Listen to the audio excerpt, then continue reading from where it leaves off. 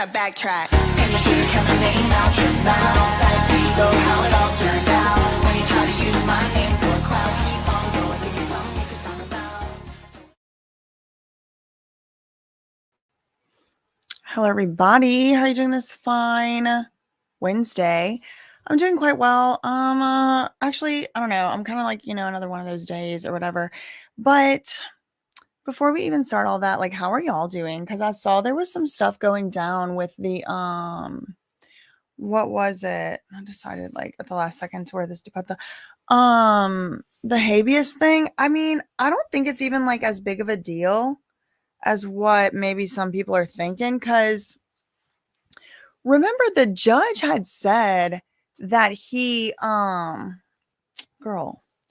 the judge had said that he was going to be considering a lot of that habeas corpus stuff within the appeal. So like a lot of that stuff is still getting handled.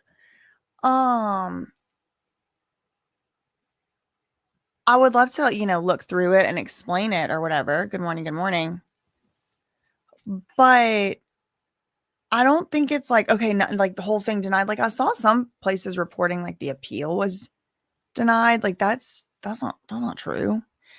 So I mean, really like what we're here to do today is the trial stuff. What was it? The day 4 testimony, which I do want to get into, and it is long, but like I just saw,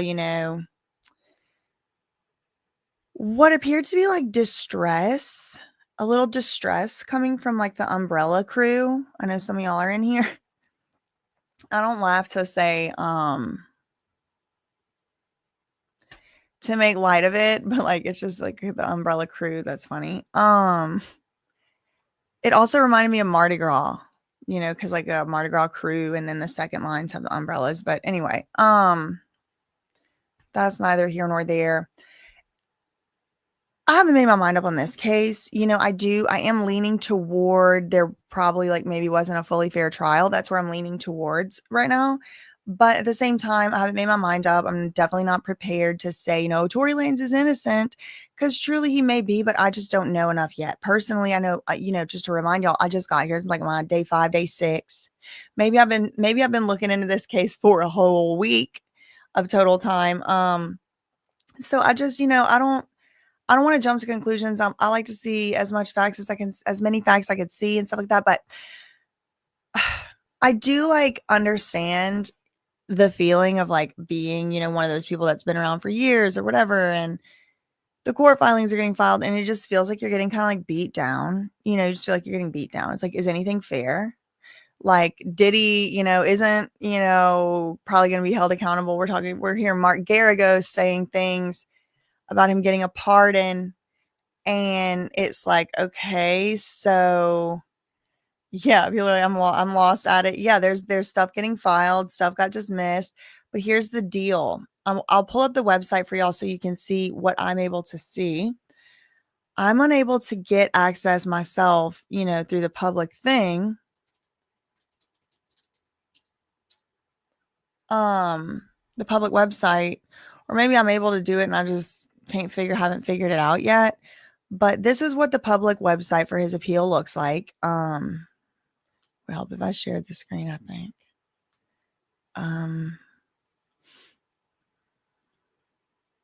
Hello, everybody.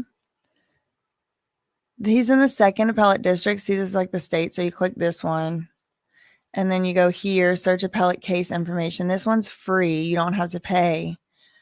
You can put in his last name and the first name because he's the defendant.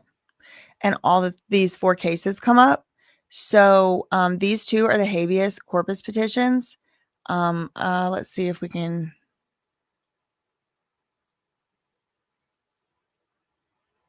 Okay. So it says order denying petition was filed. And then in the notes, it says the text of the order was too long to attach to the docket. And it says case complete. Now, I don't know how to get the actual document. Okay. But if you go back, oh shoot, hold on. Okay, hold on. That scared it, I guess.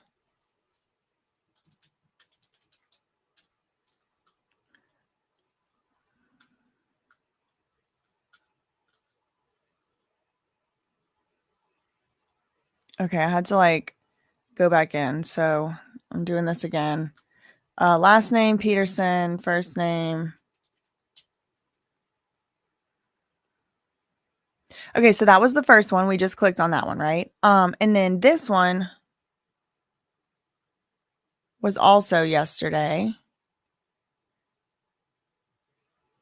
Okay, so we do get a little bit of stuff here. Okay, the petition for writ of habeas corpus is denied. Okay, so importantly, a writ of habeas corpus, I'm not an expert, but it is like a constitutional right that you have to have a judge, a neutral third party, hear your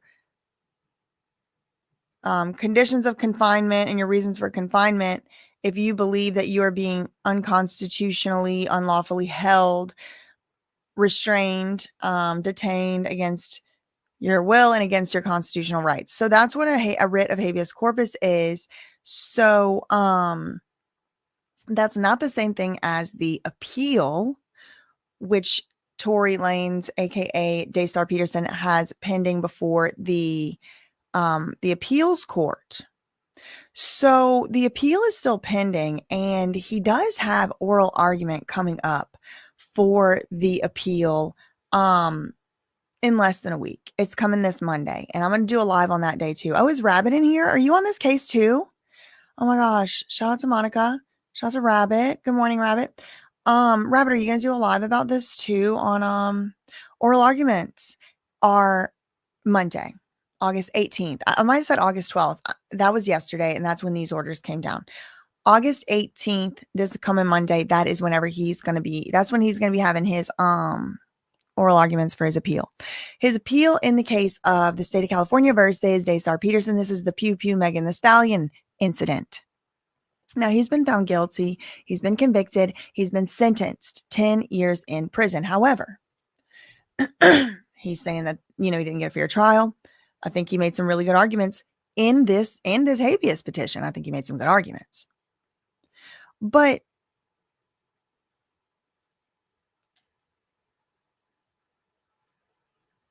where was this stuff? Hold on.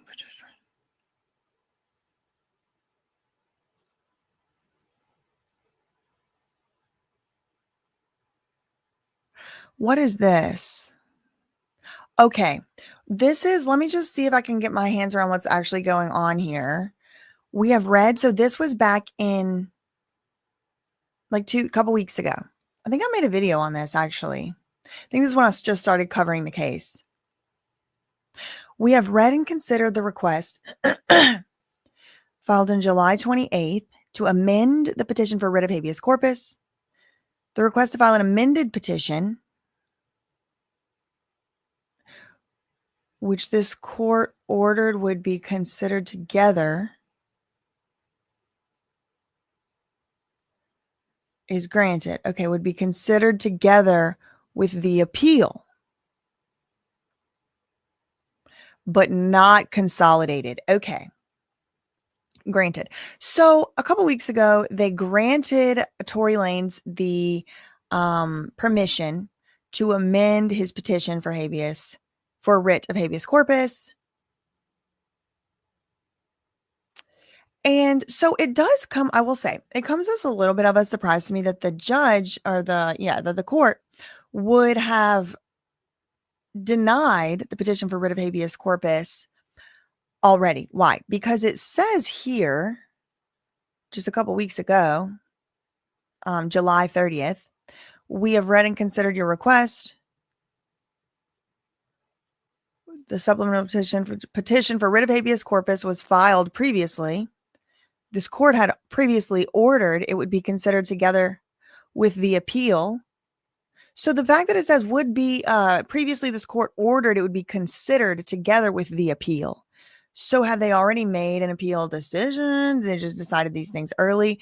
They did deny it. Okay, so maybe I was mistaken. Maybe this does just kind of like get rid of all. No, there still was something else where it was like an amended something. Okay, let's go back again. And let's look at the criminal case and see what's been filed there. And then we can piece together, or I can try to piece together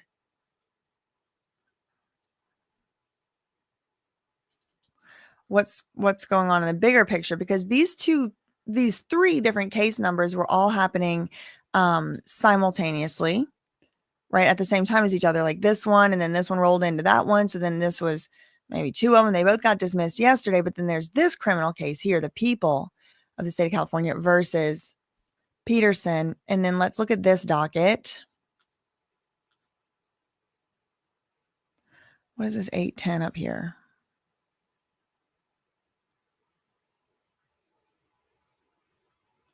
Oh, okay. I guess it was just.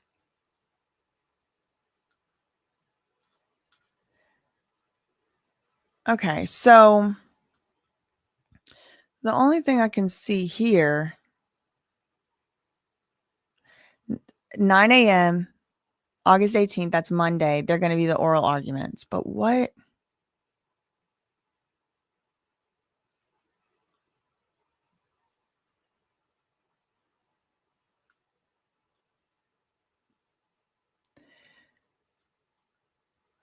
Docket. Let me see the docket. I guess they have recently filed stuff. Look. They unsealed the, what was it? Transcript. Yeah, unsealing the transcript of this specific meeting. Okay. Calendar notice. They're gonna go for 30 minutes. Crystal Morgan and then Michael Keller. Okay, so Crystal Morgan, I think is Tory Lanez lawyer, and then Michael Keller, I think, is the prosecutor. So Tory Lanez is the appellant. He's appealing. And then the people that, the state of California, they have to kind of like defend a decision that's already been pretty much made. Application to file amicus. Yeah, the court running considered application. I don't know what this is. See, I don't know how to get these documents. And then there's this media request.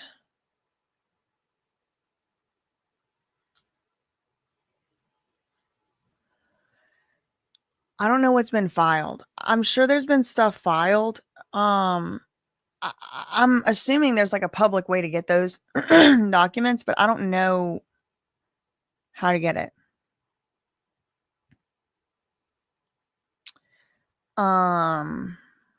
The case is iffy to me, but I do need to, constantly keep saying a jury did find him guilty.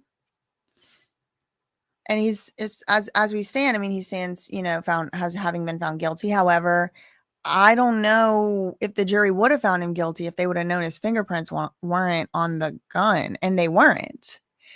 And Tory Lanez's lawyer is saying they didn't even know that until the trial had started. This is like egregiously late to give notice. Like, and that raises the question, is it Brady material, exculpatory evidence? My opinion, I think it is. The jury didn't see it. They never heard the statement. Ladies and gentlemen of the jury, they were unable to conclusively place my client's DNA on the gun, and they were unable, this part is the statement they never heard, and they were unable to put a fingerprint. My client's fingerprints are not on this gun. It's his gun, and he's the shooter, but his fingerprints are not on there.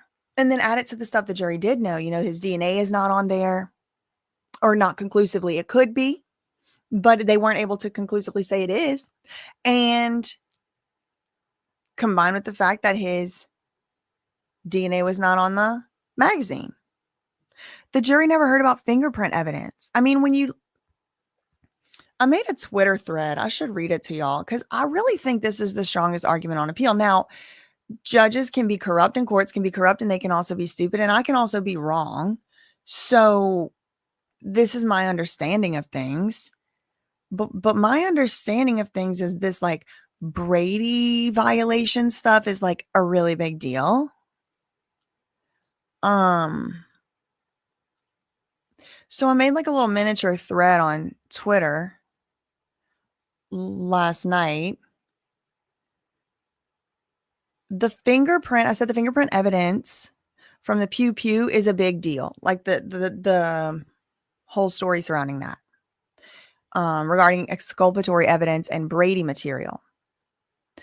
Tory Lanez's team argues that prosecutors did not turn over what? Fingerprint evidence, excluding Tory Lanez's prints. Okay, so I wrote it like that because it excludes him as having put fingerprints on the gun, or excludes his fingerprints from being on the gun at the time of the test.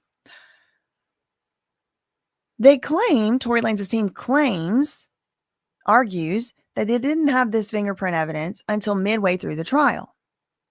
And I think that's their best argument. I do think I made a video about this, but like, I just keep coming back to this Brady stuff. So I asked like the Google, right? I'm just like, just Google. Okay. So generally, what's Google think? Like, don't even rely on my own thing. I think I might have said, what's Brady material? You know, on Twitter, it gets cut off. In criminal procedure, which is what we're in, a criminal trial, exculpatory evidence. What kind of evidence? That Brady evidence, exculpatory evidence refers to what? Any information. This is what exculpatory evidence is. Any information that could suggest a defendant is not guilty. Okay. Any information that could suggest a defendant is not guilty. So again, there's other arguments that Tory Lanez's lawyer makes. But to me, I believe the fingerprint one is the strongest. And I think it's the most open and shut. I think there's the least to argue about if what Tory Lanez's lawyer is saying is true, that they really didn't get this evidence. Now, if the prosecutors come back and say they've had that in their possession since Sean Chapman Hawley and it was on the front page and here it is. Well, boom, the argument just fell apart. Y'all had that evidence and somebody should have mentioned it. Then you got to go another route. You got to go after Sean Chapman Hawley. You got to something else happened. But if it is true, if it is really true that the prosecutors really did not turn over this fingerprint evidence, is it exculpatory evidence? Let's read the definition. You tell me yes or no. The fingerprint evidence, there's no fingerprints of Tory Lanez on the pew pew. Okay. The smoking pew pew, they couldn't conclusively put his DNA on there. And also missing from the trial was evidence that his fingerprints were not on that pew pew. Well, the next question, whose were? I don't know. But maybe they have immunity. I don't know. Nobody told me. But what is exculpatory evidence? Any information that could suggest, it's not even like proves them innocent, just could suggest a defendant is not guilty, or that could reduce their culpability. Like if they're only being held, as a member of an organization, or, maybe evidence of like a incapacity, just anything like that could reduce their culpability, even if they're guilty. Maybe it could reduce culpability, criminality, etc.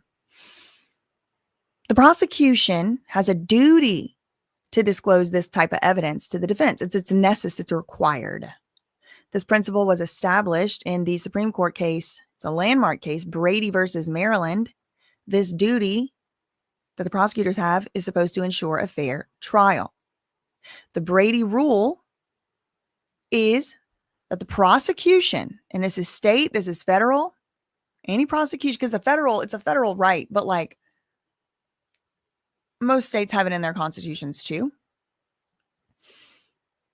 The prosecution under Brady rule must disclose. So the prosecution in Tory Lanez's case had a duty to disclose any exculpatory evidence. And again, what is exculpatory evidence? Any information that could suggest Tory Lanez wasn't guilty. Any information that could reduce his culpability. What about fingerprints being not on that pew-pew? That's exculpatory to me. Put an EX or something in the chat. Don't put that. They're going to flag my video, girl. Put an E in the chat if it's exculpatory to you. Yes. 1 for yes, 2 for no. We'll do that. 1 for yes, 2 for no. The Brady rule, prosecution has to disclose that information that might prove it that he's like a little less guilty, or maybe he's not guilty. They have to give that to him, regardless of whether it was requested. So even if Tory Lanez wasn't even if the lawyer wasn't like, oh, give me them fingerprints. You got any of them fingerprints yet? The prosecution having them, they still had to turn it over. And they had a deadline 30 days before the trial. 30 days before the trial started, they were supposed to turn over any evidence at all, much less exculpatory evidence. But apparently, according to Tory Lanez's lawyer, they did not do that. So, now, what they did do, they did eventually turn it over. So what they're going to say is they did turn it over. But I think it's going to be a little too late, because they already did the whole opening statements. They already talked about fingerprints and DNA many times. There was that 30 days before rule. So this issue here is one that is up still and alive and well. Okay. This issue of fingerprints is still alive and well. And this is one of the arguments getting argued. So what so far in my little 1 week of researching on this case, what I've come to my personal current conclusion, but I reserve the right to change my mind, is that this is the strongest argument and has been since I've seen any of the arguments. This one is still alive. This one is still alive and well. Like, think you betting on racehorses. This one is still, Triple Crown right here. This is everything you're going to want to see if you're trying to get somebody to make sure they got a fair trial. It's like, well, a really, bang up, shot, surefire, I should say, way is to prove prosecutorial misconduct. Prosecutorial misconduct. If prosecutorial misconduct is accompanied by a Brady violation, oftentimes the case is overturned, and then there's not even it's like a mistrial, but you don't get double jeopardy to do it again, because the government, isn't allowed to cheat and get caught, Now, the evidence does have to be material. Okay. There's a materiality element. Okay. So let me explain to you in one way what that means. Let's say those fingerprint results came back and it was like there was one match, one person left 1 million fingerprints. We counted 1,022 fingerprints, and it was all Tory Lanez. Is that really going to help him? Okay, his fingerprints were on there. Nobody else's were. That actually hurts him. So when the judges in the appeal level and the Supreme Court level, which is also an appeal level for the most part, they look back on other judges' decisions and they give a lot of weight to the previous judge's decisions. They give a lot of weight to what the jury found. It's actually a pretty extraordinary circumstance for an appeal judge to say that, a jury did something wrong. Hold on. My air purifier started squealing. Oh God. So there's this like materiality element, which could be which could weigh in the favor, or excuse me. There's a materiality element which could result in considering whether it would have actually made a difference if the jury saw it. But there's also a materiality element where there's just certain types of evidence that are just kind of considered to be like pretty important to a trial, no matter what.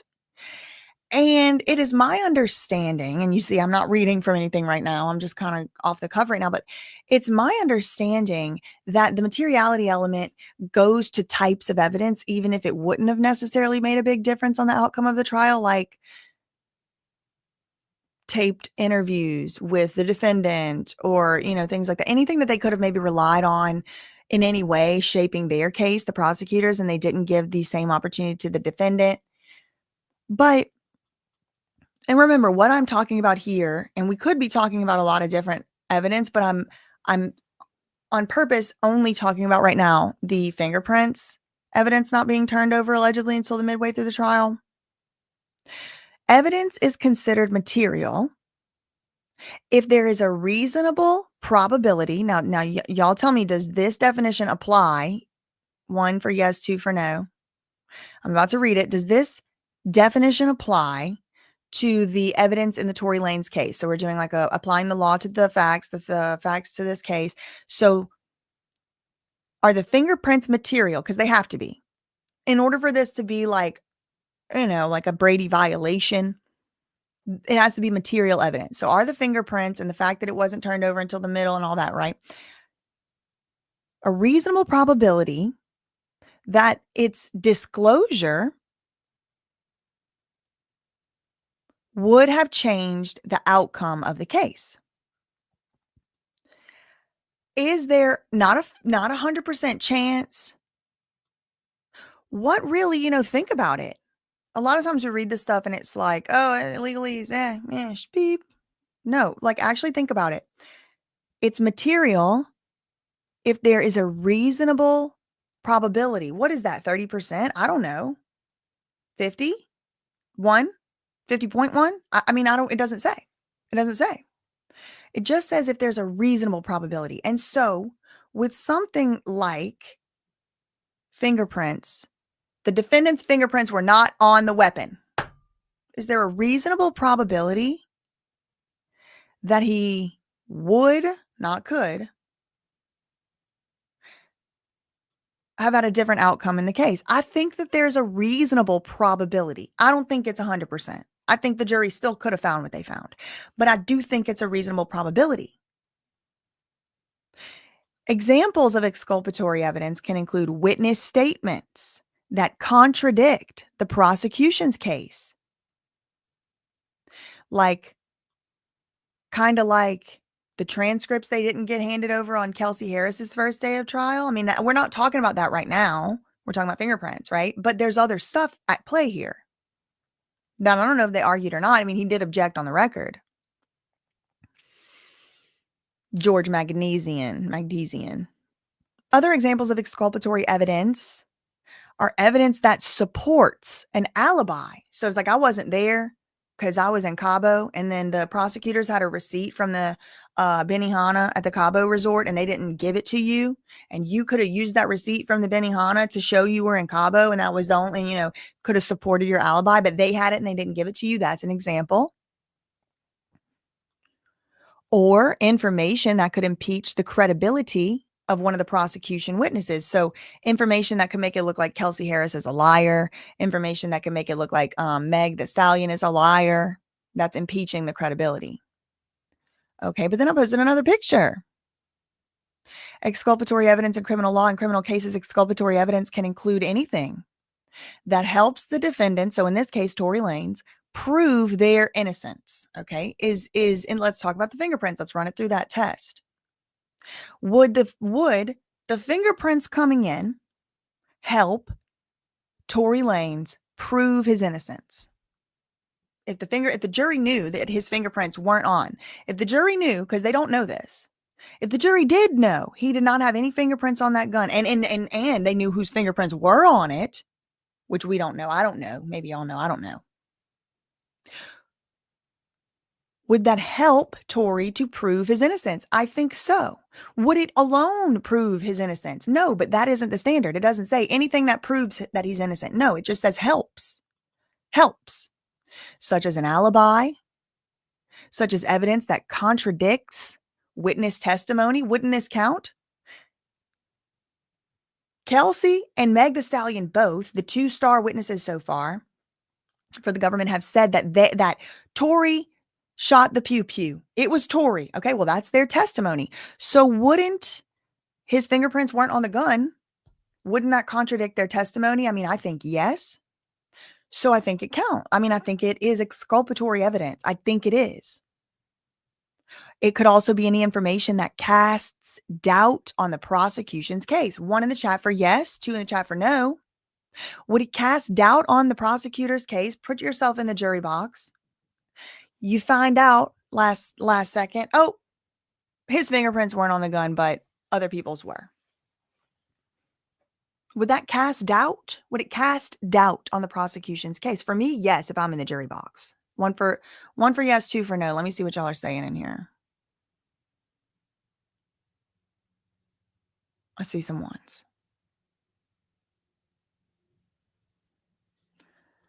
Oh, right said, where the 911 call, that's exculpatory evidence. I don't. Oh, I do have it. I'm not going to listen to that one yet. I'm just doing transcripts right now. I told y'all I was overwhelmed. She said she heard shots. However, Sanvi agreed. Yes, you are right. She also said, when asked directly, who shot Meg? She said, who? Who did she say? Kelsey said, TORY did it. The prosecutor said, did you shoot Meg? She said, no. Who shot Meg? She said, TORY. Okay, so that's her testimony, that TORY did it. Okay, so wouldn't the fact, I'll pose it as a question, wouldn't the fact his fingerprints weren't on that gun contradict her testimony that it was TORY? Whether or not she says she saw it, she heard it, she thinks it. And I believe her testimony still counts. I think it's still testimony, even in that September meeting, because she was under oath, I think. I don't know. Don't quote me on that. I might be wrong. You might know better than me even. Conflicting statements on the stand as well. That's impeachment. Yes, exactly. Impeachment evidence. But this specifically, I don't know if that would work exactly in this case, because it would have to be somebody saying, and I saw TORY's fingerprints on the pew. It's like, no, you didn't, because they're not on there. So maybe they would allow it to be broadened like that.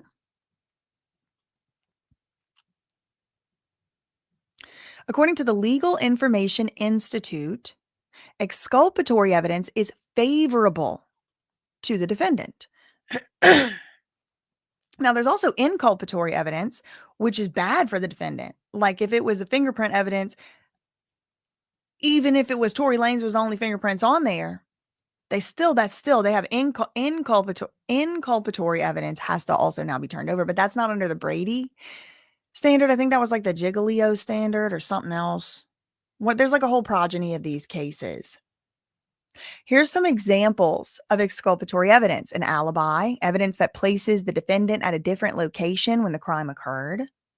Witness testimony is another example of exculpatory evidence, testimony from somebody who saw the crime and can attest to the defendant's innocent or lack of involvement. And, somebody was like, he's innocent. I was with him the whole night and I saw what happened and it was really Kelsey. And they just kept that evidence. They kept that testimony out. They didn't give them that transcript or something. I'm not saying that happened in this case. I'm using it as an example because these are the examples from this search, I did yesterday, last night. But also physical evidence. And look, evidence like DNA or fingerprints. This was the evidence. This was the example that the AI just spit out. And this is why I've been telling y'all, this is what I think the strongest argument is. Physical evidence. Look, example of exculpatory evidence. Physical evidence like DNA or fingerprints that what? Exclude the defendant. Well, doesn't it exclude him as having touched that pew if his fingerprints ain't nowhere on it? Maybe he's wearing a glove, that's possible. But then you go to DNA. They couldn't conclusively find his DNA was on there anyway. Nobody testified he was wearing a glove at any point. No one's mentioned a glove.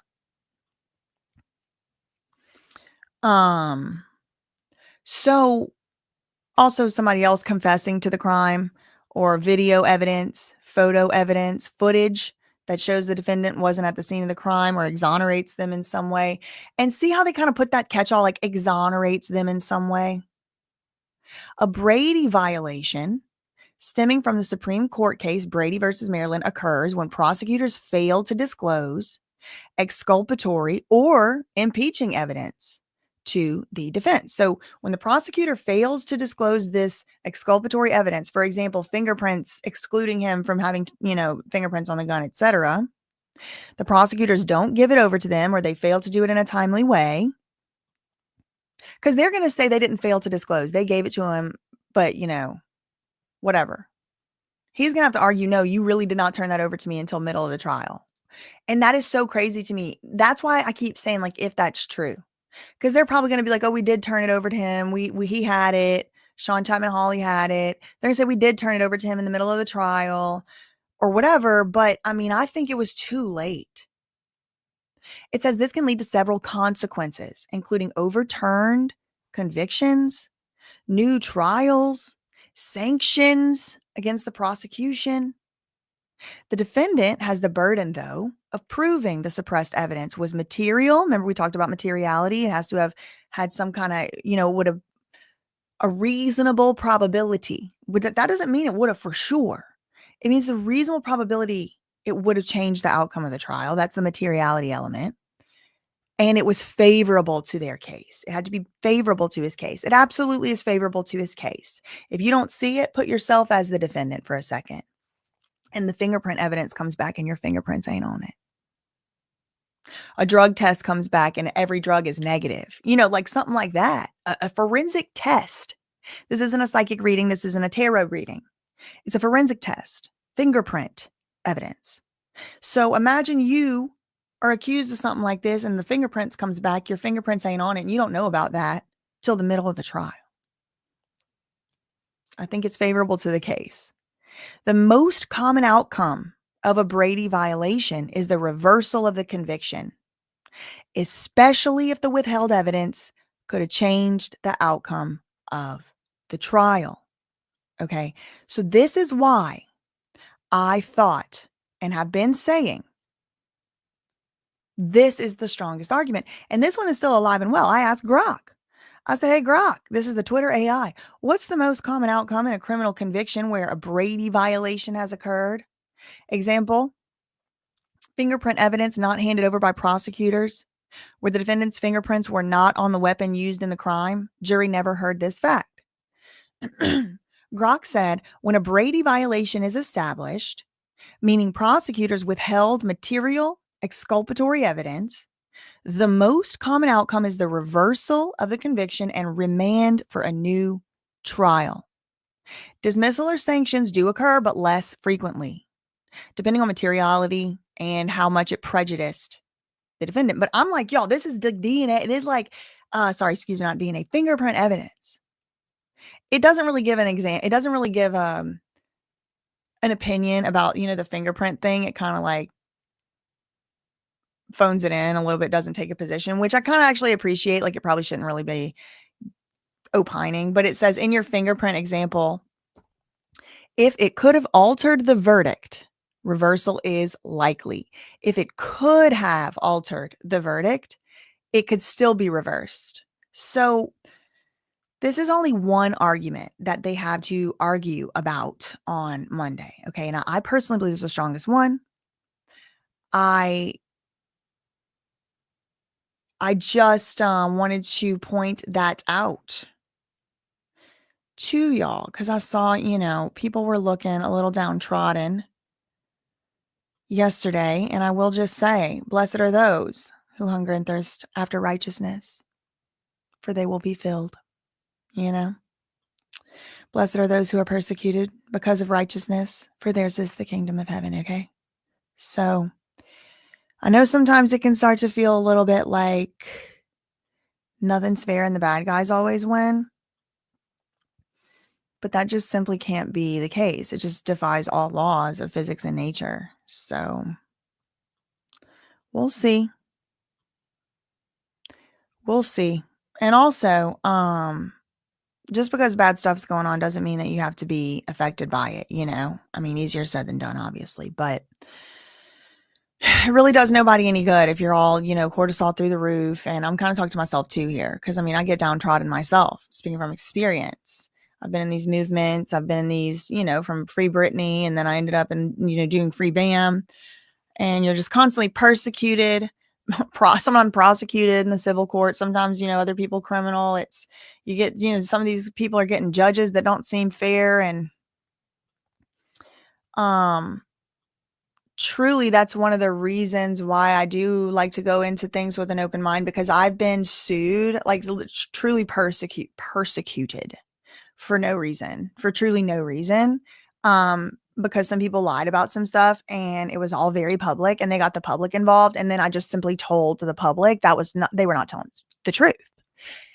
And, it's sinister. It's sinister. And it's like, I have seen people do some crazy stuff that I probably would have believed it. Truly, I probably would have believed it if I had been told it and it didn't happen to me. But it would have taken a little bit of explaining and convincing. It's like truly like unrelenting persecution and unimaginable, like, just stuff that's so far beyond the bounds of human decency, obscene, absurd, lewd stuff. Try to set me up, try to send me AI corn of somebody that was my ops to literally trying to bait me into sharing that so they could sue me later for revenge corn. And that's not a schizophrenic delusion, because when they amended their federal complaint, they did indeed, in fact, accuse me of doing revenge corn and sharing pornographic images of them, almost like they already had that written down in the lawsuit and I didn't fall for the bait. I don't know. Anybody could have been trying to set me up. The ops will get together and lie in court under penalty of perjury. Lie. I got one of these inflamed beasts trying to steal my brand, my marketing, my name, my brand name, trademark, whatever. Trying to steal that surprise witness. That's what, in my opinion, is going on. I'm having to litigate in the federal courts. And so I have seen firsthand, and I see it every day, deranged lunatics will freaking lie in court. A cop will lie. A cop will spit in somebody's face. A judge can be bought, So that's why I go into these cases with open mind. You're never going to hear me saying, oh, well, a jury decided it, so it must be fair. No, I got to see everything. And that's why I'm reading these transcripts. Trying to steal my light, trying to strangle me in the crib, trying to bankrupt me, trying to make me have to put my life on hold, trying to put me in fear, apprehension for my safety. That's my opinion. What they're trying to do, that's my opinion. I don't know. I can't get inside their sick, deranged heads. But in my opinion, it's to just get their lick back, because I guess they feel like I ruined their little whatever they were doing. But I mean, I didn't. All I said was they wasn't telling the truth, and they weren't. And instead of coming out and saying why they weren't, they just have been abusing me. So, I'm honestly ready to move on from them. Like, they've traumatized me so much. I don't want to talk about it anymore. But just, the other day, Lima appealed the federal. So now I got to pay lawyers again to go to the federal court and do an appeal. For what? The lower court already considered it. She's amended this freaking thing 3 times. They were on the 4th amended one. It was the 4th amended complaint. It was finally dismissed last month with prejudice. And now we doing appeals. And it's just like lies. It's like fake stuff she's saying in there. So it's like, I know firsthand people could just be doing fake stuff and lying in court. They could submit a fake declaration. I know that. But also know, people do commit crimes and people do abuse people and people do pew at others and things like that. So I like to keep open mind on these things. No, I will win. I will win because they have no case. Because I have the right to say the stuff I said. I would say it again. I'm not freaking sorry. I did nothing wrong. This is America. Move back to where you came from if you don't like it. I thought you had to take a freaking test about the Constitution when you become a citizen. That's what I thought. I thought you knew about free speech even better than the average American, because, the average American don't have to take a test. The born ones, whatever. I don't know the different, whatever they're called.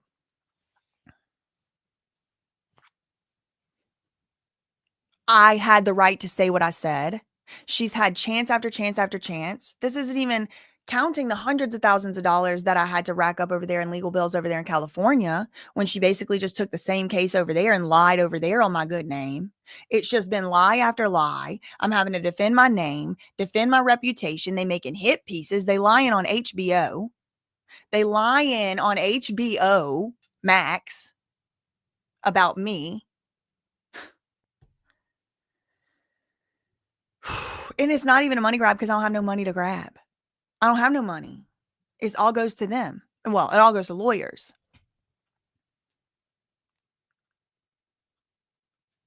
It's sad. But, take it from me. You just got to put one foot in front of the next, because what? What's the alternative? All my life I had to fight, girl. I mean, I haven't had a day in my life where I wasn't like crushed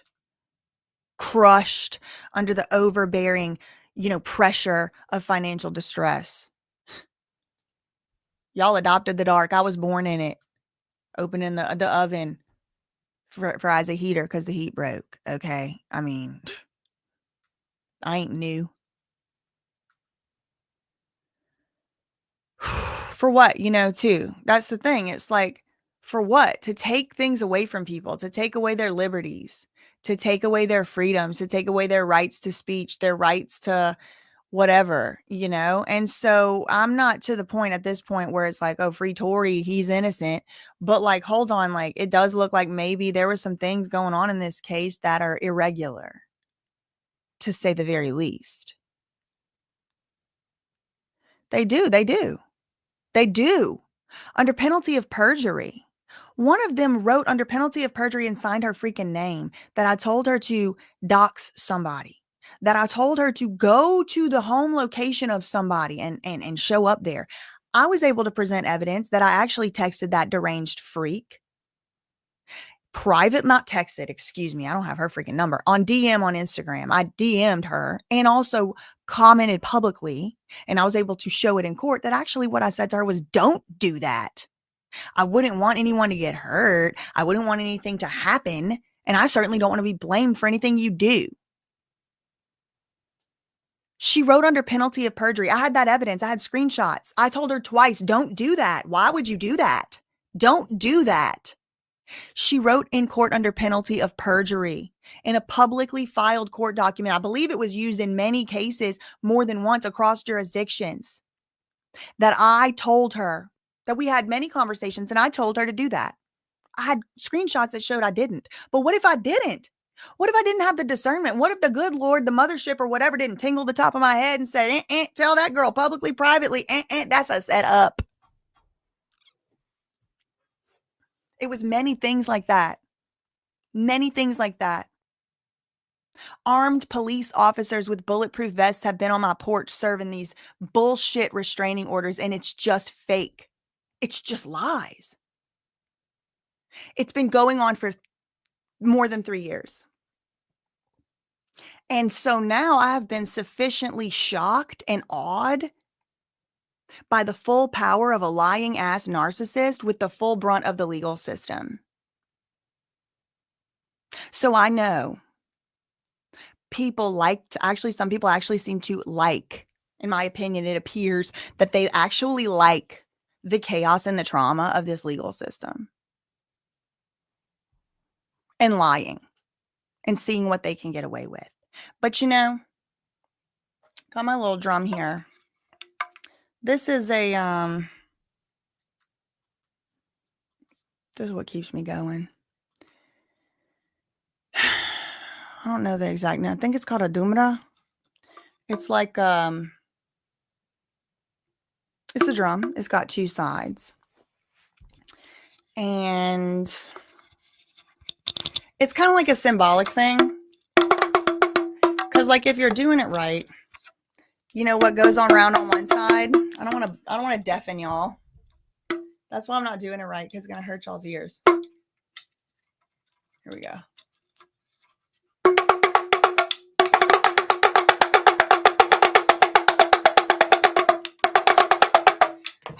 Okay, now are you awake?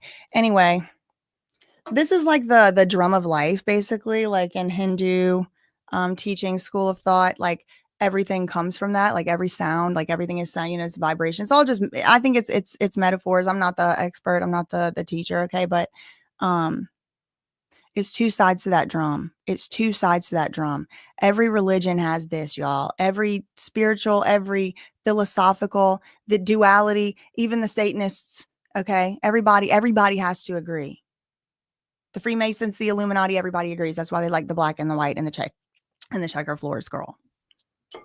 What goes around, it just comes back. Isn't that right? What's done in dark comes to light. What you reap is what you sow. Like, it's like ancient. It's like ancient wisdom. Like, this is like supposed to, it's the drum of life. It's the drum of creation. He's dancing. He's the one he's dancing. It feels like, there's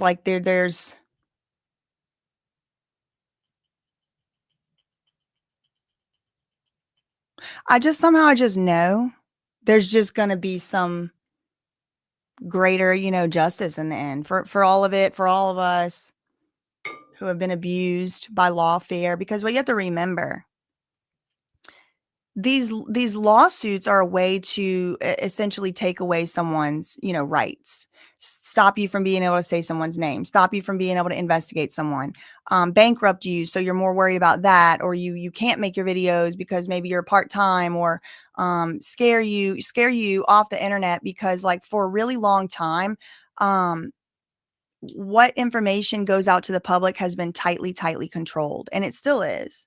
But like, there's a risk to the status quo by the current way that anybody can just get on a microphone and say anything. And it does come with a lot of responsibility, and I appreciate the responsibility. I mean, I still consider myself to be pretty not very powerful, in the grand scheme of YouTubers and stuff. I'm not backed by nobody on managers. There's like a lot, there's always like levels to things, but like, I just try, I'm just trying to use my little platform out here to do what's right. Because at the end of the day, I mean, I don't know, like I feel like I've already sacrificed everything. I'm pretty much like, ready to just to lose it all for whatever is the truth. And there is something about this that I feel kind of like the Tory Lanez thing too, is like, it does appear that there's a lot of bot activity. There's other patterns of other things that I won't disclose like right now, just because we should get into reading the transcript at some point. But like, there's other patterns of things I notice with this case that are present, things I've seen. I got that drum. I think that one's from India, but let me see what the name of it. I think it's called Dumra, Dumara. We probably get the word drum from that because I think it's a Sanskrit derived word, and English gets a lot of our vocabulary words from Sanskrit. I think that's how you spell it. I just put in the live chat. But if you just put Shiva, Shiva, drum, it'll come up, and you'll see like a lot of the blue, like, Hindu deities, like with the drum, and it's kind of like you dance, and it's just kind of like, yeah, you're dancing, like despite whatever.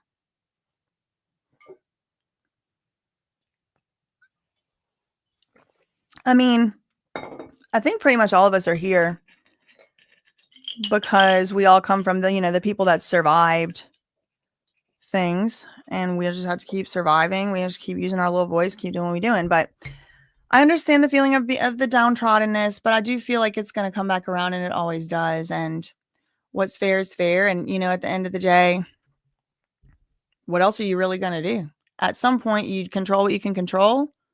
And then you can also control whether or not you let yourself get cortisol through the roof and sit in your bed for days about it or whatever. Sometimes I guess that's allowed too. Okay, so an hour into the episode, let's pull up this transcript. Oh, I had it already up. Okay, here we go.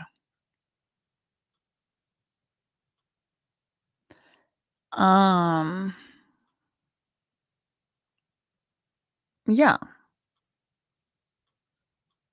Yeah. So there's that. Om Shanti Shanti Shanti.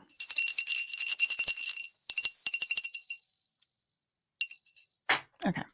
So where we left off, Kelsey Harris was having a real hard time even forming a sentence. Poor thing. She was struggling. She had been on the stand pretty much, like all day. And so she's not even done with her direct examination. She's the one who also had gunshot residue on her somehow. Maybe it was her hands. I don't know. I'm hearing different stuff about it.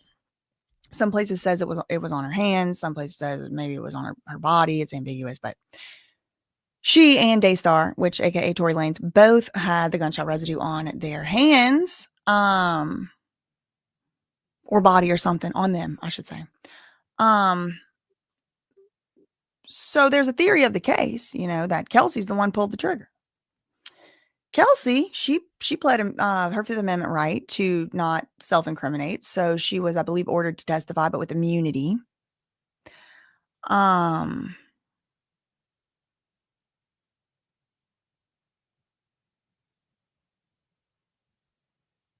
Lanez wasn't in court. This is December 15th. This is the next day. So Kelsey came back. She was ordered to come back. It was about 10 a.m. It says the defendant Daystar Peterson not being present in court. Is that true? Somebody confirm. Dumara,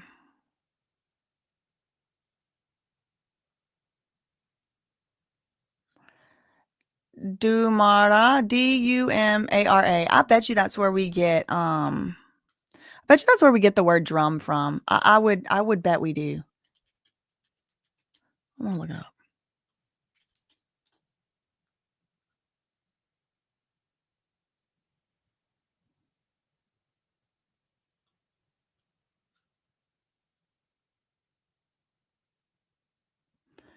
A Germanic word. Drum, drum, drum, drum. It's gotta be. A bunch of people are asking what's it called again. Oh, Damaru. Okay, I had it wrong.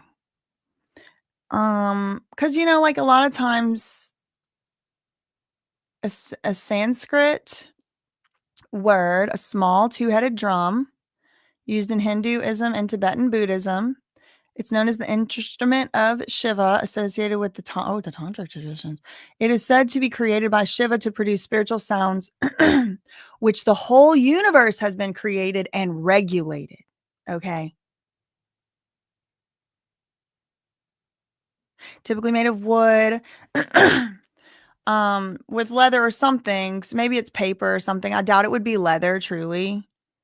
But I guess maybe because like leather would be cow. Maybe it's leather of some other animal. Okay, here. That's what it's called. And also you should know like a lot of traditions have this instrument. So it could be called different things at different, languages, places, cultures, whatever. Okay, she was in court. He was in court. Thank you, Sharon. Sharon said he was in court. Okay. So he was. I don't know why it says not being present in court. Maybe he just, I don't know what. Yeah, I mean, I really don't know why they said that. Okay, we're back in session. We have 12 jurors and three. Wait, hold on. Yeah, Shiva. TORY was in court that day. He didn't miss a day, they said. He was there every day. Okay, got it. Got it. Something just popped up on my screen. Oh, wait, Christy. Aw. Thank you, Christy, for the $20 super chat. And shout out to you. Shout out to the mods. Put some claps in the chat for the mods. Okay, we're back in session. Okay, so we're back in session. There's 174 pages, so I hope y'all got a snack. I hope I got a snack. Okay, I got a cookie. I got a Le Madeleine. So 174 pages. I have a feeling we're going to be here a while, but I do want to stay on track at least with the transcripts where it's one a day. Actually, in my mind, I had wishful thinking that I was going to be able to react to a recording or two every now and again, but 174 pages, like yesterday's was 110 and it ended up being 4 hours. This is 64 more pages and we're already an hour in. Oh, ooh. Okay. Because there's also other stuff too I want to read. Like there was previous people's interviews. Thank you, Tea with Tia. Shout out to you sending me the recording of the audio recording of what's her name, Kelsey's interview. Thank you. I'm gonna try to react to that too. But yeah, it'll probably end up being like more than 4 hours today if I had to guess based on yesterday. And my throat's kind of already sore. Okay. So we're back in session on the trial matter. We have our 12 jurors and 3 alternates. They had 3. I thought they had 4 alternates. Did something happen with the jurors? Was it 3 alternates and I'm tripping? Is this a typo? I'm so glad there's experts in this chat because y'all just know. Y'all know all these details.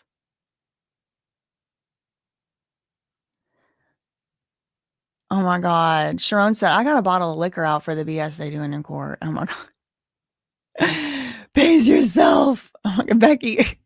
Every time I see your name now, I'm going to think of the Juppos because you were laughing about it. I thought it was always 3. Okay. I'm tripping. I'm hallucinating. I don't know, girl. Okay. So we're going to take the witness. We're going to take a witness out of order. Sometimes we do this to accommodate different witnesses' schedules. So we will get back to Miss Harris's testimony eventually. Mr. Bott, would you like to call another witness? He's like, yeah, thank you, Your Honor. The people call Dr. Haruno. Okay. I'm going to start a list, y'all, because I'm forgetting and I feel stupid when I forget. Should I leave that in the background? Should I do a giveaway? I think I have another one somewhere. I love drums though, y'all. I got what's the African drum? It starts with a D. Djembe, DJ. Sorry, I know Africa's like a real big place, okay? Like, don't drag me. But it's like, I'm saying, like, it's not South Asian. Okay, what's this witness? Dr. Haruno. This is so it was Kelsey, and then she got, like, cut. They cut her in the line. I don't know. She might have, it does seem like, and I don't want to make light of it truly, because, like, I don't know. I can't help it. I kind of feel bad for people. Even if they're like bad people. Y'all saw me crying over Diddy and his dumb shoelaces. That demon. I think he tried to curse me or something in that trial. He was doing a prayer. The first day he ever prayed in there. Like, what is he doing? Okay, hold on. Can anybody else not do two things at once? Like, I'll just fully admit it. Kelsey, testimony is interrupted.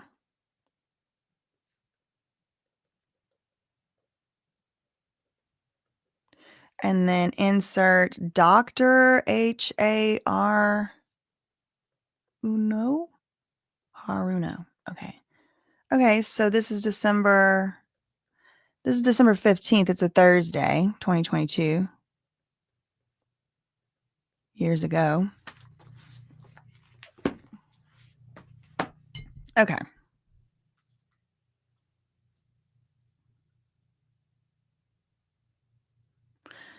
Kieran said, who isn't drunk? Me. I'm not.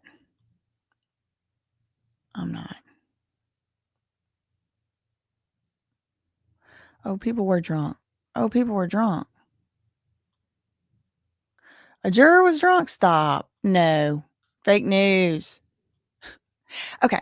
Raise your right hand. So now we have Dr. Haruno. Okay, so just skirt. We're not gonna have her back up on the stand anymore. We're gonna have not Kelsey Harris. She's coming back later. Maybe she's still recovering from yesterday. I don't know. Raise your right hand. Solemnly swear. Yeah, she might have had something to do too. She might have had a funeral. She might have had like to do something. Yeah, because she was saying yesterday, like she needed to plan her funeral, and that, that my heart goes out to her on that and all that. And she said she had postpartum, which that sucks. And she might have had to do some stuff with his funeral. So she might have just been like, I can't come back tomorrow. I have stuff to do. Okay. He swears in. What is your name? Lee, L-E-E, Haruno. Okay. Good morning. Where are you? How are you employed? He said, in 2018, I began my residency. This is a young doctor in orthopedic surgery at Cedars-Sinai Medical Center. Currently, I'm the chief resident in orthopedic surgery. Okay, so he's like a mini doctor. Okay, he's not like fully done with all of his training. Could you tell the folks on this jury about your background, training, and experience that qualifies you for your position as chief resident? Sure. So I received undergraduate degree from the University of Notre Dame. I proceeded to complete my medical school at Baylor College in Houston, Texas. I graduated in 2018, and I subsequently began my residency at Cedars-Sinai in orthopedic surgery. This is interesting because he's from Houston, and so is Meg the Stallion, and so is Kelsey, right? Well, she's from Victoria. And they're about, similar ages. If he graduated from Baylor in 2018, that is, 5 years or so after 2013, which is whenever Meg the Stallion would have started college with Kelsey. That's how they met. So in 2013, they would have been, I don't know. It's just interesting. Houston, Texas is huge. Probably millions of people are from there or whatever. So millions. So anyway, okay. So, and subsequently began, was it a million? I don't know how many people are in Houston. It's huge. Subsequently began my residency, Cedars-Sinai in orthopedic surgery. It's a 5-year residency program. Currently, he's in his 5th year. And you said that was in orthopedic surgery. Yes. Would you explain the jury what that is? Yeah, it's this. He was talking too fast. I had to slow him down. Yeah, sure. Yeah. Okay. So it's a surgical subspecialty that deals with both operative and non operative management of musculoskeletal injuries. This includes all four extremities, upper and lower. So your arms, your legs, as well as spinal disorders. Okay, so now I'm going to go back to the date of July 12th, 2020. Were you working as a resident in orthopedic surgery department at that time at Cedar Sinai Medical Center? Yes. And did you see a patient by the name of Megan Pete? He said, yes, I did. And doctor, could you describe for the jury the condition of Miss Pete when you first observed her? He said, so she was admitted through emergency department. She was initially seen by another colleague of mine. And together with my supervising attending physician of the day, Dr. Milton Little. Little is the last name came up somewhere else in this trial yesterday or the day before. So the supervising attending physician, the supervisor is not the one testifying. Then we devised I reviewed her clinical exam as well as imaging, which I think means like the x-rays and stuff, and devised a plan for operative intervention of her injury. So surgery. So we devised a surgery plan. Okay, so you mentioned a word, imaging. What is that? He said, so it's customary for us in terms of pre-operative planning, as well as to assess the extent of injuries that someone has sustained to obtain imaging. Typically, this takes the form of x-rays or possibly advanced imaging, which may be considered a CT scan or an MRI or an ultrasound or modalities similar to that. Okay, so before you took the images of Miss Pete, were you able to ascertain? He probably didn't take the images because if he's in the orthopedic surgery department, probably x-ray tech took the images. Before you took the images of Miss Pete, were you able to ascertain just using your eyes where and what type of injuries she had? Just using your eyes, so without the imaging. Where and what type of injuries she had? He said, so I didn't initially evaluate her in the emergency room. That was another colleague. By the time I met her, it was in the operating suite. So he just walked in he just did surgery. We had already kind of known what we were dealing with at that point. Okay, I'm going to show you some images that appear to be x-rays of a foot. The prosecutor says, Your Honor, I have in my hand 3 images. They appear to be x-rays. May these be collectively marked as People's 35 for identification. 34. Oh, yeah, 34. I'll do A, B, and C. Okay, so marked. These are photographs showing the witness People's 34A. Doctor, what are we looking at here? He said, so this is a radiograph or a plain film x-ray of Meg the Stallion's left foot. You can see there are metallic foreign bodies that appear on the lateral or the outside portions of the leg. So just to orient, or the foot or whatever. So just to orient everyone, this is looking kind of at the foot from the top down a little. You might want to use the pointer. Okay. Yeah, that's a great idea. There's a pointer there, doctor. Okay. So yeah, okay. Doctor, right behind you, there's actually an old school pointer so you can show the jury what you're referencing. Okay, perfect. He's like, I feel like I'm in grade school again. Think about this poor surgery resident. He's probably got so battle scarred at this point, tired. He's like, who's this playing court? Okay, this is looking at the foot kind of at an angle from the top down. This area of skin where the metallic foreign body is, it's on the outside of your heel bone where the calcaneus or the lateral portion of the calcaneus or the outside of your heel bone is. That's where we see the metallic foreign bodies. Okay, doctor, I want to show you Exhibit 34B. What are we looking at here? Said, so this is the same foot, different view. This time we're looking from a lateral or kind of looking at a side angle view of the foot. Again, we see those foreign metallic bodies next to the calcaneus or the heel bone. Okay, what are we looking at here? He said this is another one, 34C. This is also an x-ray. Again, same foot, left side. This is looking with the radiographic beam directed up toward the bottom of the heel. And so again, you see those metallic foreign bodies on the outside, just lateral or the outside of the heel bone. The prosecutor goes on, I want to show you images of the right foot. Your Honor, I have in my hand 2 photographs. Now, these are going to be pictures of x-rays of a foot. This is the right foot. So we just did the left. Now it's the right foot. A and B. What are we looking at? This is her right foot. Again, this is kind of looking at the foot at the foot at an angle. And we can see there's again a metallic foreign body. So in both of her feet or in both of these x-rays, there's a metallic foreign body.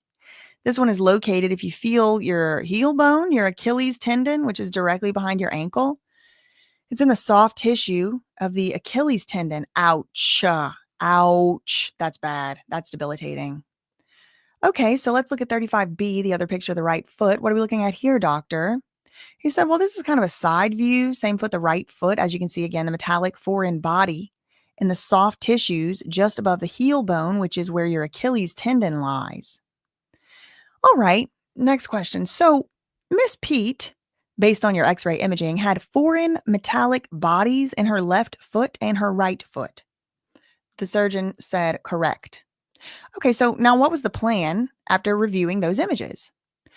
He said, so we discussed, again, an operative plan for her, given these injuries and the location of the bullet fragments. We planned for a debridement, which is basically excising and cleaning any damaged tissues, exploring the wound for any identified major structures such as nerves, tendons, or vessels that needed to be repaired or addressed, as well as potentially removing the bullet fragments. Okay, so he's calling them bullet fragments, and no longer is he calling them metallic bodies. He said, our thinking in this instance was that the bullet fragments were under the skin area and likely to become symptomatic, like maybe infected. If left in place. It also is routine for us to provide antibiotics. They didn't spell antibiotics. It's antibiotic, right? Shortly after the initial evaluation to kind of prophylactically or preemptively treat or decrease any risk of infection in that area.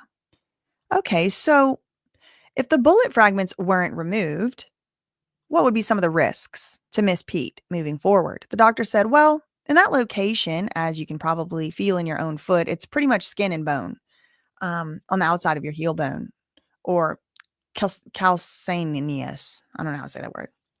Anyway, obviously, you can obviously feel your Achilles tendon, the back of your ankle as well. So it's likely that the metallic objects of that size in those locations could cause persistent pain or be symptomatic in that regard. Okay, next question. Are there any other risks to Miss Pete if the fragments didn't come out, like an infection or anything like that? He said, well, yeah, an infection is always a threat anytime you have a penetrating wound to the body. Well, was there an option to just leave the fragments where they were? He said, I think we always, as our standard in practice, consult patients. That non-operative management is generally always an option. Unless it's a true emergency or circumstances dictate, we don't force people to have surgery. But it was our strong recommendation that she undergo the surgery for this particular injury. I could see that. I mean, if there is really like metallic bodies in your Achilles tendon, you probably want it out. So talk to me about the surgery. Did it require that Ms. Pete go under anesthesia of any kind? Yes. She was placed under or induced with general anesthesia for the procedure.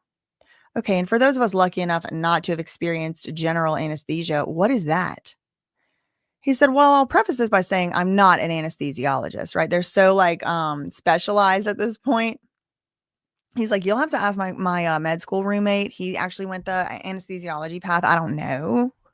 He's like, but like typically, I just made that part up. It was a joke.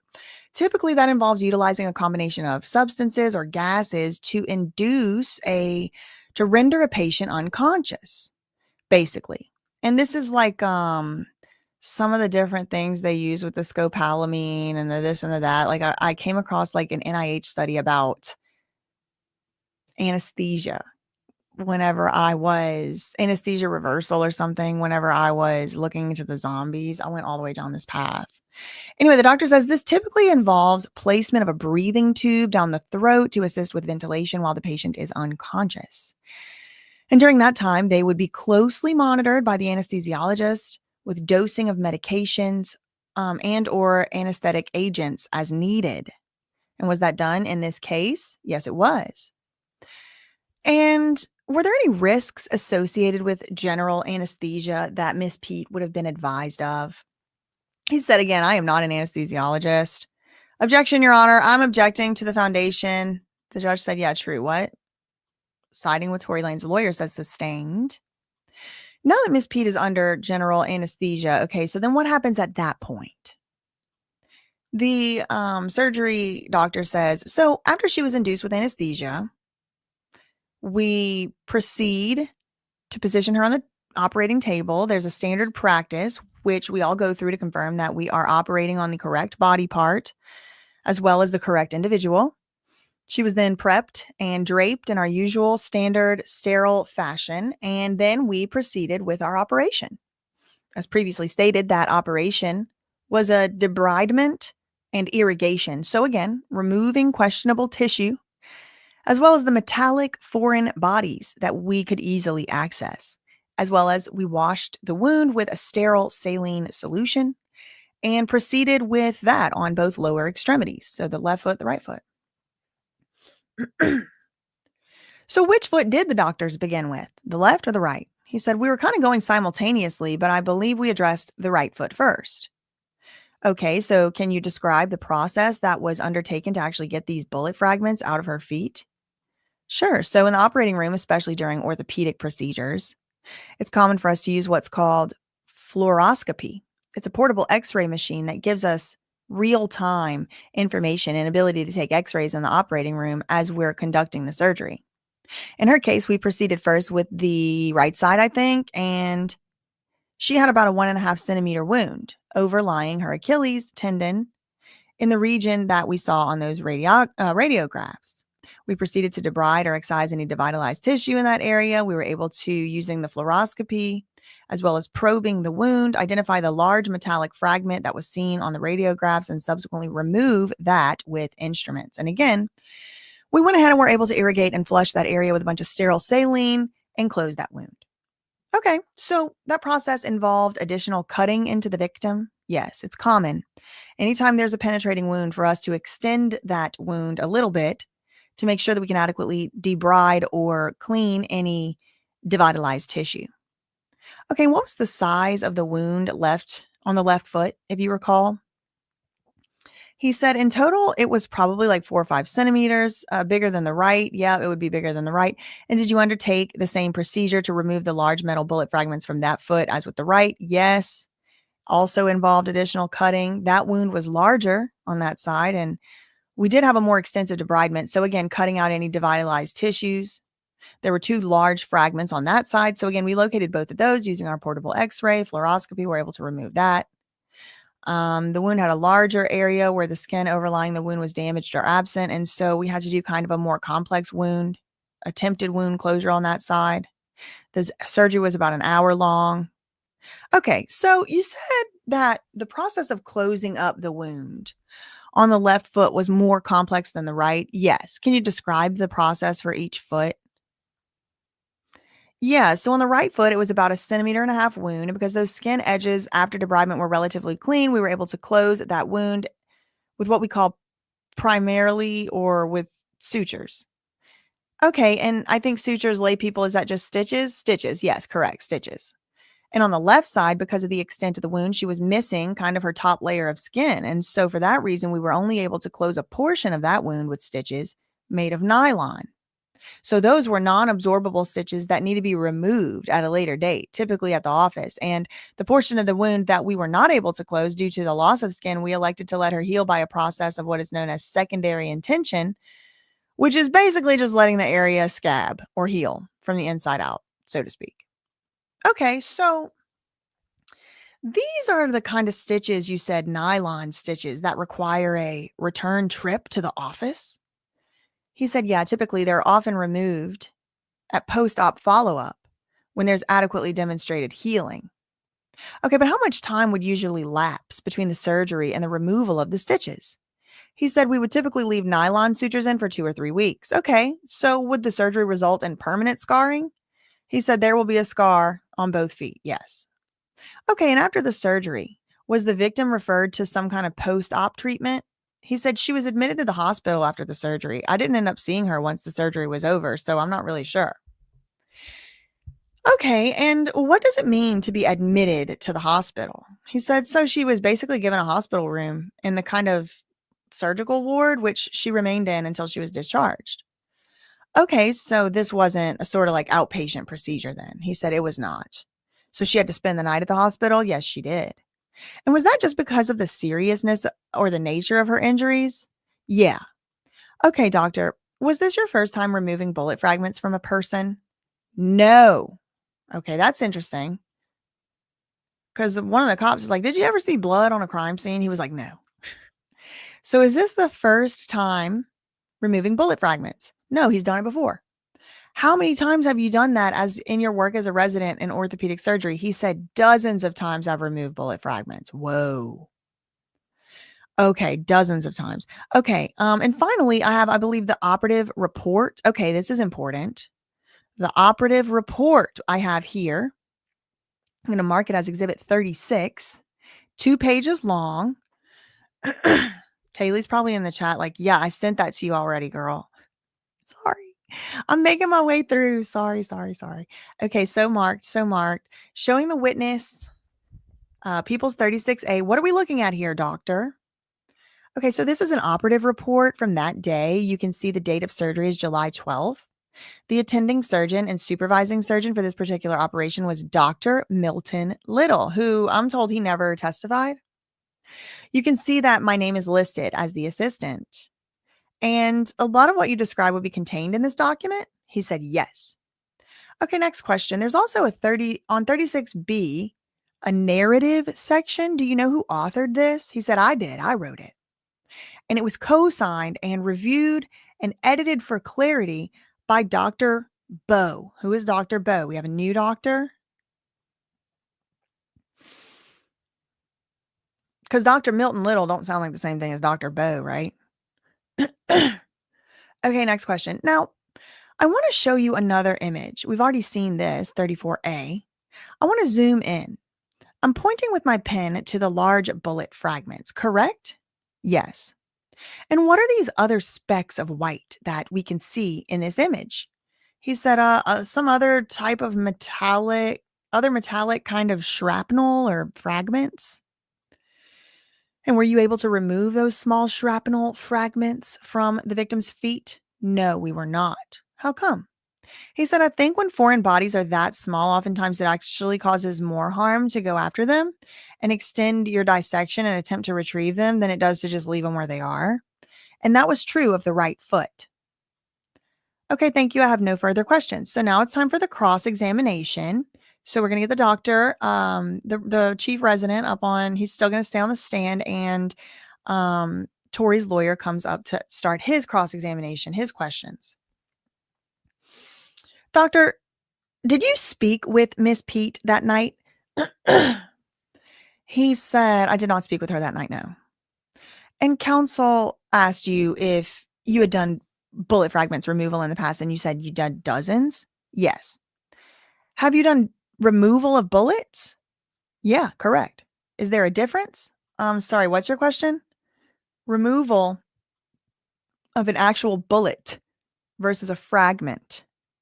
He said, oh, we consider them all to be fragments. I mean, unless the bullet is intact or completely whole, that is often hard to discern in the operating room. Okay. So you don't know if there was an actual bullet that entered, or if it was just maybe the fragments that entered. You called them all fragments, right? He said, yes. Okay. So you talked about it was underneath this skin and it was soft tissue. That's correct? Yes, correct.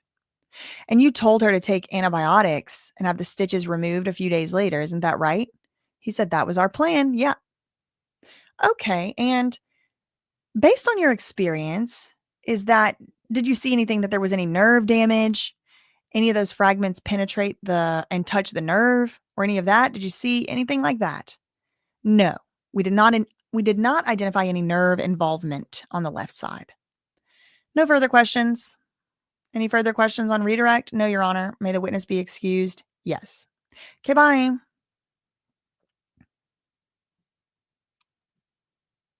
Oh, shoot. Uh-oh, y'all. Here we go on Act 2. Do you want to recall your witness? The prosecutor. Yes, Your Honor. I just need a minute to see if she's outside. There was a little incident, Your Honor. We do need a quick sidebar. There was a little incident. Oh, so she said she had nerve damage? Okay, they said no nerve damage, they said.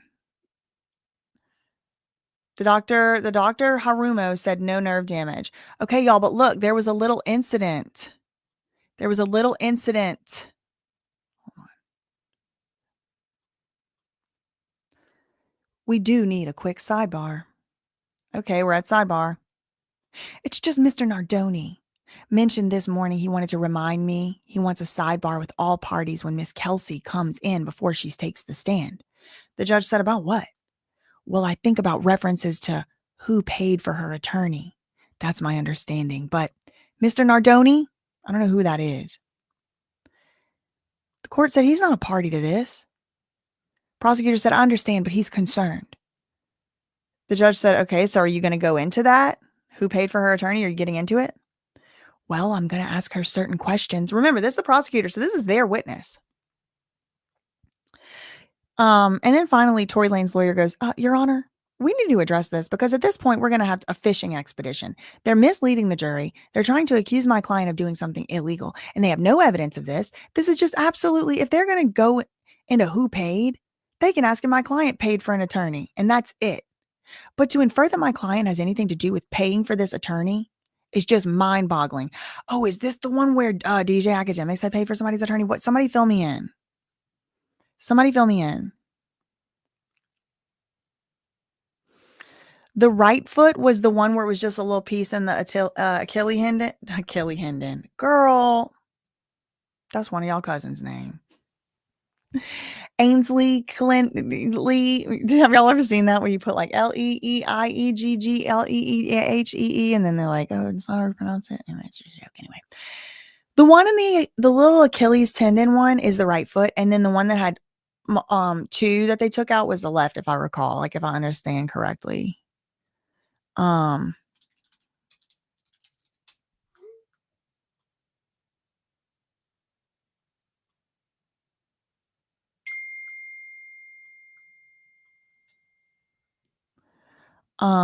Sorry, I had to check my text. Both Achilles were intact according to the medical report. Okay. So where we left off, yeah. Okay. So where we left off, it is Tory Lanez' lawyer. This absolutely, if they're gonna go, they're at a sidebar. If they're going into who paid for the lawyer, they can ask if my client paid for an attorney, and that's it. To infer that my client has anything to do with paying for this attorney is just mind-boggling. The judge even was like, yeah, what do you expect this evidence is going to show? She said, the prosecutor said, I'm going to ask her because there was certainly evidence that was provided in September in that September interview that there was multiple conversations over the course of several months where the defendant attempted to bribe her. And he did so at the time of the shooting. And now we have what appears to be a very distinct change in her statement from September to now. I'm just asking questions about the bias and personal reasons for the bias. The judge said, we need to find out her answer before you ask any of that in front of the jury. So maybe we'll do that right before the break or something. I don't know what the answer is going to be. It may be irrelevant. It may be relevant. So her lawyer is Mr. Nardoni. So Mr. Nardoni is Kelsey Harris's lawyer. So Tory Lane's lawyer, they're still at the sidebar, looks over to the prosecutor and says, did the lawyer tell you who hired him? The prosecutor said, so that's the thing. He's going to clarify that he knows he received money from Kelsey. I can ask whether or not anyone contributed to help her pay for her attorney. The judge said, we can do that outside the presence of the jury. Let's actually find out what the actual answer is. They're like, we don't even know who paid for it, for the attorney. Maybe she paid for it. The judge is, okay, look, I got to give to this judge on this one point, thankfully. He basically did the same thing that he did during the opening statements to Tory Lanez, but he did it to the prosecutors this time. He's like, no, don't ask questions about who paid for the lawyer. Now I know y'all are about to be in the chat going, yeah, that's because they want to protect who paid for the lawyer or whatever. I'm reading some of y'all's comments. They lied here. So they take a recess. They're at the sidebar again. We're back at sidebar. Mr. Nardoni. So the judge looks over to Kelsey's lawyer and is like, what did you want to say? He's like, oh, good morning, Your Honor. I had a chance to speak with the prosecutor this morning. I know there's an issue from the prosecution standpoint of possible bribery of my client or a payoff leading into an issue regarding my client hiring her attorney, that being me. I want to go on the record and get something straight from the get-go. I have had no connection with Tory directly or indirectly. My client hired me herself, and she paid me herself. He said, to be very honest with you, and I don't say this out of conceit, I've been practicing criminal defense law for 42 years, and I have a stellar reputation. This is Kelsey's lawyer. The court said, right. He said, there's no way I would do anything unprofessional in my responsibilities, so don't be surprised if you hear me objecting. The judge said she's not going to ask those questions. The lawyer said, if you want to ask her. The court said, no, we already talked about it. And the witness, I guess Kelsey's like, did you? Okay, thank you. Because it says the witness. So I guess she's up there already. She's back on the stand. Again, it's like not being present in court, but I guess he was. All right, so we going somebody else. We're not even going Kelsey next. Wait, hold on. It says Kelsey Harris is recalled to the stand. Do I not have the right? It's the same date. I guess they're not calling her. They call Detective Eberhart. She ain't going back on the stand. Okay, let me write my book.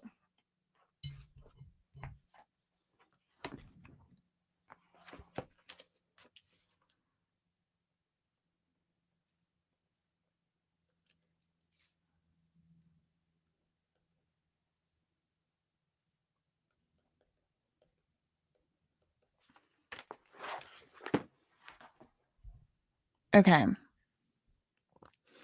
So he's up on the stand, or she. Warren Eberhart. What is your occupation and assignment? I'm a detective supervisor with the LAPD. I'm currently assigned to the Hollywood robbery section. Hollywood robbery. So he's in the Hollywood robbery section.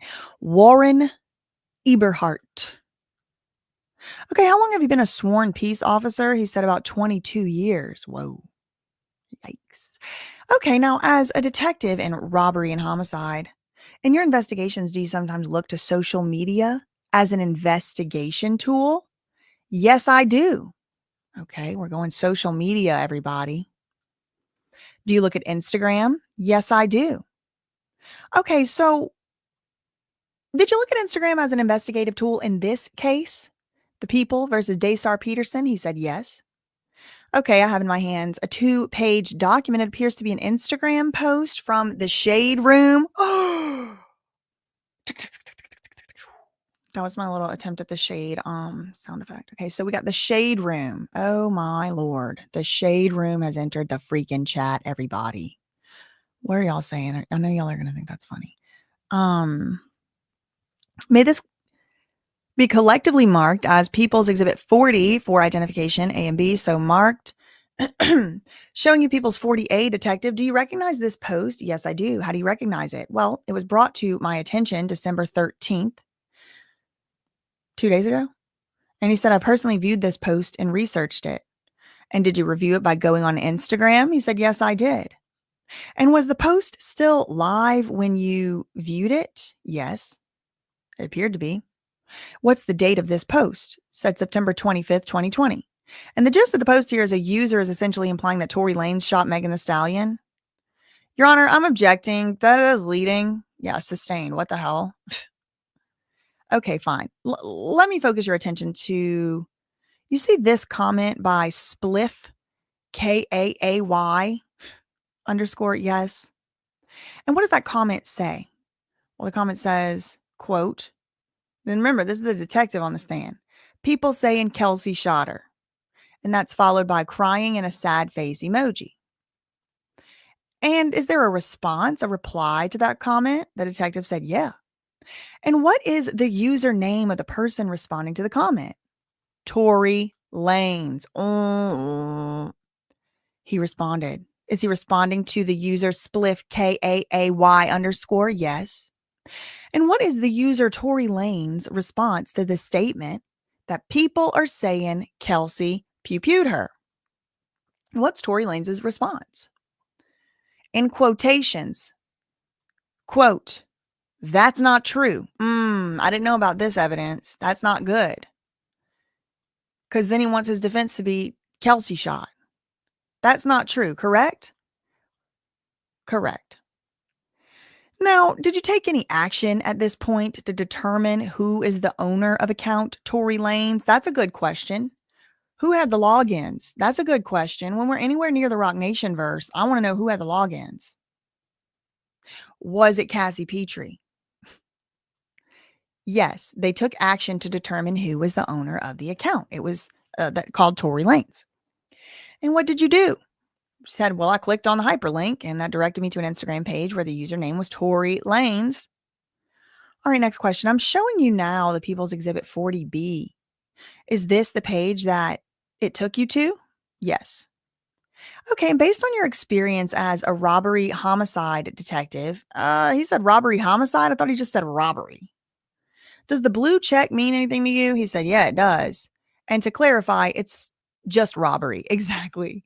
He's like, I'm not a homicide detective. Don't, Sorry, robbery.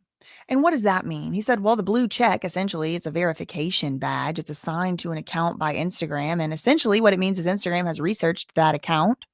They have verified that it's an authentic account. It belongs to, say, a public figure, a celebrity, an athlete. It could also belong to a particular brand of something. Okay, now, Tory Lanez, how many followers does that account have according to this document? 1.8 million. Oh, sorry, excuse me, 11.8 million. And did you look at the photographs belonging to this account? Yes. And who do they appear to primarily depict? He said the defendant, Mr. Peterson. So it's Tory Lanez's Instagram account, they saying. Do you have an opinion about whose account this is? He said, well, based on the totality of the circumstances in my investigation, it appears very likely to me that this account belongs to Tory Lanez or Mr. Daystar Peterson, the defendant. He said, do you see that person here in court today? Yes. Can you point him out? He's seated to my left, to the right, wearing a burgundy red jacket. Oh, to the right of defense counsel. The witness has identified Mr. Peterson. Okay, so based on your testimony, we can surmise that Tory Lanez is saying Kelsey did not pew-pew Megan. Objection leading. Okay, well, the court sustained that again. No further questions. Cross-examination. Okay, so here comes Tory Lanez's lawyer to question Detective Eberhart, Warren Eberhart.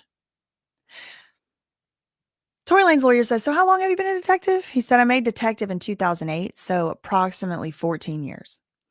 And prior to being a detective, you were a field officer? Yes, sir.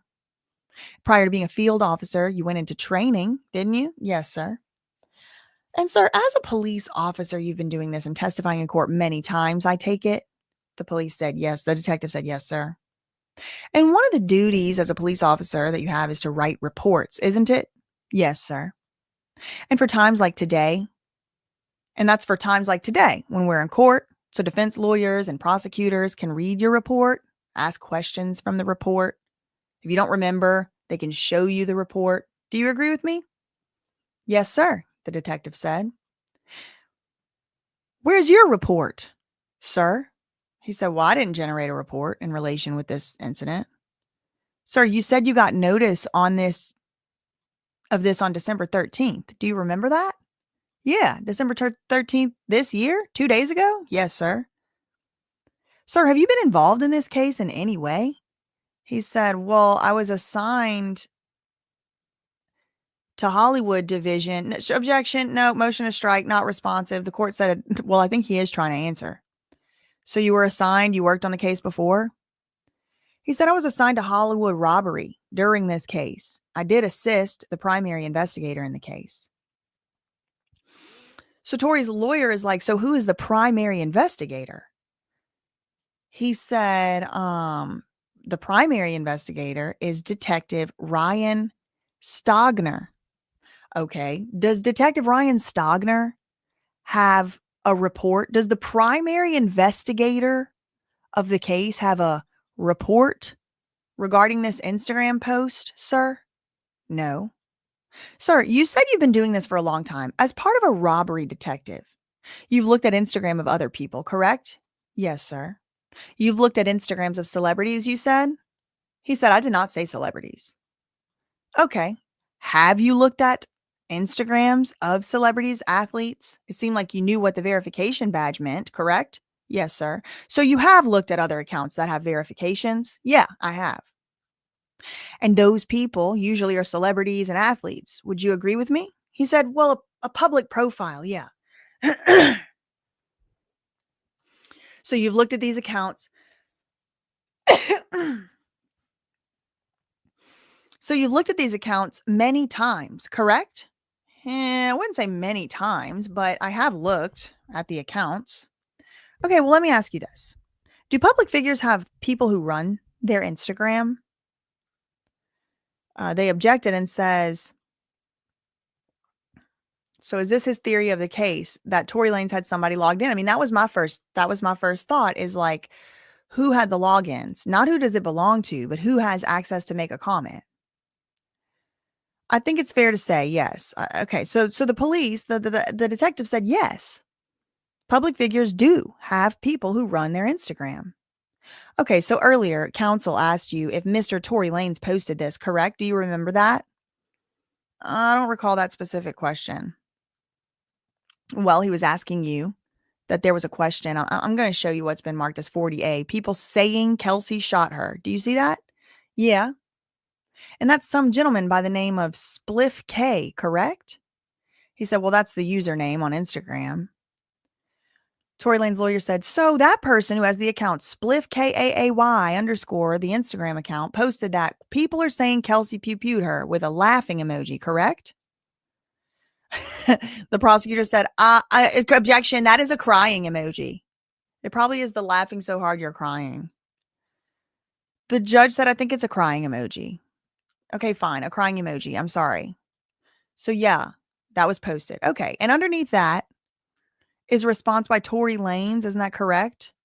Well, and the officer is right. The detective is right. He said, well, it's by the Instagram account with the username Tory Lanez.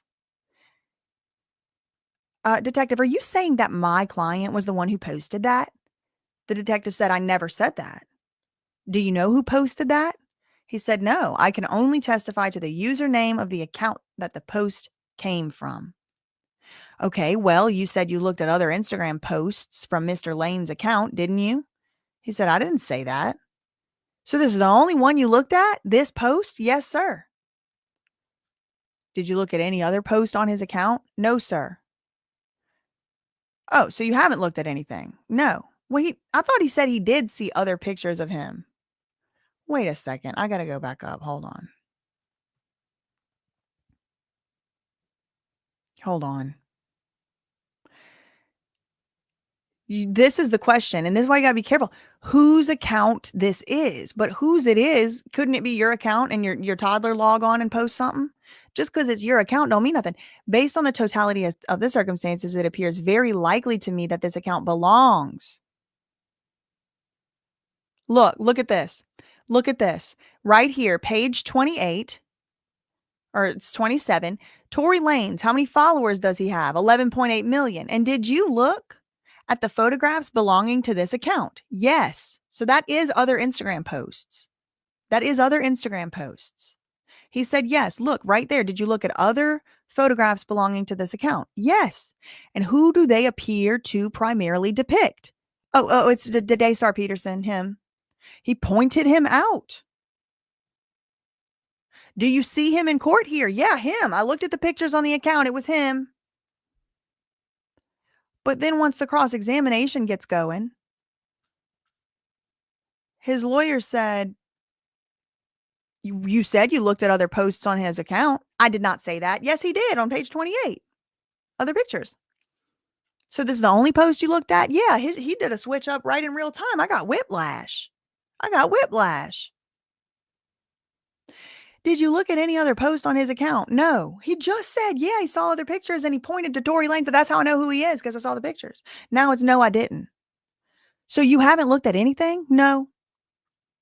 Are you aware there's posts that say Mr. Lanez doesn't control his account? Other people are posting stuff on his account?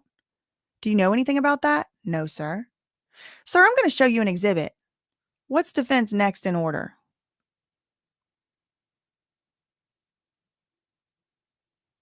E. What are you showing? Instagram post, Your Honor. Okay, mark defendant's exhibit E. Have you seen this post, sir? No, sir. Have you seen this post? Quote, y'all won't believe anything. I am the only person with access to Tory's account at the moment. Do you see the person? Do you see who's posting that? Replying to that? Mid Jordan? Yeah. Do you see who's controlling Mr. Lanez's account? He said, well, I can't say I see who's controlling his account. No. And I do agree. Because just because, any idiot could come and put in these comments right now, I control BJ's account. Actually, I've had someone do this before. I've had someone say that they had my email password. Somebody was like, oh yeah, I check her emails for her. No, that's not true. They did not. This person did not have my email login. It's false. So the detective is just simply saying, no, I can't say for sure that I see who is controlling the account. No.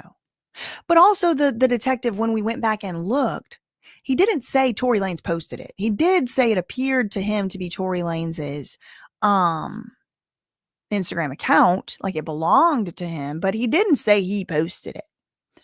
From what I read.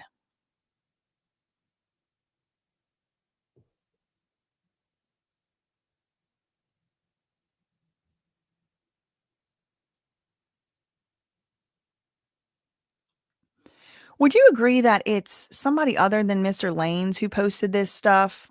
He didn't get to answer it. That was sustained, which I would actually agree with the judge on this. Not agree with, but I see where the judge is coming from. It seems fair enough. Like another judge could have made this call. A fair judge could have made this call. Because it's like, would you agree that somebody else posted this stuff? It's like, well, I mean, what? That calls for a lot of speculation. He don't know. He could say, could somebody else have posted it? He could answer that. But this is just too much speculation. Sir, do you see that it's a gentleman by the name of Mid Jordan? Never seen it. You're familiar with Instagram posts. You see that there's a person by the name Mid here. He said, I see there's an Instagram username with Mid with a dash. Yeah, I see that. What does that mean to you? He said, well, it appears to me that it's an Instagram username. Okay, is that person replying to somebody? Yes. And who is that person replying to? They got the stands all up in here. Messiah Carey.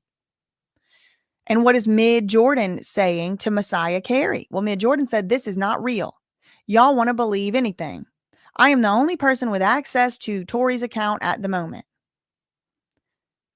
Okay, question. So does that mean, according to what you see, does that mean somebody is controlling Tory's account? He said, well, I mean, I don't know what if you see right above, liked by, who is it liked by?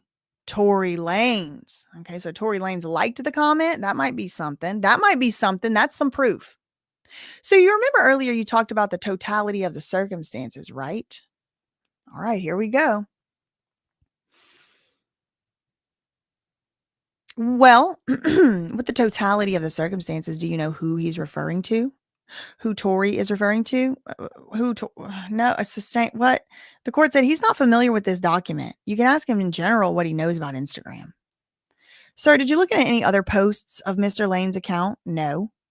Do you know who posts stuff for him? No. Would that be important for you to try to figure out who posted that Instagram post that counsel showed you earlier?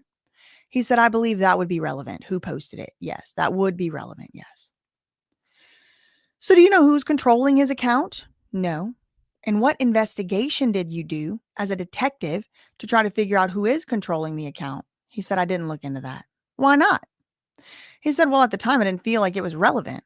So you're coming here to testify about a post and try to attribute the post to my client, correct? He said, no, I never said that. Well, you're here. You don't know who posted that? He said, all I'm testifying to is where the Instagram name of that post came from. I never said who specifically posted it. Okay, well, if you didn't think it was important to, and you didn't think it was important to try and find out, figure out who posted it, if anybody was controlling it. Okay, no further question. Oh, one second. Sir, you've been a detective for how long? 14 years? And the role of a detective is to get to the bottom of the truth, right? To investigate? You're neutral. Isn't that right? Yeah. Okay, and as a neutral detective, you're trying to get to the bottom of your investigation, aren't you? Yeah. And in this assignment that was given to you by the state, they wanted you to see whose account this was, correct? He said, no, I don't think they asked me that specific question. Okay, well, didn't the second page counsel ask you whose picture was this and whose account it was? And you said it was Mr. Lane's? Yeah. And you said totality of the circumstances? Yeah. So that's part of your investigation to determine that, right? Yeah. And part of your determination would be to find out who's posting this, right? He said, well, I mean, again, at the time, I didn't really feel like that was relevant. Well, sir, do you know what an IP account is? I think it's address. Would you know who posted it if you went on the IP account, the IP address to find out who posted it? Would that give you the information if you knew that? He said, well, I would have to speculate, but that's like, I mean, it's possible. Sir, do you know what an IP account is? Yeah. And as part of it being a detective, you investigate these IP addresses to know who posted what, this or that, and it was posted in LA or New York or who posted it, right? Yeah. So in this case, you just didn't try to figure out who posted that? No. Would that have been more helpful to find out who's controlling this account? He said, well, I mean, I could see, yeah, how that would be relevant. Yeah. And you did none of that. No. Why not? Again, at the time, I didn't feel like that was relevant to the task I was given. So what was the task you were given, detective? He said, to research that statement. Oh, well, I mean, I think it is important to figure out who posted it then and determine from which Instagram user account name the statement came from. That's a kindergartner can do that. A toddler could do that. We're paying tax dollars for this? Well, the username's right there, isn't it? Yeah. So we all knew the username. Exactly. We already knew that. So you weren't really investigating the username. You were trying to establish that is my client's account, right? Yeah. So your job in front of this jury is to try to tell them that my client is the one who posted that. That's why you're here today, isn't it? He said, no, that's not what I'm testifying to. So you were here to tell us that it came from a Tory Lanez account, even though the name Tory Lanez is there already and we could have read that. Yeah. But you don't even know who posted it. No, I don't know who actually posted it. Actually, no. I don't know who typed the message. I don't know. And you know, you could have found that out just by looking at the IP address, right? Because you're a detective investigating the account. He said, I would have to speculate that. I don't really know. Sir, you're supposed to be neutral in an investigation, aren't you? Yeah. Are you neutral? He said, yes. Do you have any interest in the outcome of this case? No, none at all. Are you trying to help Detective Stogner? No. You started this investigation, this task 2 days ago. You didn't write a report. You came here to tell us that it's from a Tory Lanez account that already literally says Tory Lanez blue check mark, and you don't know who posted that? Correct. And an experienced detective. You know celebrities have people who handle their accounts. Oh, this is good. He's good. I'm sorry, he's good. You already admitted you know celebrities have people handle their accounts, didn't you? He said, I do know that. Yes. Wow. And you still came here to say this was from a Tory Lanez account? Well, I mean, it is. That is a true statement. But I mean, I see his point, Magnesian. No further questions. Okay, brief redirect. Okay. Detective, would you argue that this post is about who shot the victim in this case, Megan Pete? Objection. That calls for speculation. Okay, sustained. What would you say this post is about? Objection, irrelevant. What he thinks the post is about. Okay.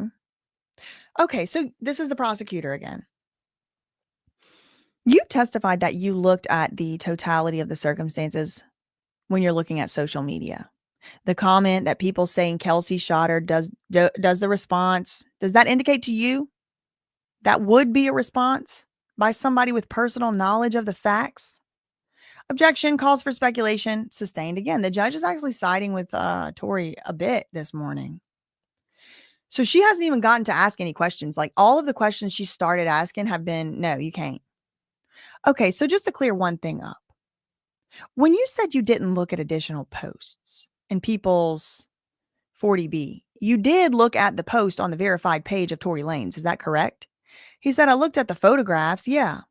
Okay. And you used that to help determine that this account is in fact an appropriately verified Tory Lanez account? Yes. Okay. Nothing further. The court says anything else from Tory's lawyer. And he said, yes. So Tory's lawyer gets back up on the recross. Sir, you agree with me that the purpose of your testimony that you testified to Tory Lanez.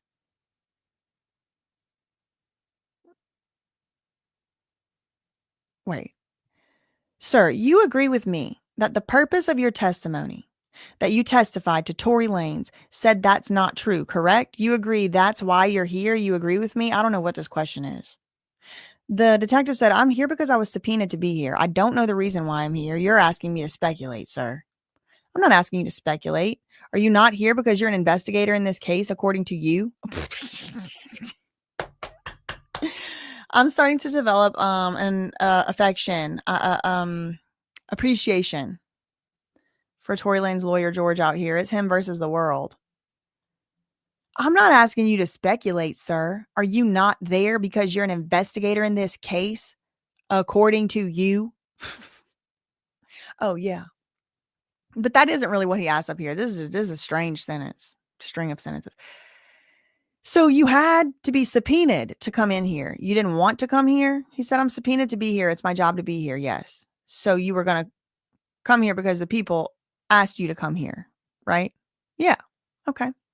So let's forget about the subpoena. You were here to say that Tory Lanez wrote, that's not true. That's what you're trying to say. No, that isn't what I'm trying to say, but it is what the prosecutors are trying to say. Sir, do you know what a spoof account is? Yes. What is it? Oh, y'all. Is this not Tory's account? It could be a fake account, essentially. Do you know anything about this account? No, I do not, other than what I testified to. So you don't know anything about this account. You don't know who runs the account. You look at some photos and you're like, that's not true. You read that in. You're saying the totality of the circumstances, you think that's Tory Lanez, correct? And you're neutral? He said it's not just on the photographs, it's also the blue check mark. Okay, yeah, the blue check mark, which makes it verified? Yes. And you agree with me that verified people have other people running their accounts sometimes? Yes. No further questions.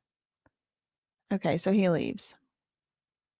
Oh no, they're coming back. Nope, he's doing a further redirect, a redirect. I want to show you this document, Defense Exhibit E, detective. Now, do you even know, is there anything to tell you that this is an authentic account? Have you ever seen this before? He said no, other than earlier in my testimony. So you have no idea who posted this, where this came from, when it was posted? No. All right. Thank you. Anything else? Oh, yes. Recross. Tory's lawyer's coming back up. They want the final word. Sir, did the people give this to you? Did they show you this text or this post? No.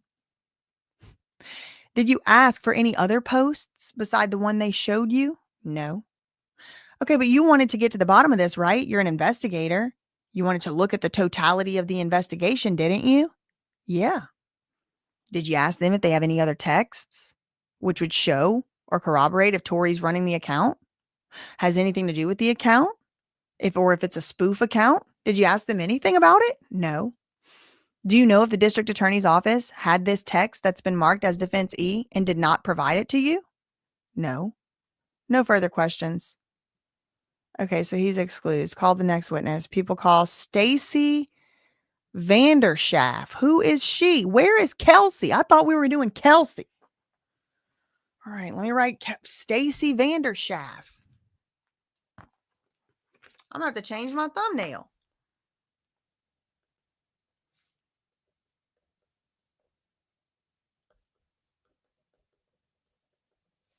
Hold on, I'm having to write my notes so I don't forget it all in the memory wipe. Vander Schaaf.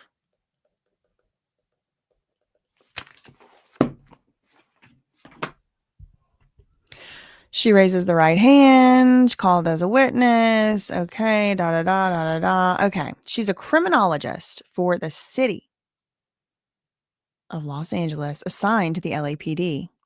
Been doing that 15 years. What is a criminalist?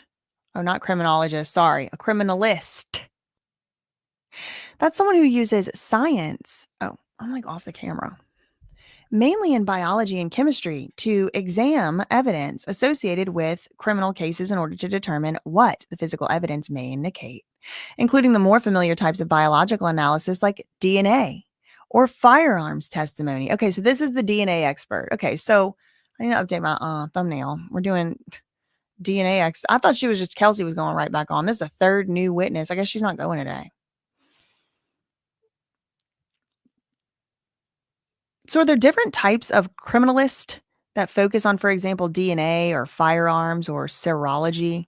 Yes, there are different units in the LAPD laboratory, and all of those units examine a specific type of evidence.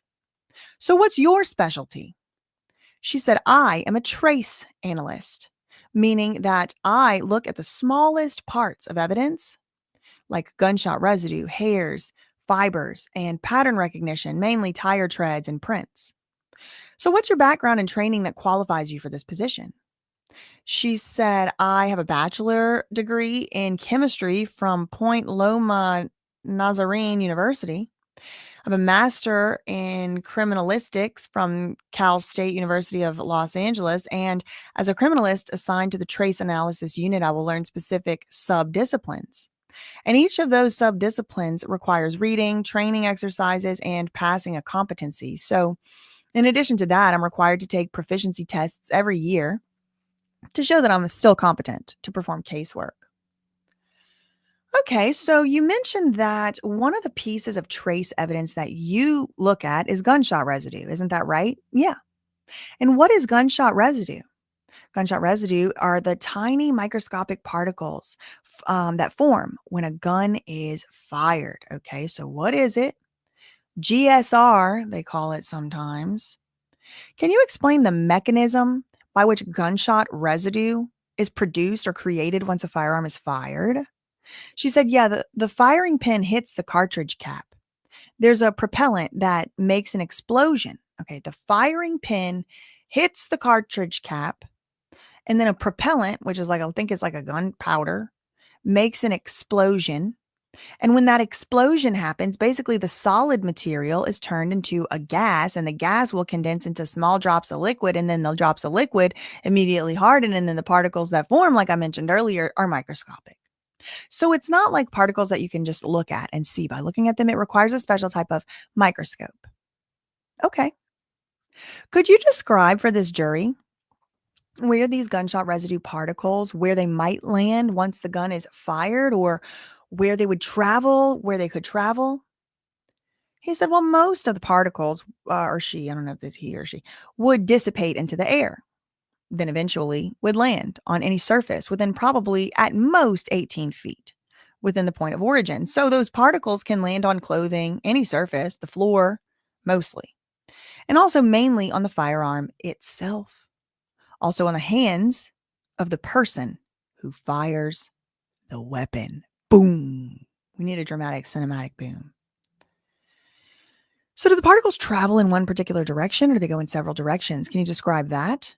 She said, well, technically they would travel in all directions, 360 degrees. It's not exactly like a circle cloud, though. It does depend on the type of firearm and other factors, including the environment, if there's wind. So all of these things can contribute to how far the particles will travel. Okay, and if the firearm is a semi-automatic handgun, does that factor into this at all? If so, how? In terms of the cloud that's created of pew pew particles. Oh, I don't know. I'm not sure of what studies there are to indicate what kind of cloud would be formed. Okay, so what's the furthest that you've seen residue particles travel? Said, since I never conducted studies on how far the particles travel, I'm really not sure. I'm familiar with a particular article that says gunshot residue was detected to travel about 18 feet at maximum.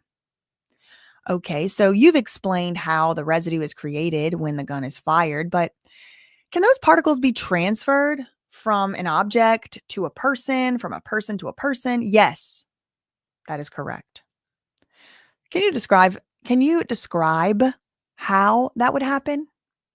Well, one of the principles that criminalists are very familiar with is called the Locard's exchange principle. Locard. This means anytime two objects come into contact with one another, there's a mutual transfer of material. Any time two objects come into contact with one another, there is a mutual transfer of material. So a person who has gunshot residue on their hands by touching another surface or maybe somebody else's hand, oh, aren't they just planting hello? And you can even do it by touching someone else's hand. Would transfer gunshot residue particles. Oh, I think I remember somebody saying they were holding hands. And maybe they were. Maybe that's how it got on there. In theory, from their hand to that individual's hand or to a surface. And then if the second surface comes into contact with another surface, there's a tertiary transfer of particles. And the amount of particles that would be transferred would diminish with every subsequent transfer. Okay. Have you read any studies about how far down the line transfer can go from one person to another? No, I have not. Is it easy to transfer particles from one person to another with the GSR? Yes. All right. Now I'm going to ask you about the work you did in the case of the People versus Daystar Peterson. DR number 200612515. Are you familiar with that case? Yes, I am.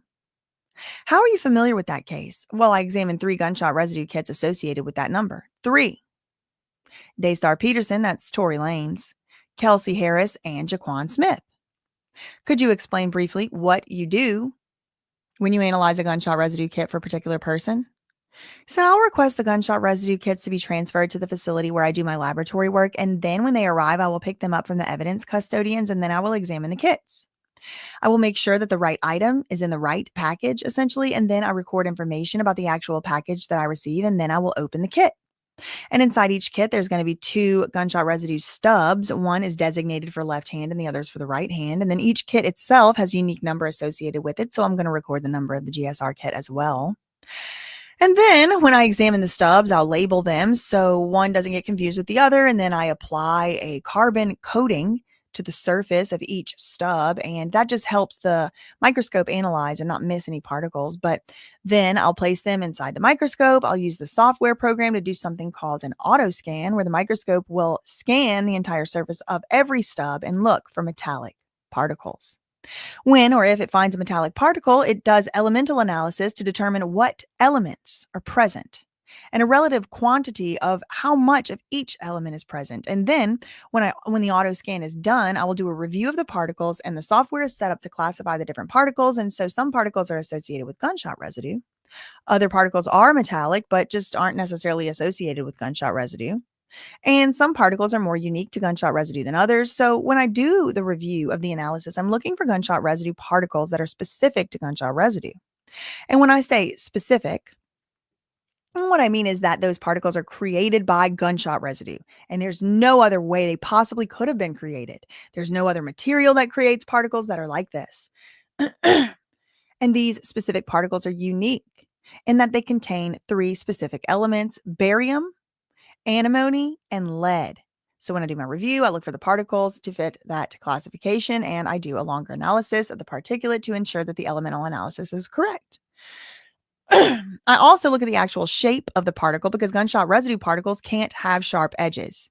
They have to be round. Why? Because they're gases that turn into liquids that then solidify as solids. So they would be round because it would be like a droplet. So if it was shrapnel-like, it wouldn't be gunshot residue, it would be shrapnel. Any particles that meet the criteria are considered gunshot residue particles if they have rounded edges. And if a single particle that meets that description is found, then the sample is considered to be positive. Thank you. Next question. Now I want to ask you, we touched on this earlier. One obvious way a person can test positive for gunshot residue is if that person fired the firearm. Isn't that right? Yes.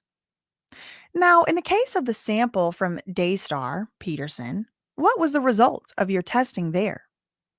Well, the sample from him was positive for gunshot residue. Okay. But there were two other ways that a person might test positive for gunshot residue, aren't there? From being in the immediate vicinity of a firearm being discharged. Isn't that right? Yeah. And from coming in contact with the surface contaminated with the gunshot residue. Isn't that right? Yes, that's correct. What were the results of the gunshot residue kit for Kelsey Harris? Well, the gunshot residue kit for her was also positive for gunshot residue.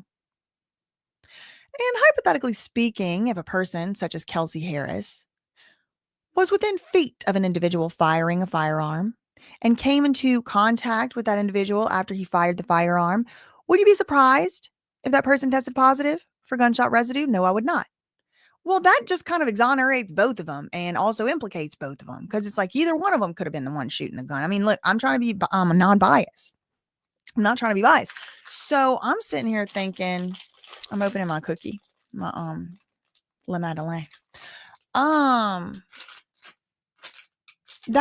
could exonerate her. It can make it be like, yeah, that exonerates her, but also could exonerate him because if he was trying to wrestle away the thing from her, the gun from her.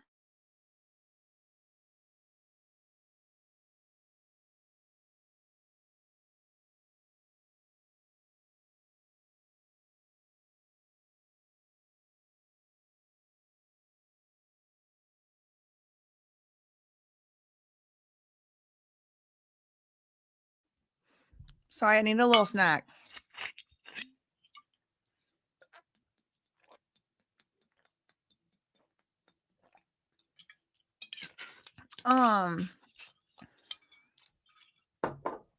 This is a good point.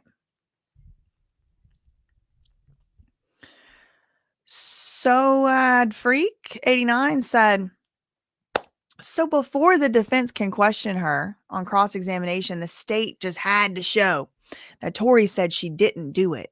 This is really crazy. This is gamesmanship. Wow. Maybe, I mean, again, y'all, maybe she really had something to do. She had to plan a funeral or something, but like maybe she should have did all that first. Maybe they should have just called her when she had time to sit there for a few days. If you're wondering what page we're on, we've made it to page 54 of 174. I think I'm going to definitely read over 1,000 pages this week out loud. I think we're like going to be like up to at least 400 by today. Yeah, I think. Yeah, definitely. Okay, and hypothetically, if a person such as Kelsey Harris was within feet of an individual firing firearm, came into contact with that individual after he had fired it, would you be surprised if Kelsey, that person, tested positive for GSR? No, I would not. That's all I have. Okay, let's hear this cross-examination. He's good. I would hire this guy. I would hire him. How long have you been doing gunshot residue or been a criminologist? She said, I've been doing the residue testing for like 4 or 5 years. And you always have been doing it with LAPD? Yeah. And you agree with me that some of the other agencies actually test how many particles there are for each gunshot residue analysis? The detective said, well, the nature of how gunshot residue testing is completed requires that an actual number of particles is determined. Oh, I'm interested in this. Okay, y'all understand what's going on here? I know I'm like reading kind of fast. And for me, like when people are reading and I don't like sometimes process it, like I need to think about it. The gunshot residue analysis requires the way that requires an actual number of particles to be determined. Like there's an actual number of so y'all remember back in like, second, fifth, whatever grade, it's like water could be a gas, it could be a liquid, or it could be a solid, right? If it's frozen in the freezer, it's ice. It's still water, right? It's just frozen. The particles are moving slower and they move together and then they, it's a solid. If it's water, You drinking it as a liquid, but then if you heat it up on the stove, it becomes steam, and it's still like water. It's still the particles of water, but it's like spread out and they're moving all around or whatever. The gunshot residue, imagine it's like the same thing as that. Instead of water, the molecule, the elements making it up is like lead and aluminum and ammonium or whatever those things were. Well, antimony, whatever they are. So they also too have a heating point, boiling point, melting point. So these gunshot residue particles, it's actually solids that become vaporized, metal that becomes a gas. So imagine if it's water, right? The water is in there, becomes like steam, and it goes everywhere. But like instantly, because it gets out here in the air, these metal particles become solid. They settle down and they become solid because they're not so hot like that anymore. So you have these little pebbles, like pebbles of metal, but they stick on you because they're so little. They're microscopic. You need a microscope to see them. You can't see them with your eye. That's why they got to swab you. So here they say, yeah, there's like an actual number of particles that gets counted. It's like these little beads. So what if Kelsey had 1,000 particles and TORY had 1? Or what if TORY had 1,000 and Kelsey had 1? What would that mean? We would need a forensic analysis. But I want to see who had the most. Bingo, Camille. Exactly. That's what I was. Yep. That's where I was going with that. Thank you so much, Belinda, for the $4 Canadian super sticker. Thank you so much for that. It would probably not be the same for TORY. I would be surprised. I would be surprised if they had the exact same number of specific particles. I would be surprised. Maybe they do. I don't know. We'll see. Okay. Okay, so next question. So for example, if I shoot a pew, there might be a lot of particles. If I shoot it, the prosecutor who's next to me, she may have some particles, but not as much as me. You agree with me? No. The guy says no, not necessarily no. Okay, but you agree with me that it's possible? Yeah, it's possible. Okay, so you agree with me that the person who shoots the gun more likely would have the particles, like more particles on them than the person who is like 10 feet away from them? Well, in theory, yeah, but I would say there is some degree more likelihood. Yeah, in theory. And I understand it's more likely. I understand you can't say for sure, but in this case, can you tell the jury between Kelsey Harris? Oh, this is big. Can you tell the jury between Kelsey Harris and Tory Lanez Desar Peterson who has more particles? Okay, y'all. The drama, the scandal. Can I refer to my notes? Yeah. Okay, yeah, go ahead. Let me look at this. Okay, counsel. So let me ask you this while you're looking. Counsel just asked you if one of the ways to get it, the GSR, is the discharge of the firearm, correct? Is another way to get it through being in the immediate vicinity, right? Yeah. And the third way is coming into contact with a person. Isn't that right? Yeah. So now in this case, were you given facts to find out who was where when the shots were fired? No. Okay. Well, he's not that. He's just testing for gunshot residue, right? So he's just testing, was it positive? Was it negative? So the only thing you know is that a sample was taken from someone's hand and you analyzed that sample. Isn't that right? Correct. Okay, and in this case, you have 2 positive gunshot residue samples. Isn't that right? So Jaquan was negative. Jaquan is exonerated completely. One's from Peter, which he already was, but like even with the forensics now, the forensic evidence.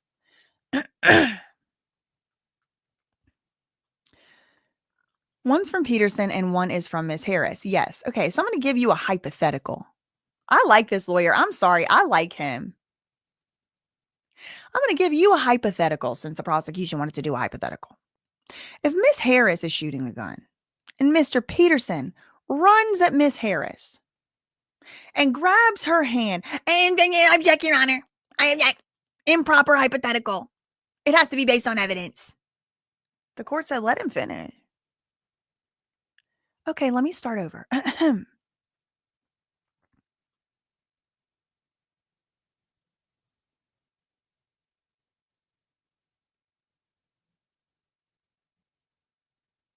Okay. Sorry, I was just reading ahead to see what the judge decided. I couldn't bear to wait. Okay, so if Miss Harris is shooting the gun and Mr. Peterson runs over, holds her hand or stops her, and the shots are fired at that point, would you expect both to have positive gunshot residue? I mean, obviously the answer is yes. Objection, objection, improper hypothetical. The judge said, well, I mean, assuming if those were the facts, what would your answer be? He said, I would expect both of them to have gunshot residue particles on their hands. Boom. Oh my God. I still am dying to find on the edge of my seat to find out who had more on their hands. Okay, next question. Counsel asked you if you were within feet. Do you know how far these two people were from each other? No. Did anybody provide you with a report? No. So as you sit here, you can't tell us one way or another who the shooter of the gun is. Isn't that right? He said, no, I cannot. The detective said, no, I cannot. The only thing you can say is that both are positive, correct? Yes. I have no further questions. So, wait, they didn't say who had more? He just left that out? Hold on.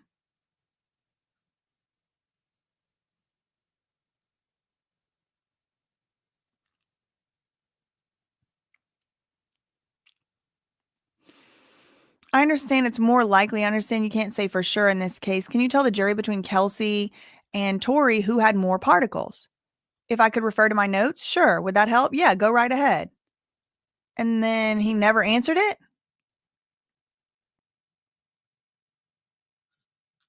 I want to know who had more particles.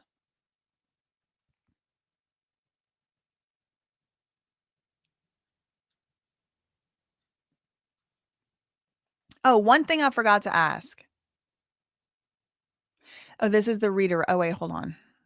Anybody provide you with a report? No further questions. Redirect. Okay, so now the prosecutors are like, okay, wait, I forgot one thing. Miss Vandershoff, is the results for Mr. Jaquan? Oh, one thing I forgot to ask, Miss Vandershoff. That's the lady's name, the detective's name. Is the results for Mr. Jaquan Smith? What were the results of the gunshot residue testing for him? There were no gunshot residue particles detected. Okay, counsel. I think the defense brought up the idea that you can quantify the amount of gunshot residue on a person or on a person's hands. Is that something that you would do? He said, technically speaking, or she said, technically speaking, yes. It's essentially counting of particles. Yeah, counting particles that are highly specific to gunshot residue. They're unique to gunshot residue, and also counting particles that are associated with gunshot residue, but are not specific only to them. The nature of the testing means that those particles are essentially counted. However, the number of particles aren't a factor in determining whether something is positive or negative. And also because of the scientific studies are limited to how many particles you would expect given certain scenarios, I don't like to make any conclusions. Okay, so it's your opinion that quantification just doesn't hold much evidentiary value. It must be Kelsey had more on her hands. It must be. What are y'all saying? This was on purpose? Why wouldn't the analysis know? Well, I mean, I could understand him not knowing because they really just throw like hundreds of these cases on these people. I could see that actually being true. He tested, yeah, not DNA. Yeah, I know. We never get the answer.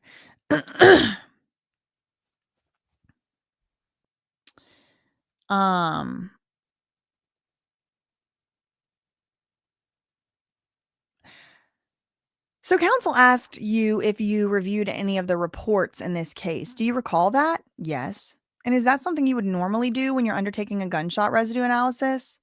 He said, in most cases, I do receive something called a property report, which simply contains case information and the evidence that is collected, a brief description of it, and the item numbers associated with it. But that's pretty much all I get.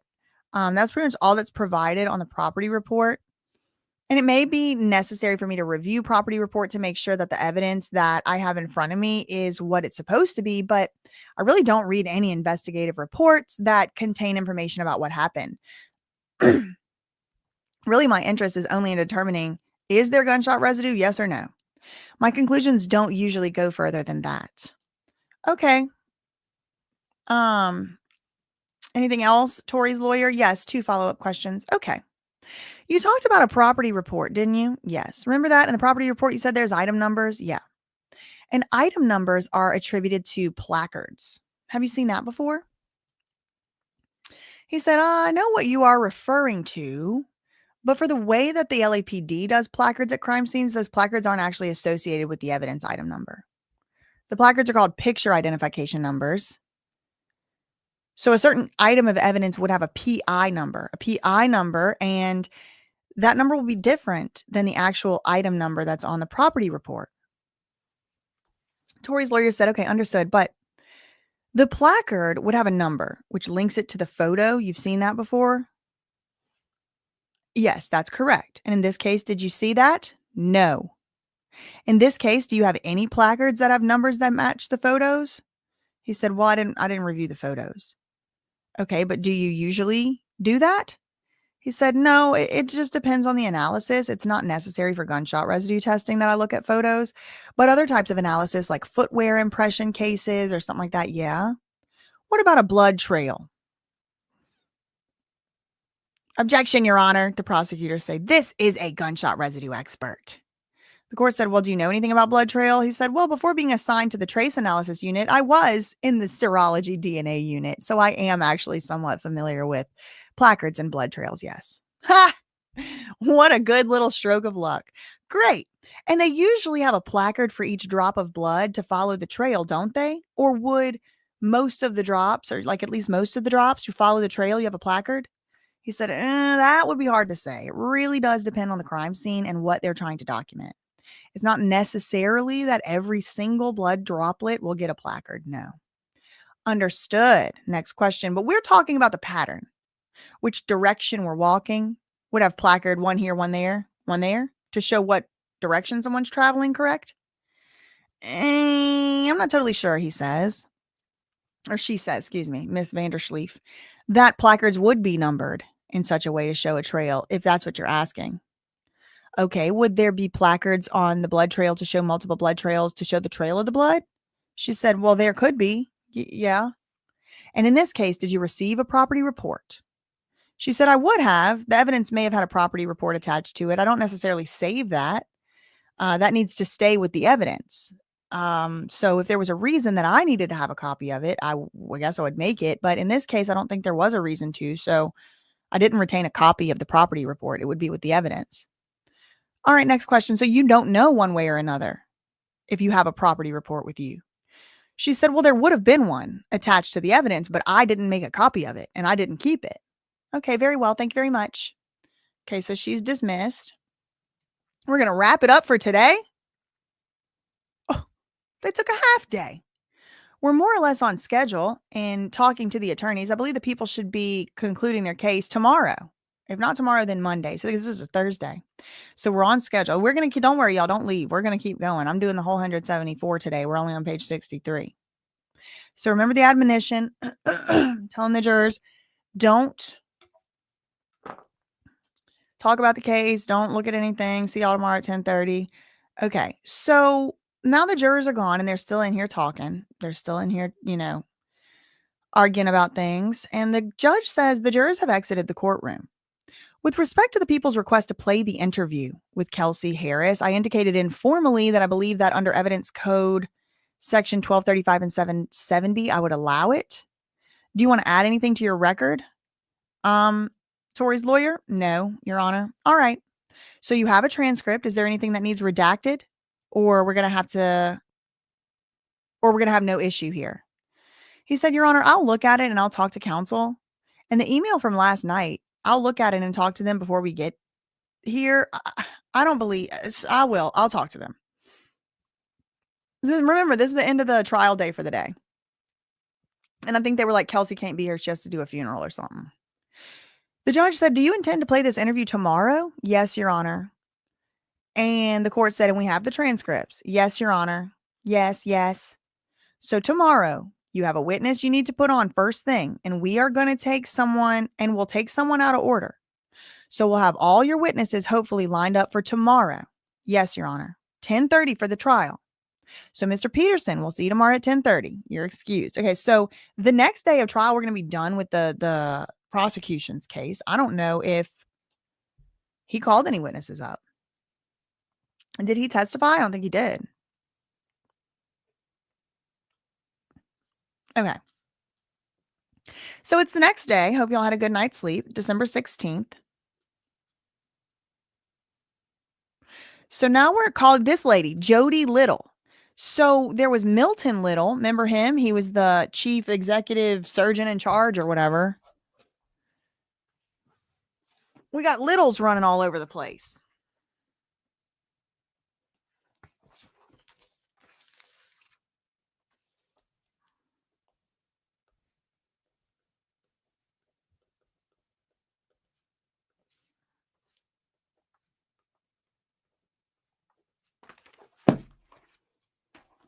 Okay.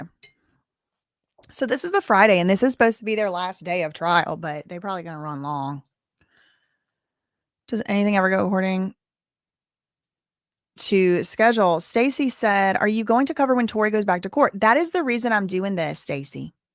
I'm doing this to get caught up so I know what's going on by the time his oral arguments are on Monday, and then I'm going to do a live stream after. I'm not going to do a live stream during because I want to actually watch it, and you can't rebroadcast a live stream, and so I don't want to be watching it to the side and then like talking. Like, I don't want any smoke from the second district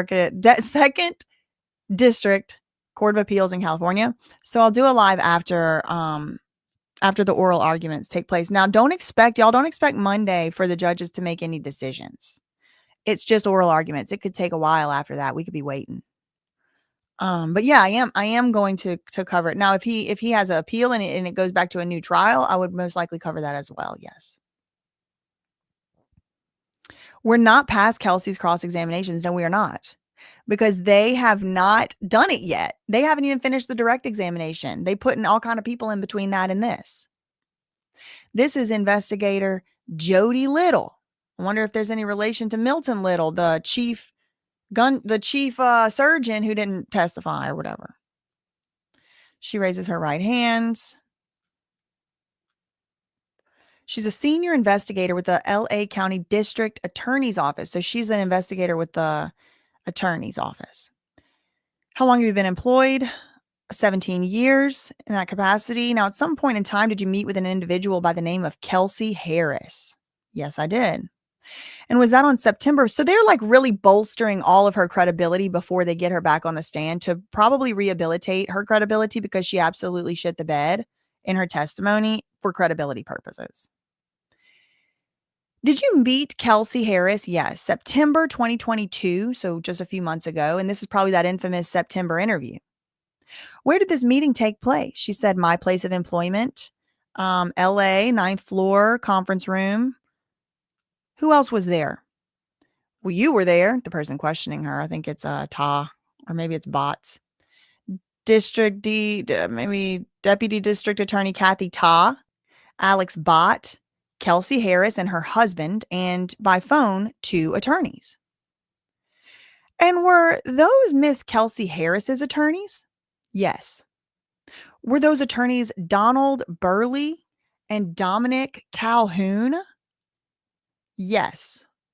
Donald Burley, Burley, and Dominic Calhoun. Yes. How long would you say that interview lasted? She said, well, to be accurate, can I make a reference? Can I, refresh my recollection from a document? Yeah. Okay. It began approximately 11:30 and ended approximately 12:58. So an hour and a half. Was this the first time you ever met Kelsey Harris 3 months ago? Yeah. And could you just describe her demeanor? Yeah, very comfortable, open, very warm, very friendly, cordial. At any point in this meeting, did she seem threatened in any way? Objection, Your Honor. Okay, sustained. Can you phrase it differently? Sure. As far as her husband, what was his demeanor from the course of the interview? Very supportive, very friendly as well, cordial, professional. Okay, I'm going to mark this as People's Evidence 1 disc. That's People's 41, Your Honor. It's a recording. Was this interview recorded by you? That's correct. I'm going to go ahead and play People's 41. And if I could also have the transcripts for People's 41 marked as 41A.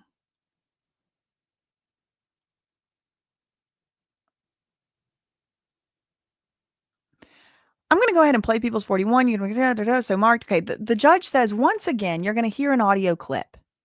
You're going to have a transcript to follow along as an aid.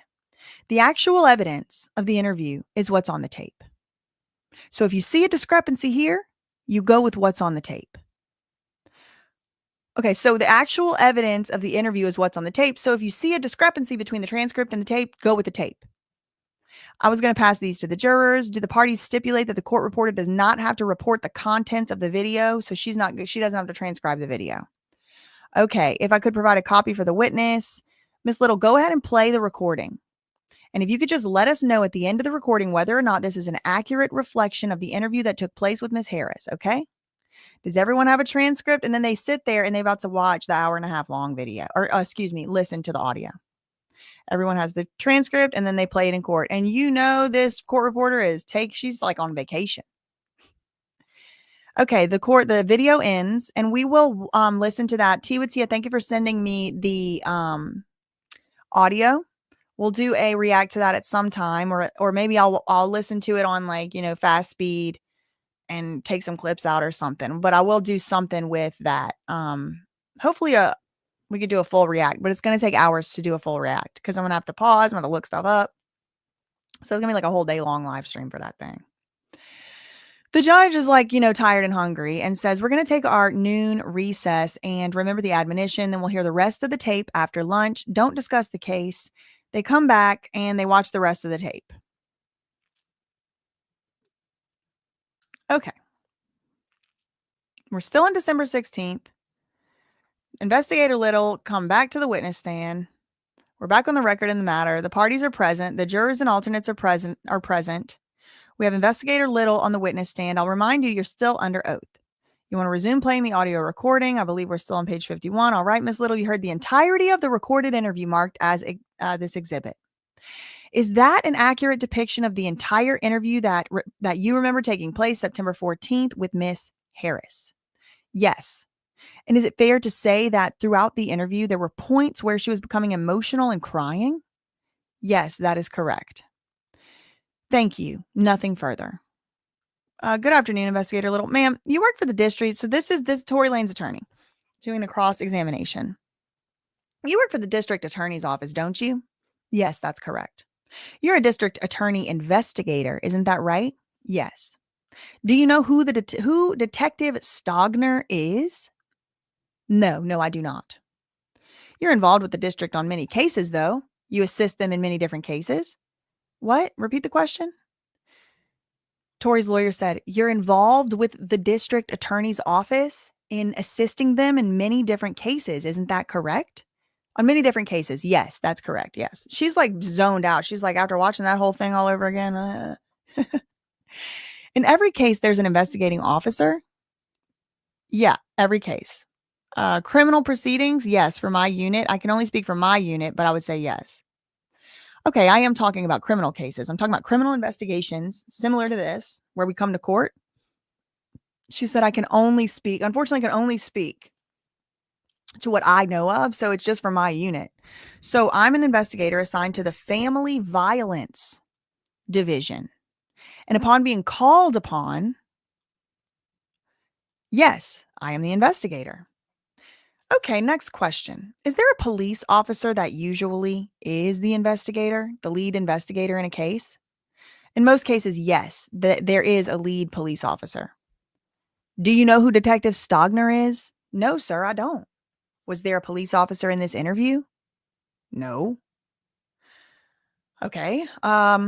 Tory's lawyer goes on. Let me ask you this. So about Kelsey Harris, was Kelsey Harris subpoenaed or was she ordered to be here? She came to court first and she met with you and the prosecutor at the district attorney's office and was interviewed, correct? Yes, sir. And were you here present in court when she was ordered? No, I was not in court. Okay. So went from here, left the court to your office where this interview started. Were you present? I'm not understanding your question. Are you aware that Miss Harris came to court first and was ordered back to court and then later left court and she was interviewed after that? No, sir, I wasn't aware of that. Okay.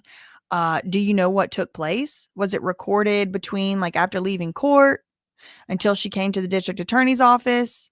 Do you know if it was recorded? She's like, I don't even understand your question. Do you understand that Kelsey was at court before? Yes. Do you understand that she left court at some point? Yes. And then she left court later, came to another building, which is the building where you are, correct? She said, I have no knowledge of that. You have no knowledge? No, sir. Okay.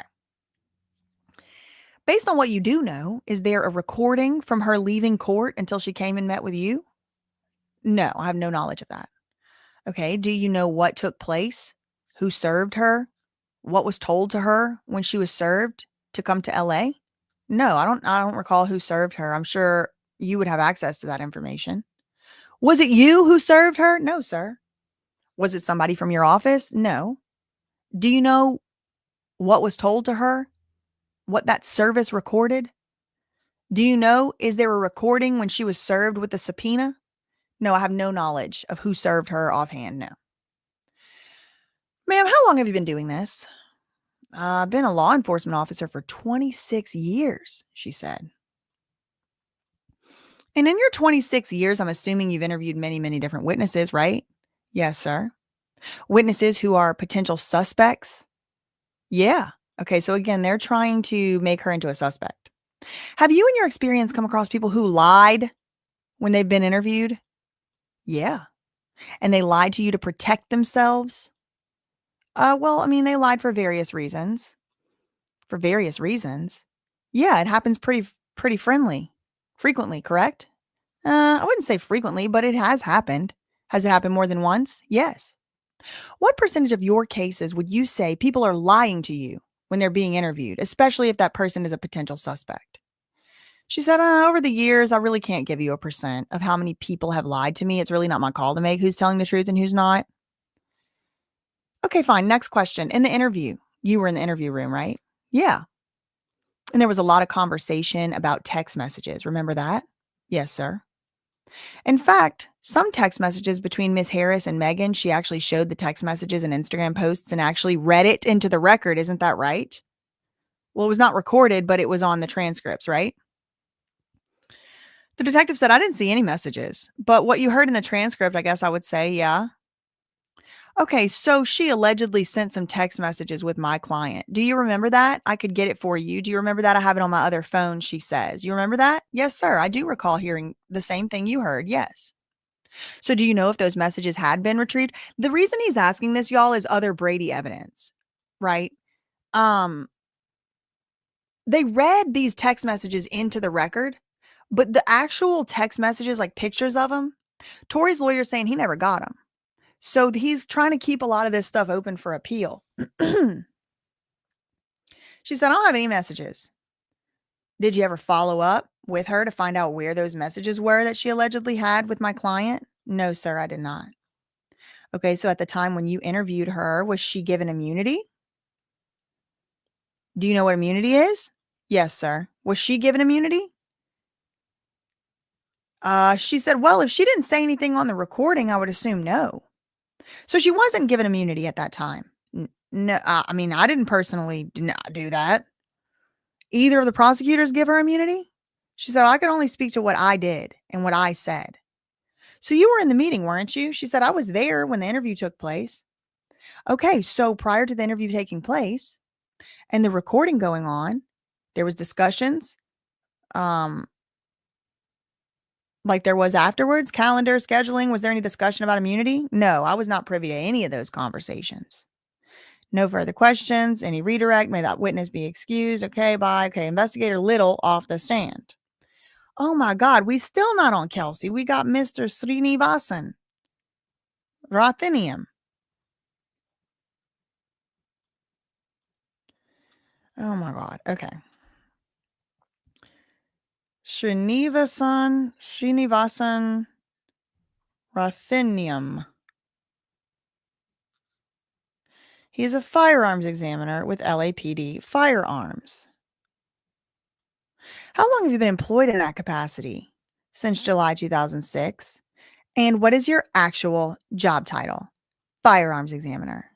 What is your background, training, experience in firearms and ballistics? He said, I have a bachelor's degree in physics. Oh, wow. I have a master's in forensic science, and I'm working on my PhD.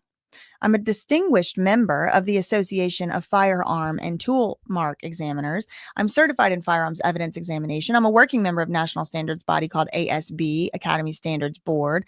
I've done research. I've presented papers. I've been in this field for more than 25 years. Thank you.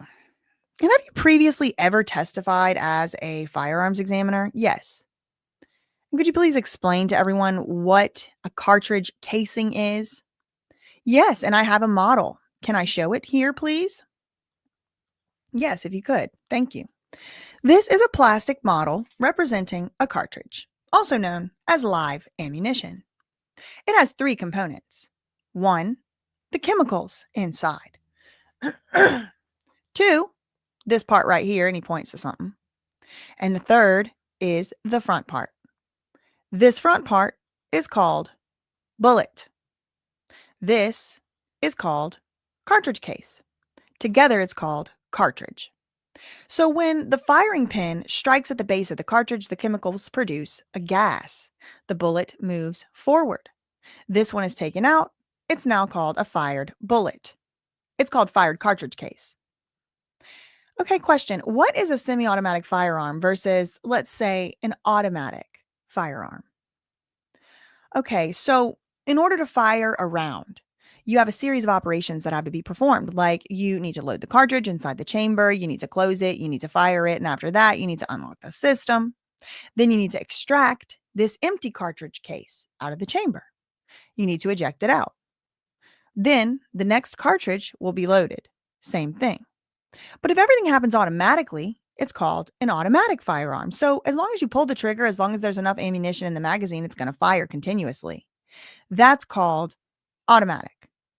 In case of semi-automatic, it's one pull, one shot, meaning you pull the trigger, everything's automatic, but you do fire only one round. And if you were to release it, the trigger, release the pin, they need to fire and pull it again. So one pull, one shot, but the extract and the ejection and everything is automatic. That's the difference, briefly, between semi-automatic and automatic. Okay, next question. So when you discuss the fact that in a firearm, when the cartridge or the casing is ejected from the ejection port of the firearm, is there ever a pattern in which it's ejected, or does it just kind of go everywhere? He said, well, I mean, it depends on the firearm. The ejection port is on the right side, typically, not necessarily always, but the cartridge case comes on the right side. Similarly, the ejection port is on the left side. Typically, but not necessarily, it's going to come out on the left side. If it's on the top, it might come out on the top. But there are random variables here, so it really isn't very reliable where the cartridge case lands. Okay. And when you talk about the random variables, could it be that sometimes they get kicked around after they've been ejected on the ground, or they get moved in some fashion, or the wind can blow them? The expert said, yeah, oh yeah. Also, there's variations between ammunition and ammunition. There are noticeable differences. And also in how you hold it. If you hold it in the same way with the rounds, these are all variables. Okay. And did you happen to examine a firearm in this case booked as item number 2 under DR number 200612515? So he looks at his notes. This is item 2 on the, yeah. Did you examine that? Yes.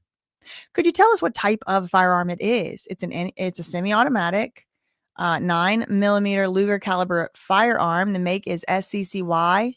The model is CPX-2 with the serial number 684605. So it did have a serial number.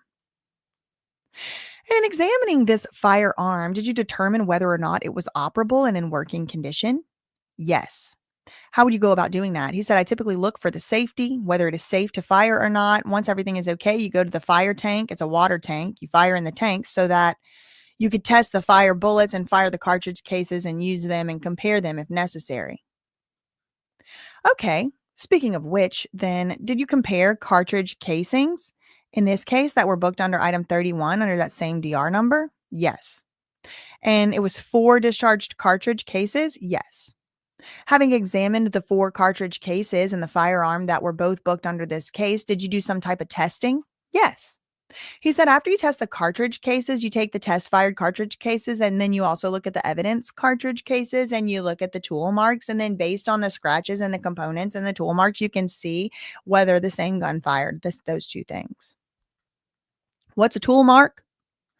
Okay, so to fire a round, I told you have to pull the trigger and then the firing pin strikes here. It's called a firing pin mark. The firing pin is going to make a mark on the face of the cartridge. It's called the firing pin mark. But even after that, after the firing, the cartridge might come back, hit the back in the wood, and it's going to make some marks. Those are called breech face marks. But then the extraction, meaning when it comes out, it's going to pull this out. So it's going to make its mark. And this is called an extractor mark. So there's all these different marks, breech face marks, extractor marks, chamber marks, ejector marks. They're all together called tool marks. Okay, so you examined the tool marks and all 4 cartridge casings in this case. Did you make a determination about whether or not they were fired from the firearm you examined? He said yes. Item 31 was fired in item 2. So yes, that bullet came out of that gun. It fired it. Yes. That means all 4 cartridge cases that you saw came out of that same pew-pew? Yes. And that particular firearm you examined, what's the likelihood that another one what's the likelihood that the firearm would accidentally discharge, say 5 times? He said,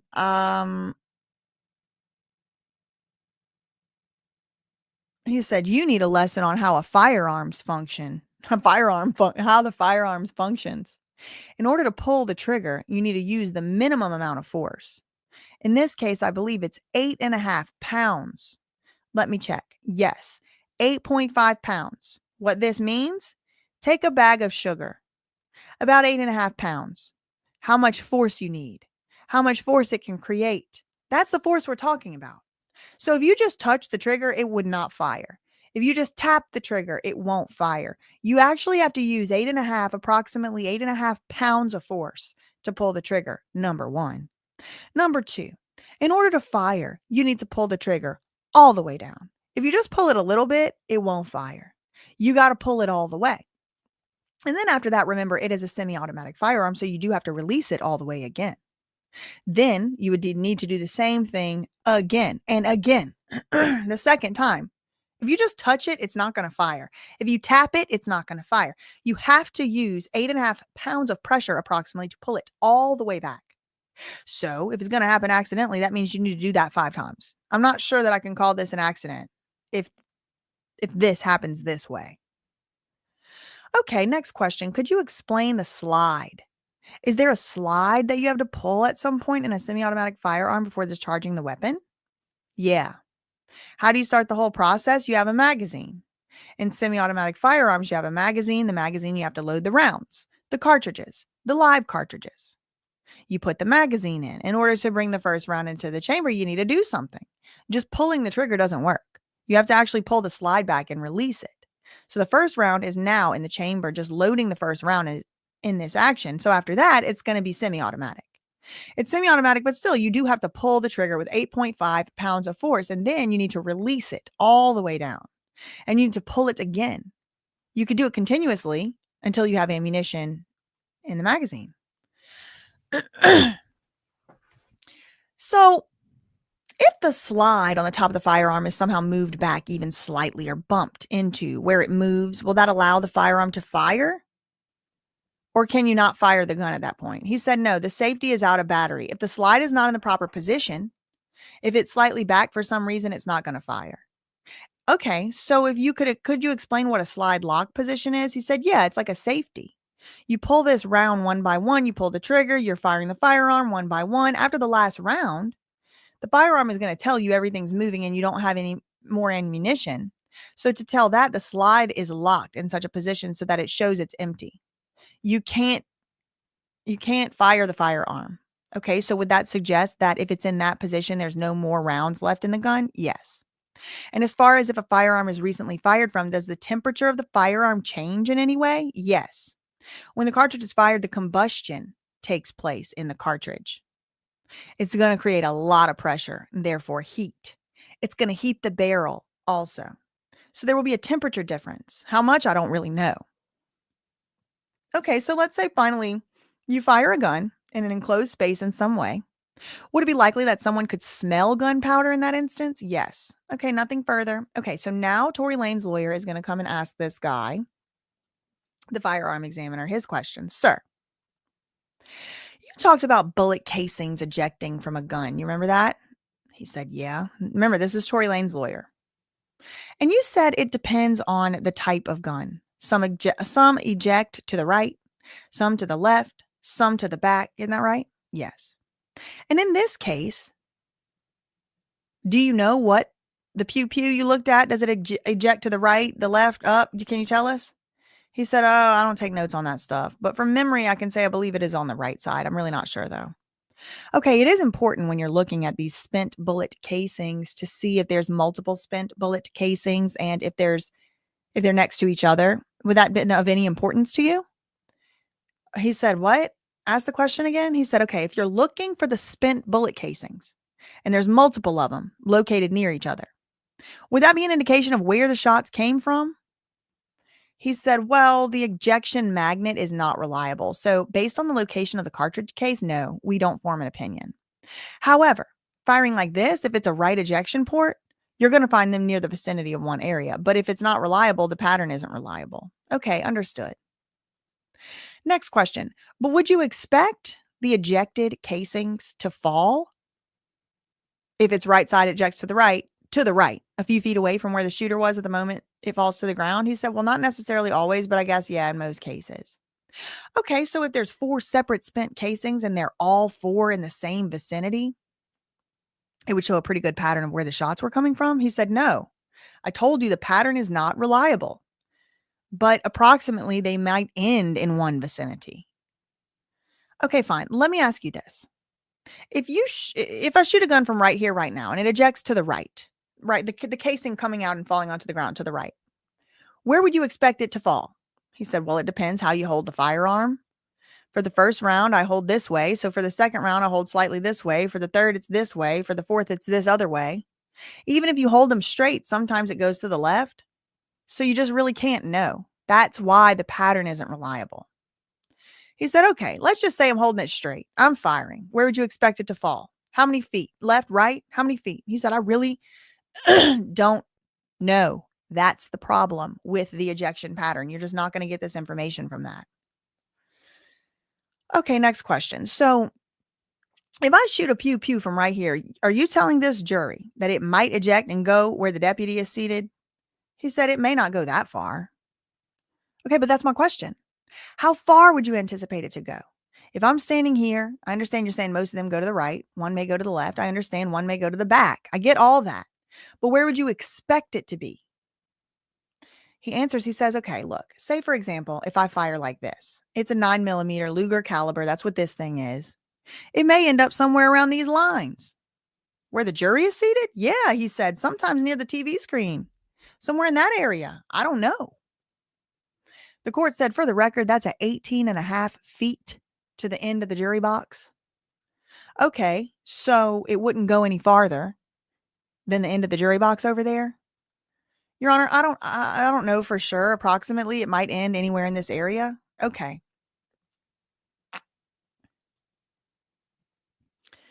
Okay, so he's just not really answering the question. Okay, so now you talked about a bullet chamber. You said you would need about 8.5 pounds of pressure to pull the trigger. Do you remember that?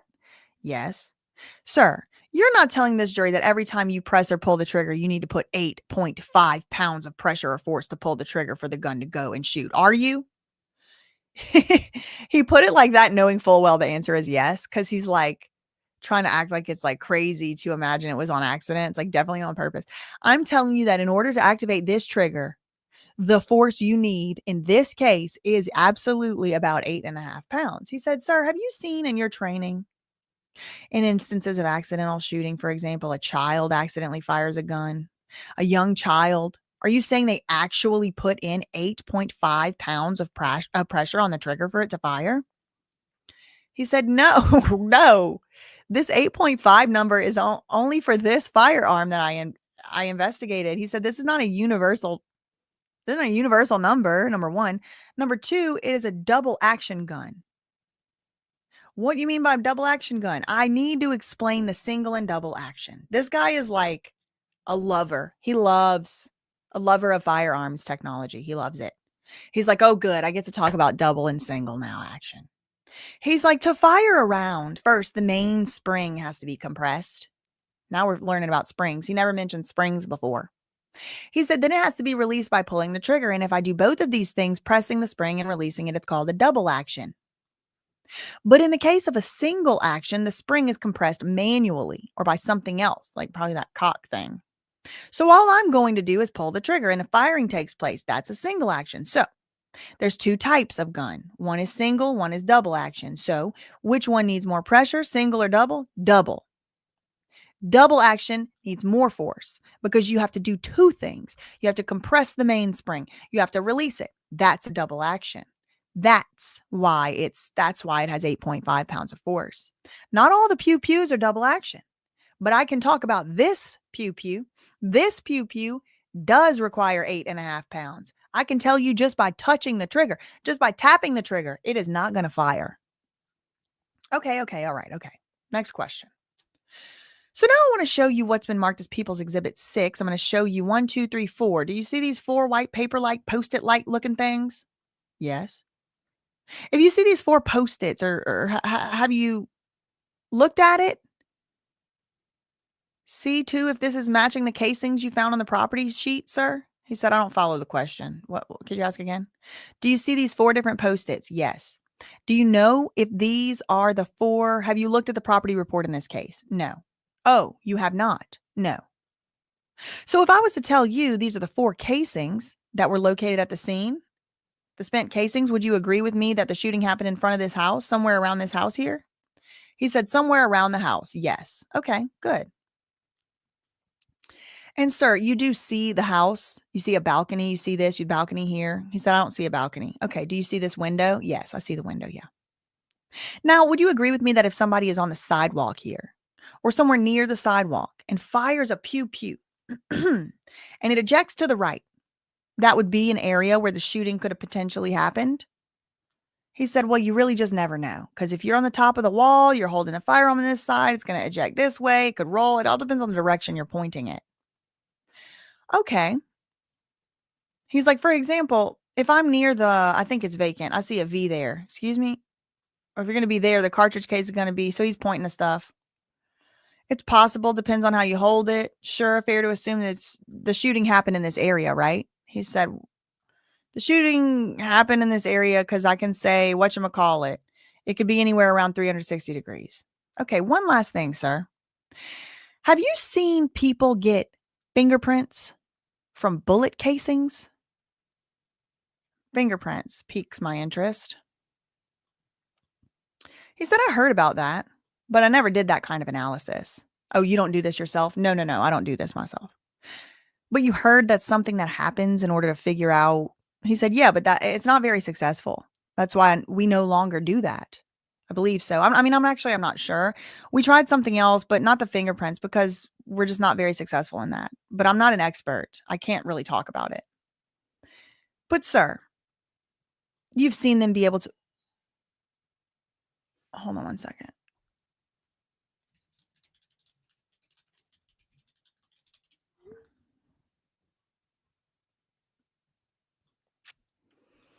I also know where the troubles are collect. Okay. Seen them being able to retrieve fingerprints from bullet casings in the past. I also know there are troubles in collecting them. Motion to strike, answer stricken. Okay. Sir, can you answer my question, please? Yes. Have you seen in your experience and training that bullet casings have been recovered and tested for fingerprints in which fingerprints have been retrieved? He said, I haven't seen anything like that. You never heard that? He said, I heard, but I haven't seen. Well, you don't do fingerprint retrievings, right? Correct. You don't do that kind of work? He said, no, I don't do that. And that's why you haven't seen. I'm asking if you've heard that based on your experience and training. Within your work, do you know of anything about fingerprints being taken off of them? He said, yes, I've heard about that. Okay. And what do you know? He said, well, It's not very reliable. That's what I know, but I don't know for sure.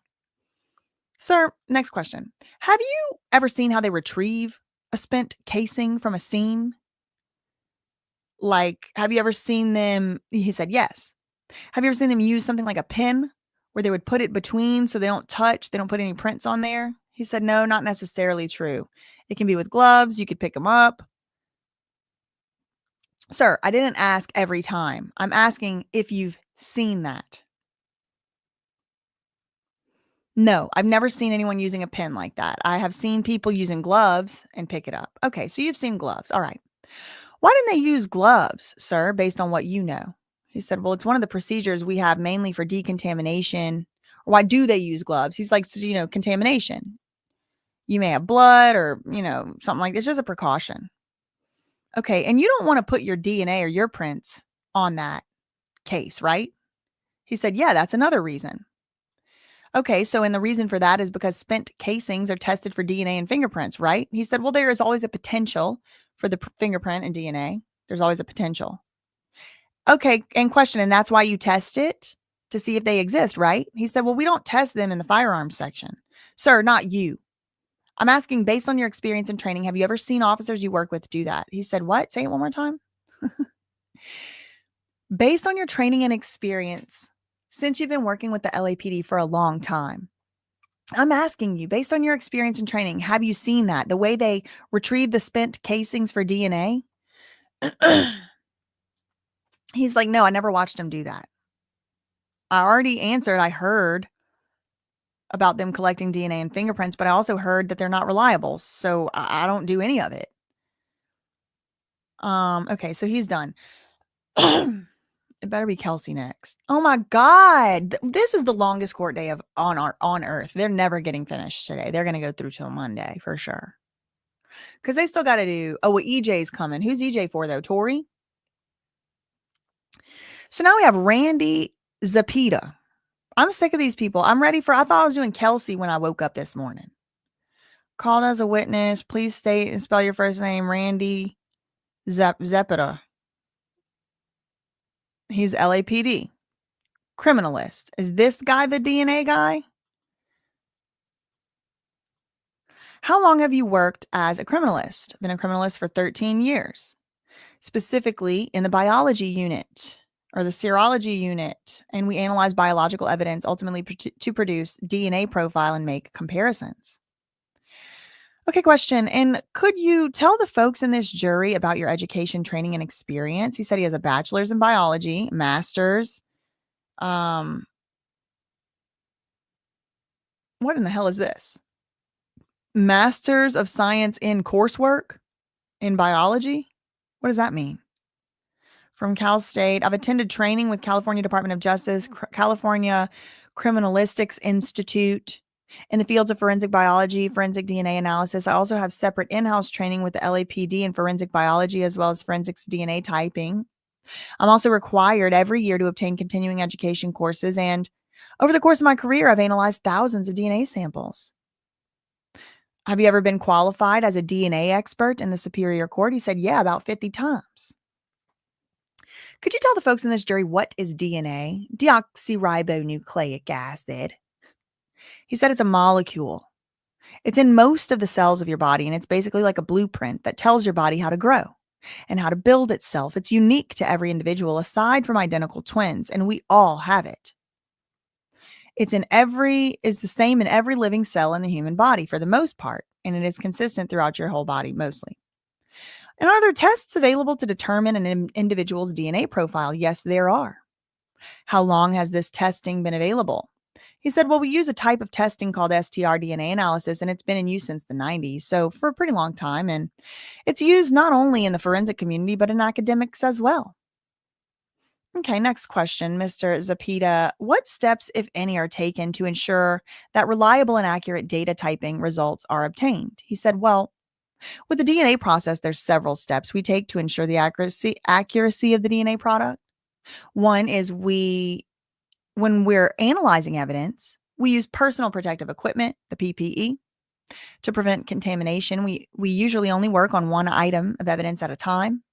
We run controls of the evidence. So the controls are basically positive and negative samples of the DNA that are run alongside the DNA evidence through the whole process to see that one. So they take the DNA from the people. So they just go through all the different ways. Okay, so there's several sources. If there's several sources of DNA, most commonly we deal with, excuse me. This is the question.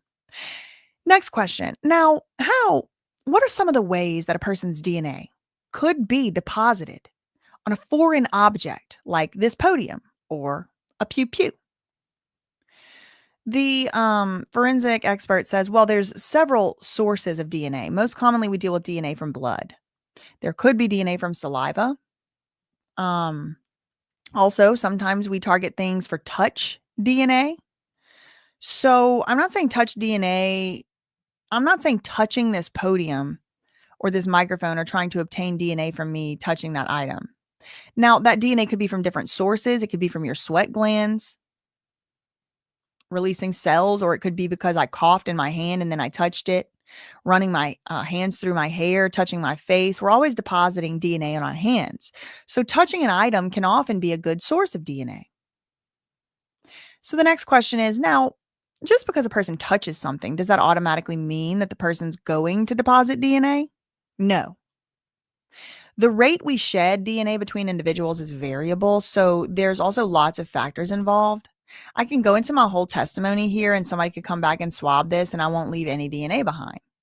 But the DNA from the person before me could be left behind. So it really just depends. Okay, next question. You did some DNA analysis in the case of the people versus TORY Lanez. He said, yes, I did. And did you obtain an oral reference sample from him, like a cheek swab? Yes. And were you able to generate a DNA profile from the reference sample that you received? Yes, I was. And I don't want you to go into too much detail, but what are the steps? What are the steps that are undertaken to generate a person's DNA profile? He said, well, in general, DNA analysis has 4 major steps. The first step is extraction. Once we take the the sample DNA, we extract the DNA from the sample. Basically, it's in a tube. We add some chemicals. We break the cells down. We use a robot to clean up the sample, take everything out except the DNA, and the DNA remains in the liquid. So the next step, we got to do quantitation. So we're trying to measure how much DNA is in the tube. We need to know what amount, because the third step is we have to operate within a range of DNA to get optimal results. So once we quantify how much DNA is actually in the tube, we then move on to amplification. That's basically where we're making copies of the DNA in the tube. Y'all knew that's how they did that? Thank you, Lekha. I haven't been following you long, but after your Damori Hadley video, in this case, you've got a forever listener out of me. Aw, thank you. Thank you for the 999 super chat. Thank you. That's so sweet. Thank you. Oh, Tia emailed it to me. I'm way past Kelsey. Okay, well, I mean, at this point, I'm going to keep going. I'm going to have to get back to Kelsey. Because we like, throat deep in the middle of the damn DNA, man. I mean, we just got to keep going. But we're also, I can't be way past her. Maybe like one day. I mean, I just have these, I just got these, from Kaylee. So whatever I have in order, that's where I start. And I obviously am not about to read like 175 pages before I come on live. It's kind of like a reaction. So we just have to go with it. We're also attaching fluorescent marker because this is all the same document. I opened up this document this morning and I started reading. I haven't opened up anything new. So I'm just going in this order.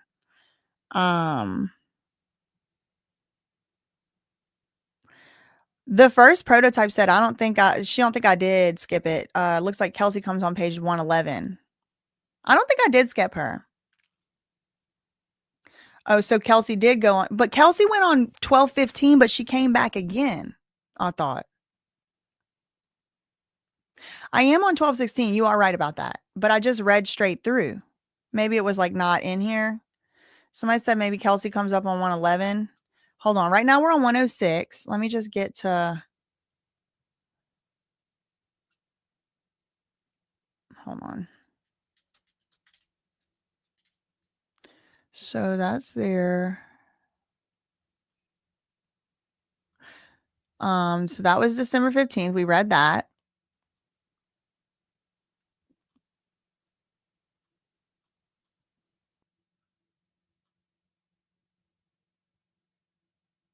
I don't know. I guess so. Kelsey was on what, the 14th and 15th?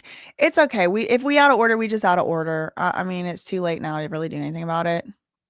I'm already confused enough. So we're just gonna go through with this DNA expert guy. Okay. Criminalist. DNA molecule. I think I was on 106. Yeah, touch DNA. Yeah, okay. So, okay. And all this is done in the lab? Yes. So what did you do after you obtained the DNA profile for Tory Lanez? Did you compare it against any items of evidence? Yes. I also produced DNA profiles for 2 items of evidence. A swab of a handgun and the swab of a magazine. Okay, let's start with the magazine. Did you compare the DNA profile from Tory Lanez against the profile from the magazine? Yes. Okay, so maybe it's better to start off first to describe what was the profile you were able to generate from the magazine. Can you describe it? He said, so from the magazine,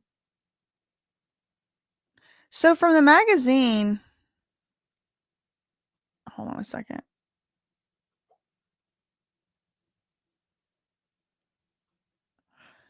And when I say magazine, I'm talking about a firearms magazine. From the magazine, I obtained a DNA profile that was consistent with the mixture of 4 contributors. That means DNA from that magazine was from at least 4 different people.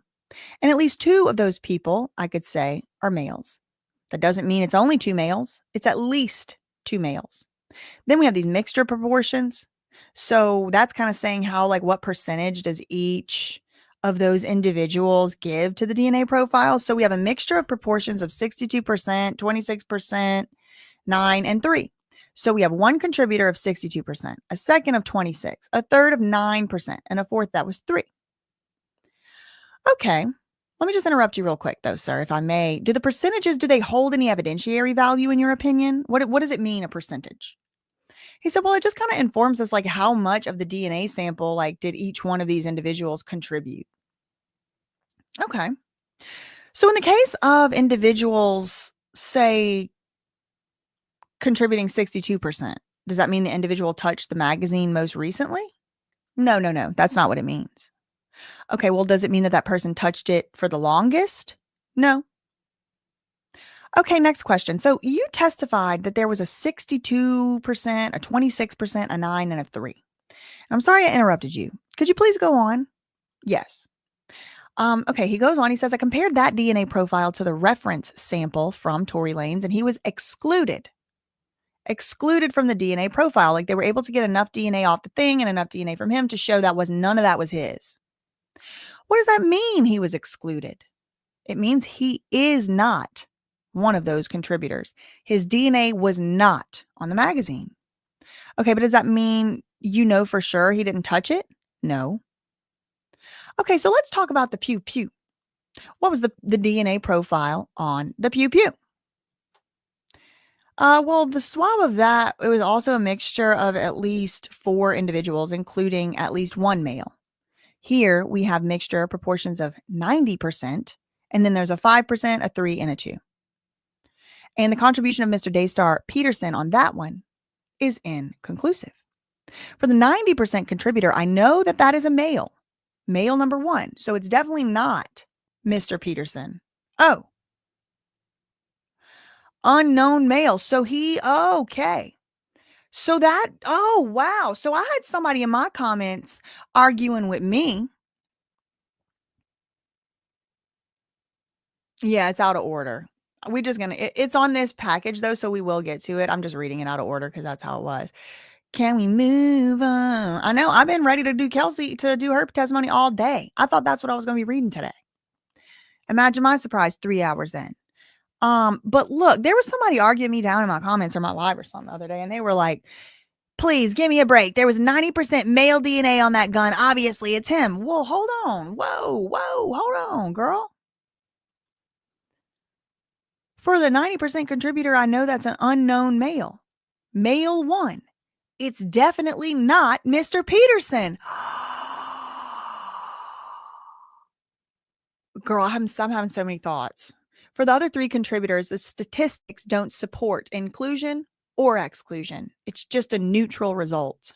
It can't be excluded as one of those individuals, but it also can't be included that it was him. It's inconclusive. I really can't say anything as to his inclusion. Okay, Mr. Zapita, I'm sure you've analyzed DNA swabs from loads of firearms. Is that accurate? Yes. So is it common in your experience to see firearms with complex DNA mixtures from multiple individuals? Your Honor, argumentative, assumes stuff not in evidence. No, overruled. Okay, yes. Firearms evidence oftentimes can result in mixture profiles. Okay, and the prosecutor goes on, just so we're clear on this, because I think, instinctually it's confusing. So in the case of a handgun, you have a contributor who deposited 9%. Another person deposited 2%. And then two other people are like 5 and 3. Yeah, that's the case here. Okay. So the person who left the 2% could have touched the pew pew more recently than the 90%. Yes. The DNA analysis system that we use doesn't actually say when the DNA was deposited or how long it's been there. All it says is that that DNA was present on that item. And when a swab is taken of a pew pew, how much of that is actually swabbed? He said, well, in general, when we swab it, we will swab all of the textured surfaces. So a majority of the pew pew. Okay, next question. Then what about the non-textured surfaces? Those, you leave those alone? He said, well, it depends. Sometimes where you're also analyzing for prints in a different section, but the textured surfaces are usually the parts of gun that are going to grip, where you come into most contact with it. So that's usually where we do direct the swabbing. Thank you. No further questions. Okay. So the cross-examination starts. Good afternoon, sir. Good afternoon, sir. You stated that for the magazine, there's 4 contributors. Yes. And my client was excluded from the magazine. Isn't that correct? Yes. And just so I understand, before you go into that, you gave an example. You said touch DNA could sit here and testify and leave your DNA might not be there, right? He said, that's right. But the person who testified before you, his DNA may be there. Isn't that right? He said, yep. And the reason for that is because you may, for example, right now have your hands on your lap, correct? Yes. And your hands aren't touching anything or touching it for an extended period of time, right? He said that is correct. So if I sit here right now and my hands are in my pocket, you don't expect me to leave DNA unless there's blood or sweat or something like that, right? He said, yeah, unless I'm like speaking. So yeah, I mean, if you spit, if I touch something, for example, a magazine, I'm touching it, I'm loading bullets in there, I'm putting multiple bullets, I'm holding a magazine, I'm putting multiple bullets in there, correct? He's like, are you giving an example? I really don't know. What's the question? He said, do you understand what I'm saying? Yeah. You're loading a gun. Okay. So it's not the same as me sitting my hands in my pockets or sitting and I'm not touching anything, only I'm not touching it, I'm holding it, I'm using force, I'm touching the magazine, I'm putting bullets. You would expect some DNA to be on there, right? He said, oh yeah, I would expect you may leave behind some DNA, but it's not guaranteed that you will. Okay, so if it's, for example, an item that is my item versus an item that comes across, I may touch it for a second. Then I might have DNA on there. That's not my stapler, but I pick it up, I staple something.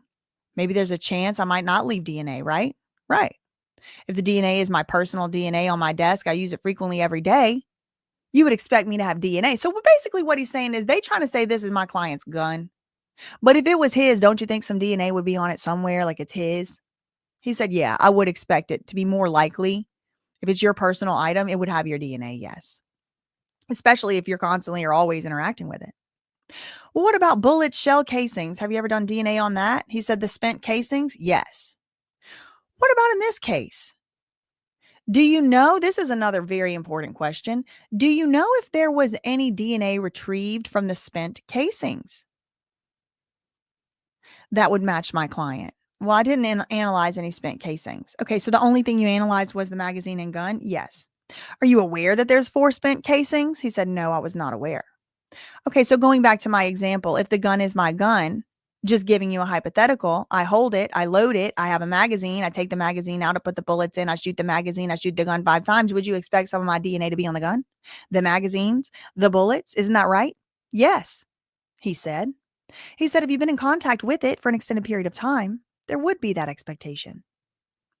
Okay, so now it's if it's your gun, for example.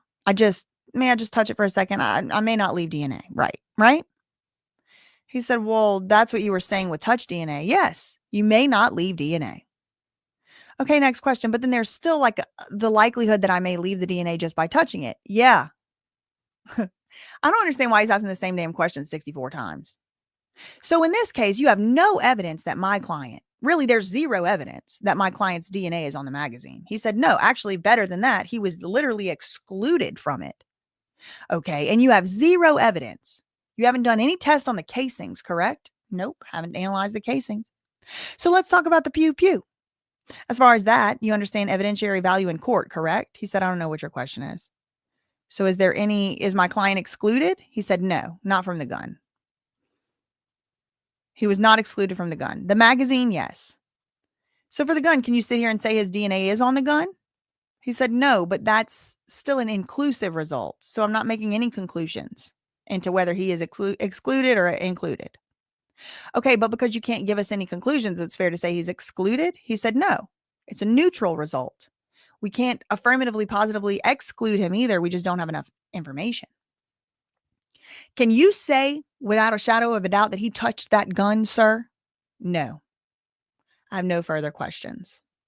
So I was told that Kelsey Harris starts on page 111 and I am on page 116. So I guess that was fake news, but I told you I'm keep going. I still got 60 more pages. Kelsey better come up. You have tested that it's common. Okay, so here's the redirect, the prosecutor. Oh yeah, that was right. You've testified that it's common to see firearms with complicated DNA mixtures involving several individuals. Do you recall that? He said, yeah. And in your experience, why is that? He said, because firearms generally tend to be handed around a lot, especially the types of firearms evidence that we see. And just following up on counsel's questions, can you say to this jury that the defendant did not touch that gun? No, I cannot. Thank you. Anything else? Tory Lane's lawyer? Oh, you know he's going to come back up after that. He said, oh, yeah, I'm coming back up. Sir, another question here. The purpose of DNA is to try to figure out if it's like a tool, right? To figure out if that person potentially touched a gun, right? That's like one tool used by the LAPD to determine if that gun belongs to somebody, isn't it? He said, I would say the purpose of DNA is, I would say, from my perspective, to analyze an item and to make an objective comparison. I'm not trying to say whether somebody handled it or not. I'm just saying whether their DNA might be present or the DNA profile that's present is consistent or matches somebody or if a person is excluded. Okay, but, and this is Tory's lawyer, he says, but working with LAPD, the reason LAPD does the DNA is to match, to see if that gun belongs to someone, right? To incriminate him or exonerate him, right? He said, well, from my point of view, it's just to make comparisons. I mean, don't be stupid. The answer is obviously yes. Next question. Your job is to make a comparison and to give it to somebody to try to figure out if that exactly exonerates somebody or incriminates them. He said, yeah, I mean, sure. Okay, so then to give that to an officer and then you would determine if that incriminates or exonerates somebody. Yeah. He said, ultimately, our client is the investigating officer. They're the ones that we author our reports and we send to the investigator.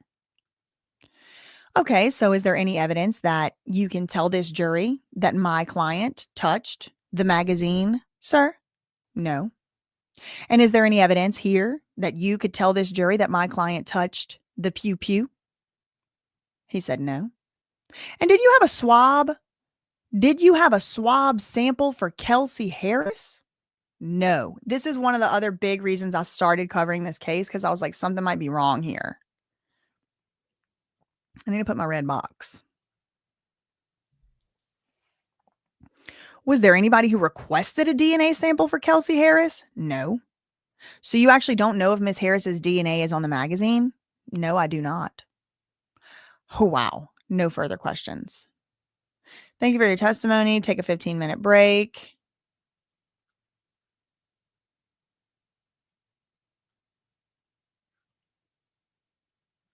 Are you freaking serious? Okay, no, I'm not doing this. I'm going to Kelsey. Hold on.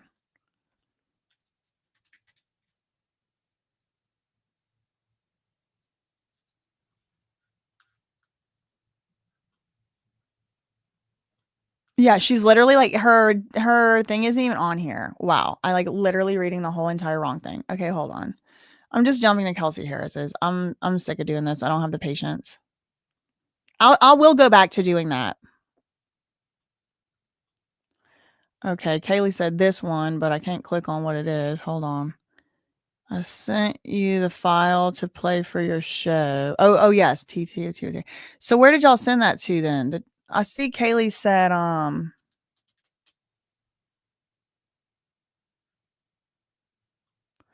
you replied to a thing, but it's not letting me click back up on that thing.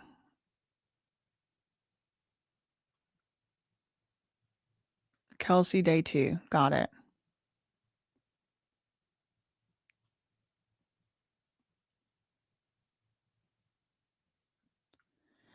Some of the stuff I get in my email inbox, I should be able to sue for damages. I mean, it is crazy the things that people find it upon themselves to try and ask me. Okay.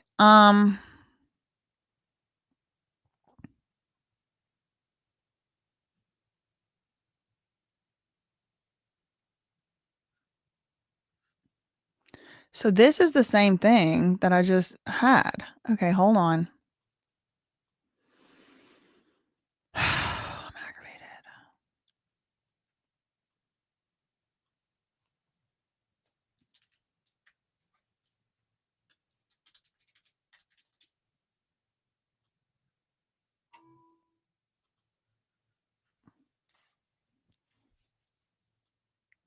I'm just putting it in its spot, and then we're going to start the Kelsey one.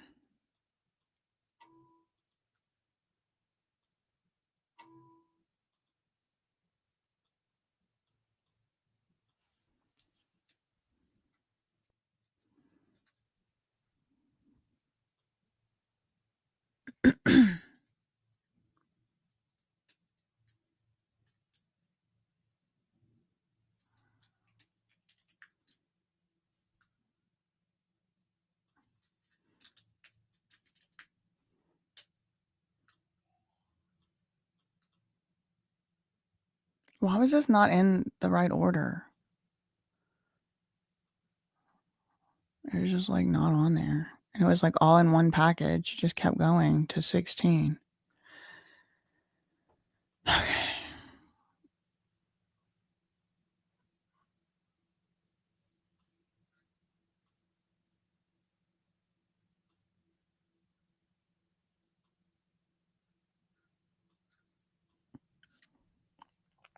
Okay.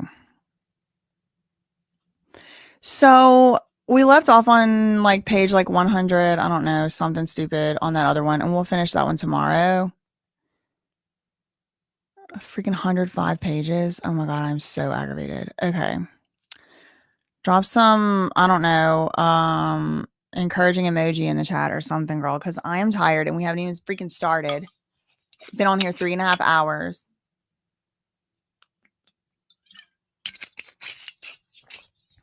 But I'm trying to catch up before Monday. Another 100 pages. Oh my God. I don't know if I can do it. Okay, here we go. Okay, Kelsey's were sent to you and X. That's why the confusion. Oh, I were reading it from there yesterday. What? I don't know. I don't know how y'all have this stuff organized. It's very confusing. Thank you for the $4.99 pound and for sending over the stuff. I'm so aggravated. Oh my God, I'm so freaking annoyed. I've just been like needing to go like run some errands for like literally days, and I'm just like not done by close of business every day. So it's just stressing me out. Okay. Anyway, here we are. 3.5 hours in. I guess we'll get started on what the point of the video was. So she's under oath. Okay. You're still under oath. We talked a little bit about immunity yesterday. So who's talking to her? Hold on. She's still on direct. Should be.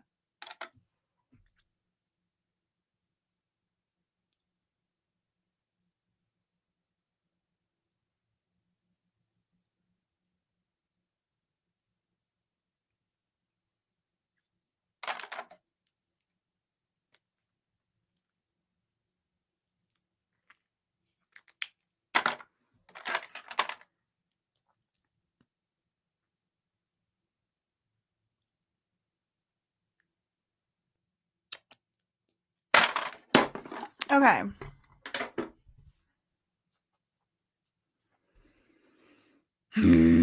Okay, she's still on her direct examination. The prosecutors are still talking to her. Ma'am, we talked a little bit about use immunity yesterday. Do you recall that? Yes. Do you understand that you have use immunity? You're testifying under a grant of use immunity today. Do you understand that, ma'am? Yes. And you understand you're testifying under use of grant immunity does not mean absolute immunity, right? You understand that? She said yes. And you understand that you don't have immunity to perjure yourself on the stand? Yes. And you understand that use immunity only gives you immunity as to some of the things you say on the stand unless you perjure yourself, correct? She said, yes, ma'am. Okay, Kelsey, would you agree that Megan was shot that night? She won't even agree with that. She said, her team told me she stepped on glass, so I really don't know. Well, at some point you acknowledged that she was shot. Isn't that right? She said, well, that one was assumption. Okay, did you hear gunshots that night? Yes. And you saw her limping right after the gunshots, didn't you? No. You didn't see her limping or crawling away to the driveway? She said, I can't tell you how she got to the driveway. Oh my God, we're back on this planet. Oh my God. And you saw that at some point she clearly appeared injured in some way, right? She won't even say yes to that. I mean, it's so bad faith. But you didn't shoot her, correct? No, I did not. So who shot her? She said, I don't know. Now you wanted to plead the fifth yesterday, isn't that right? Yes, ma'am. Why? She said, that way I don't incriminate myself. Oh my God. Incriminate yourself of what? Your Honor, I'm going to object. This has been asked and answered. Kelsey said anything that I was not truthful about. Okay. Well, okay, hold on. You're truthful about the fact you didn't shoot Meg, right? Yes, ma'am, I didn't shoot Meg. So you're not incriminating yourself because you didn't shoot Meg, right? I'm sorry, say that again. She said you're not incriminating yourself with respect to who shot Meg, right? No, I did not shoot her. Okay, so what are you not being truthful about then? She said the events of the night. What part? What exactly about the events of the night are you not being truthful about? She said, I mean, I can't recall, the whole night due to alcohol. Isn't it true? You wanted to plead the fifth because you didn't want to testify? She said, yes, ma'am. Isn't it true you wanted to plead the fifth because you didn't want to be here? Yeah, I would prefer not to be here. I told you what I'm dealing with. Isn't it true? That's why you pled the fifth because you didn't want to be here? She's like, I mean, I guess there's a lot of reasons. I mean, I really don't know, I guess. Okay, so isn't it true that you didn't want to be dragged into this because you've been harassed? You've been threatened? And that's why you pled the fifth? Your Honor, I'm objecting, but he overruled it. Are those the reasons why you wanted to plead the fifth? She said, I have been harassed by, many people, many a people. Okay, is that why you pled the fifth? Because you didn't want to have to deal with this? She said, I don't want any involvement in this, and I have a life going on. Isn't it true you're pleading the fifth because you don't want to be brought back into the limelight? Your Honor, can we approach? The court said no. Oh my God. The Kelsey's lawyer, Nardoni, wanted to approach, and the judge said no. Shut up, sit down. Can I consult with my client then? The judge said, sure. I'll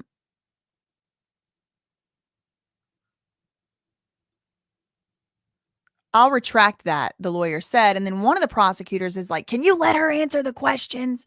And the other prosecutor's like, go ahead and answer the question. And they talked off the record. Go ahead and consult with your client. So one is like, can you let her answer? And the other one's like, okay, you can talk to her. The court said, for the record, the witness has had an opportunity to speak with her counsel, and you can re-ask the question. Okay, right. Isn't it true that you pled the fifth because you didn't want to be brought back into the limelight? She said, I disclosed prior to the judge why I took the fifth. And the prosecutor said, yeah, and I'm asking you right now a new question.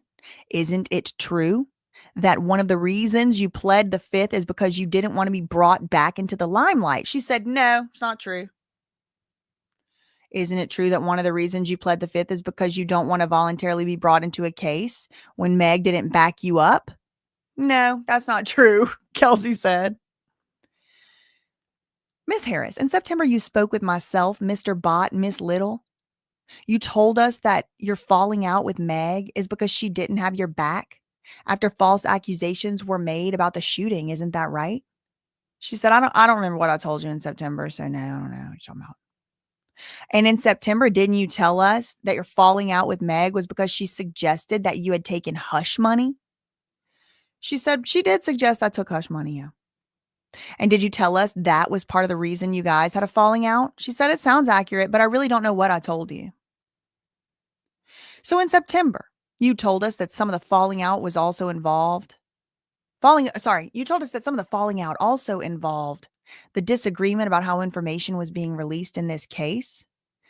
Disagreement about how information was being released. She said, what? Say that again, what?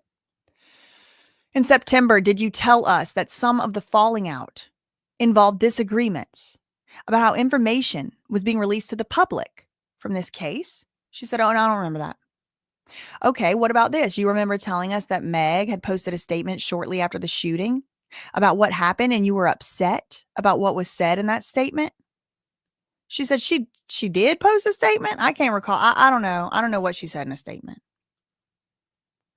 Okay, well, do you recall actually pulling up that statement in the interview and going over it with us word for word? No, I don't recall. And do you recall that?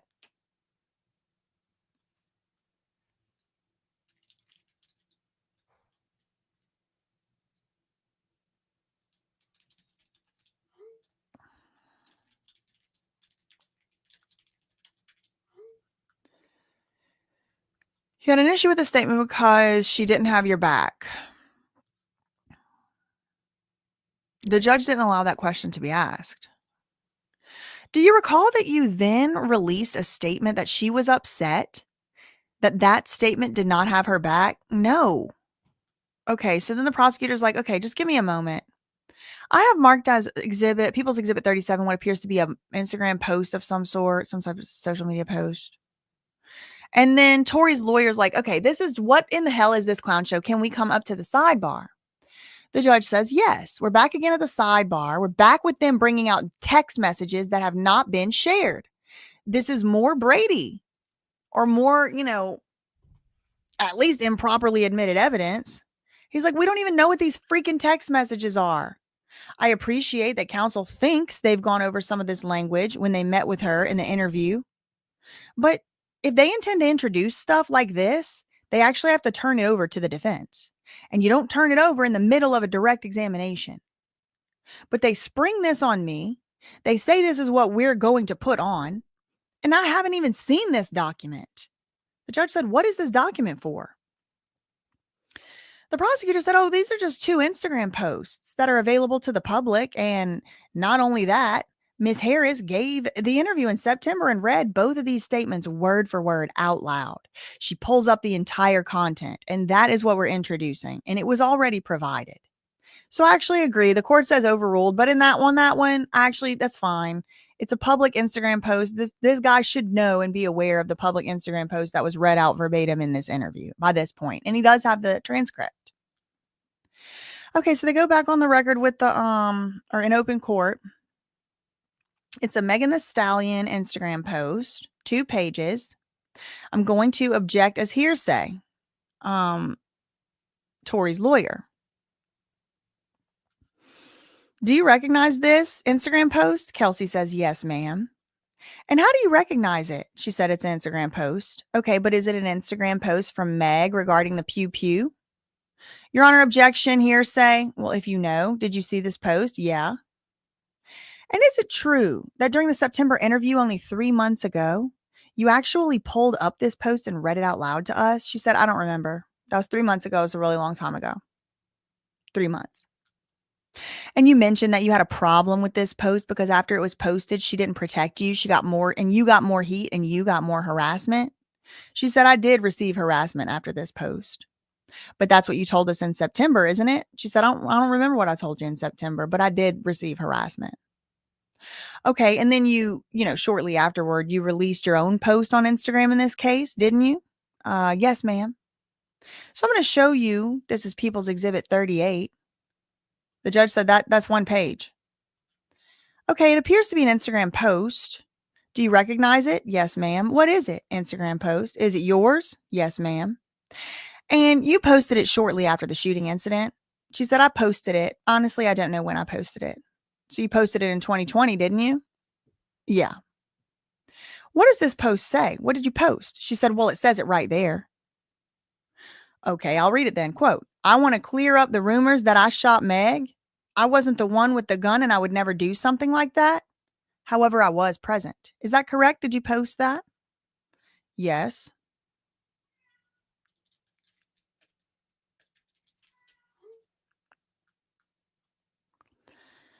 And you said that after you posted this, Megan was upset about the post? Yes. And why was she upset? Objection, Your Honor. Calls for speculation about why somebody's upset. Sustained. The judge sides with Tory's lawyer. Did she tell you why she was upset? Hearsay. Sustained. Doesn't let that question get asked either. Okay, okay, fine. After she was upset, what happened to your relationship, like between you and Meg? Object. Assumes facts not in evidence that they had a relationship. Okay, so you can answer. The relationship was weird way before this post. Okay, next question. That was one of the things that contributed to the falling out of your relationship with Meg, isn't it?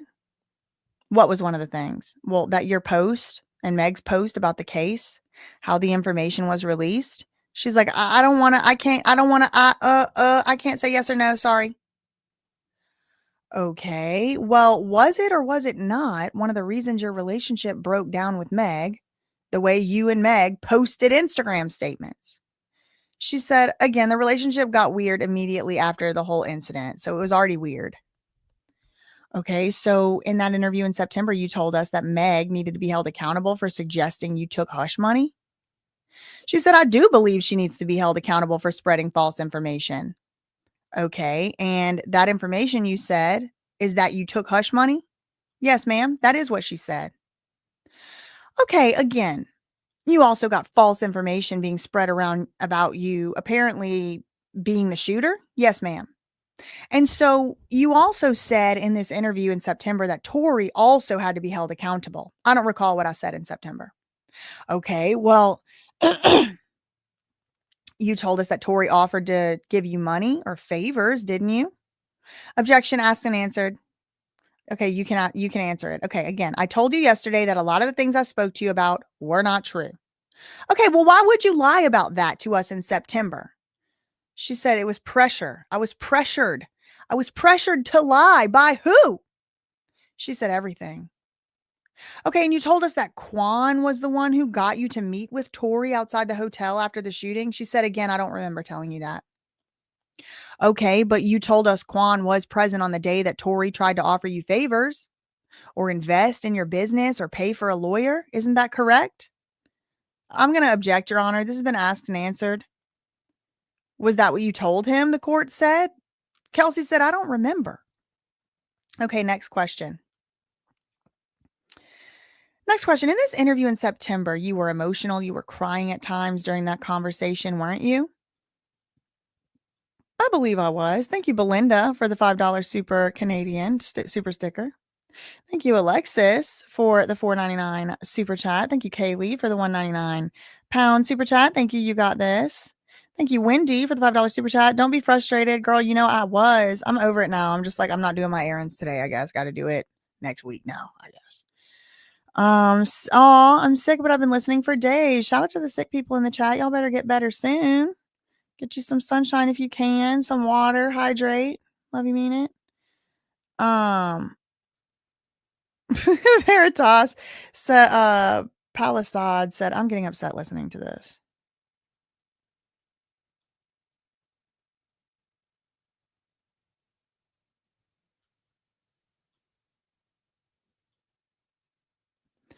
Okay.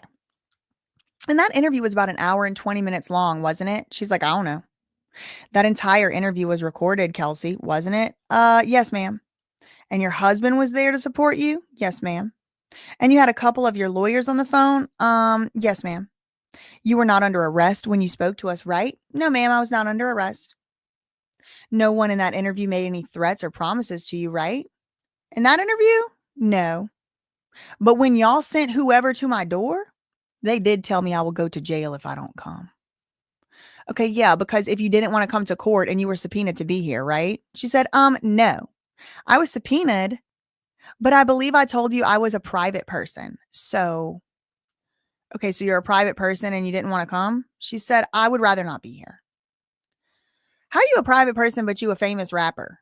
That, like, y'all, like, at some point you do have to know, like, if you thrust yourself upon the public, you're a public figure. You're not, you can't say I'm a private person. Now, do you want to be having your door banged on by people and say threaten to go to jail? Hell no. I'm sympathetic to that.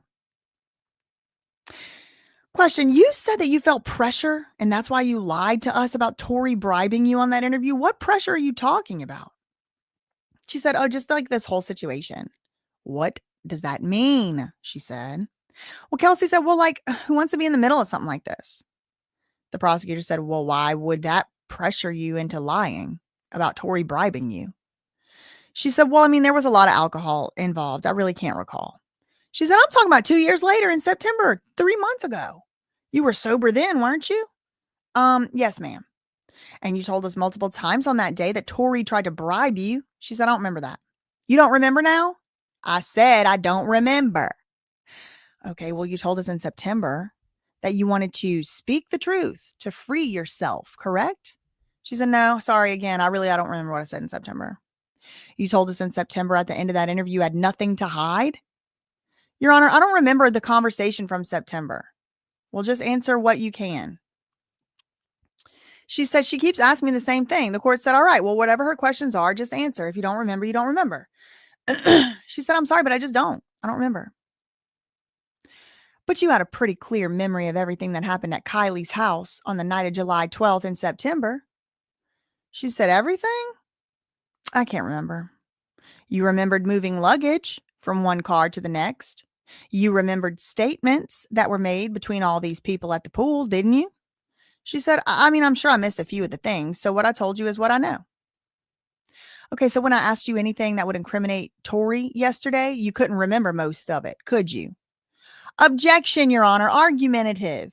And then the lawyer said, and then the judge actually said, you can't ask that because the lawyer's out getting a little sassy. Oh, well, all of a sudden, when I asked you yesterday, any question that could incriminate Tory Lanez, all of a sudden you couldn't remember. The judge is like, you can't ask it like that. Okay, fine. Next question. Well, you didn't want to testify when I asked you that TORY threatened to shoot you, correct? You didn't want to testify when I asked you TORY threatened to pew you. Sorry, what? Say it again. You didn't want to testify that TORY threatened to shoot you, did you? She said, I don't when I asked you if TORY pewed you, you tried to plead the fifth and asked the judge if you had to answer. Isn't that right? Sorry, what? God, this poor girl. They need to decommission her. They need to put her out to pasture. Just let her live the rest of her days in peace and harmony because the girl's frontal lobe, it either works too good or don't work at all.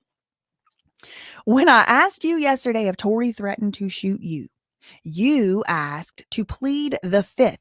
You asked the court if you had to answer the question. Do you remember that? Kelsey said, honestly, my mind is just, fogged up. So no, I don't remember it. No. Okay. So is it usually fogged up? And she said, and it's usually fogged up when I'm asking questions that have to do with what TORY did that night. Right?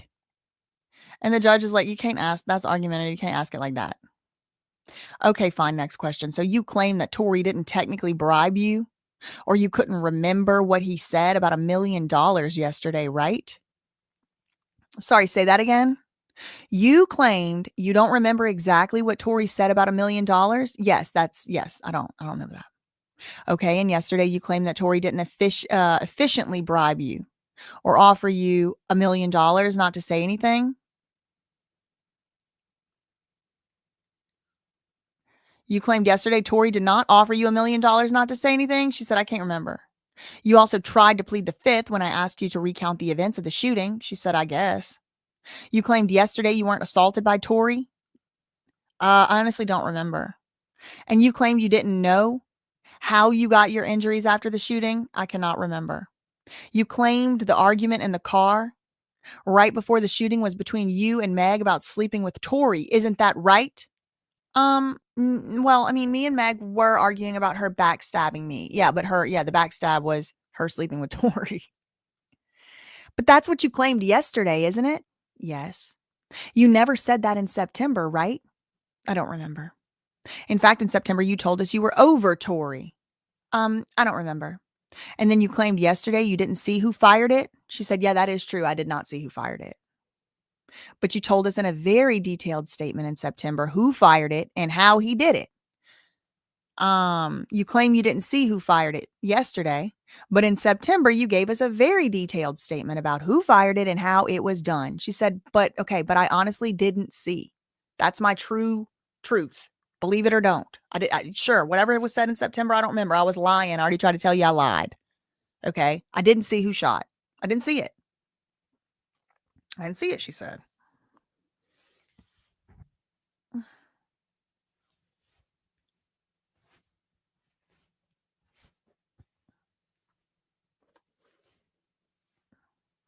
And the person you told us in September was TORY over and over again.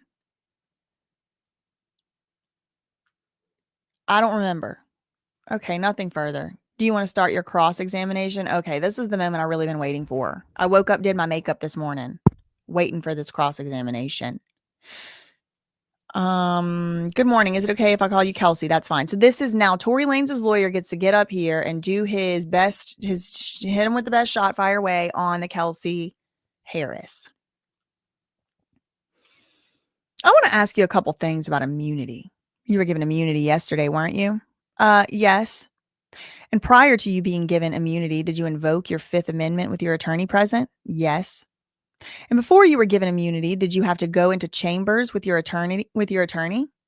So she went back to the judge's chambers with her attorney to do this immunity thing. Yes. Did you have to meet with the judge and your attorney and discuss why you're invoking your Fifth Amendment right? Yes.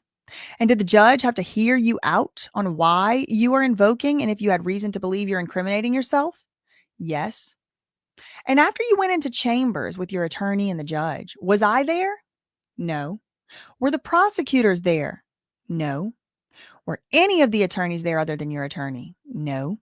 So the only person in that chambers was you, your attorney, and the judge, correct? Correct. And the jury asked you why you would be invoking your Fifth Amendment right. Yes. And you had to go into detail about the facts that you're concerned that you may be incriminating yourself about, right? Well, where's all this paperwork? Kaylee, girl, send me that one. T with Tia, send me that.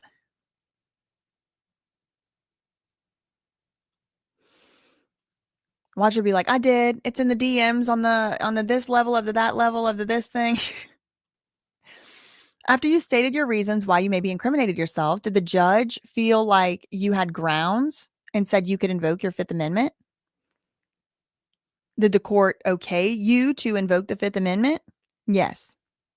Prior to you going to chambers and meeting with the judge with your attorney, were you allowed to invoke your Fifth Amendment?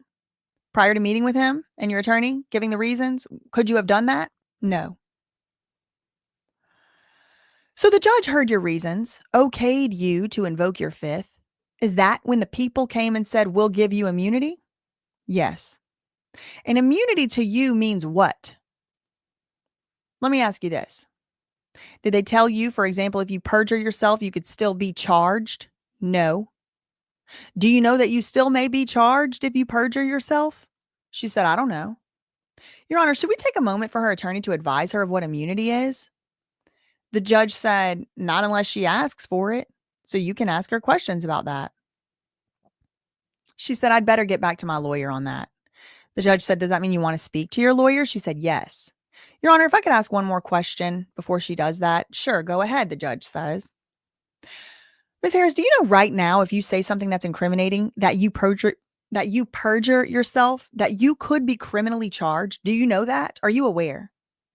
She said, no, right, no, I don't know. The court says, do you want to speak with your lawyer? She said, I want to speak to my lawyer. Yes. So then her lawyer comes on. They confer off the record. Do you want to step into the hallway? Yes. All right. So then they do a sidebar.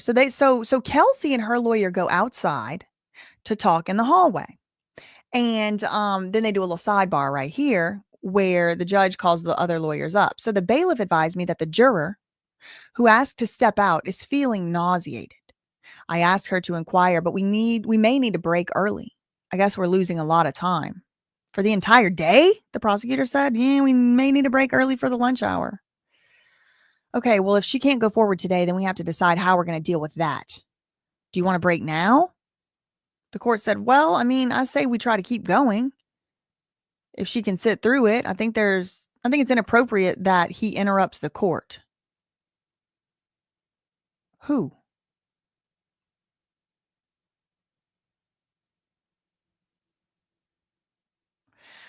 So Tory Lane's lawyer says, I think it's inappropriate that he interrupts the court. Oh.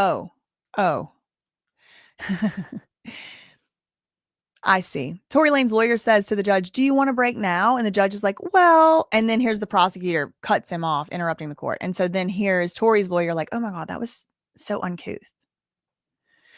Judge said, let's see if she can sit through it. I'm waiting to see what she says. I'm bringing it up just so you know.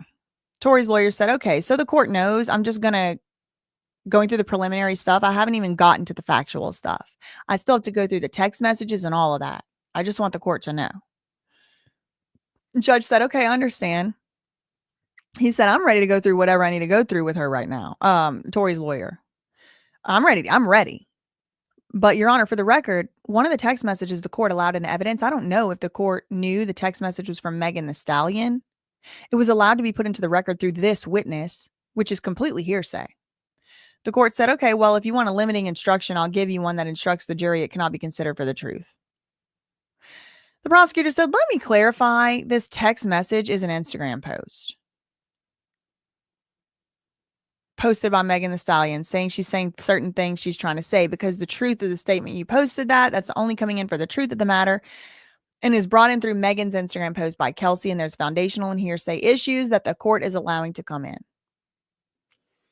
The court said it's relevant only as to how it explains the nature of their relationship and how it changed. But like I said, I can give you a limiting instruction that they're not to consider that. He said, but we don't know when that message was sent. There's no date.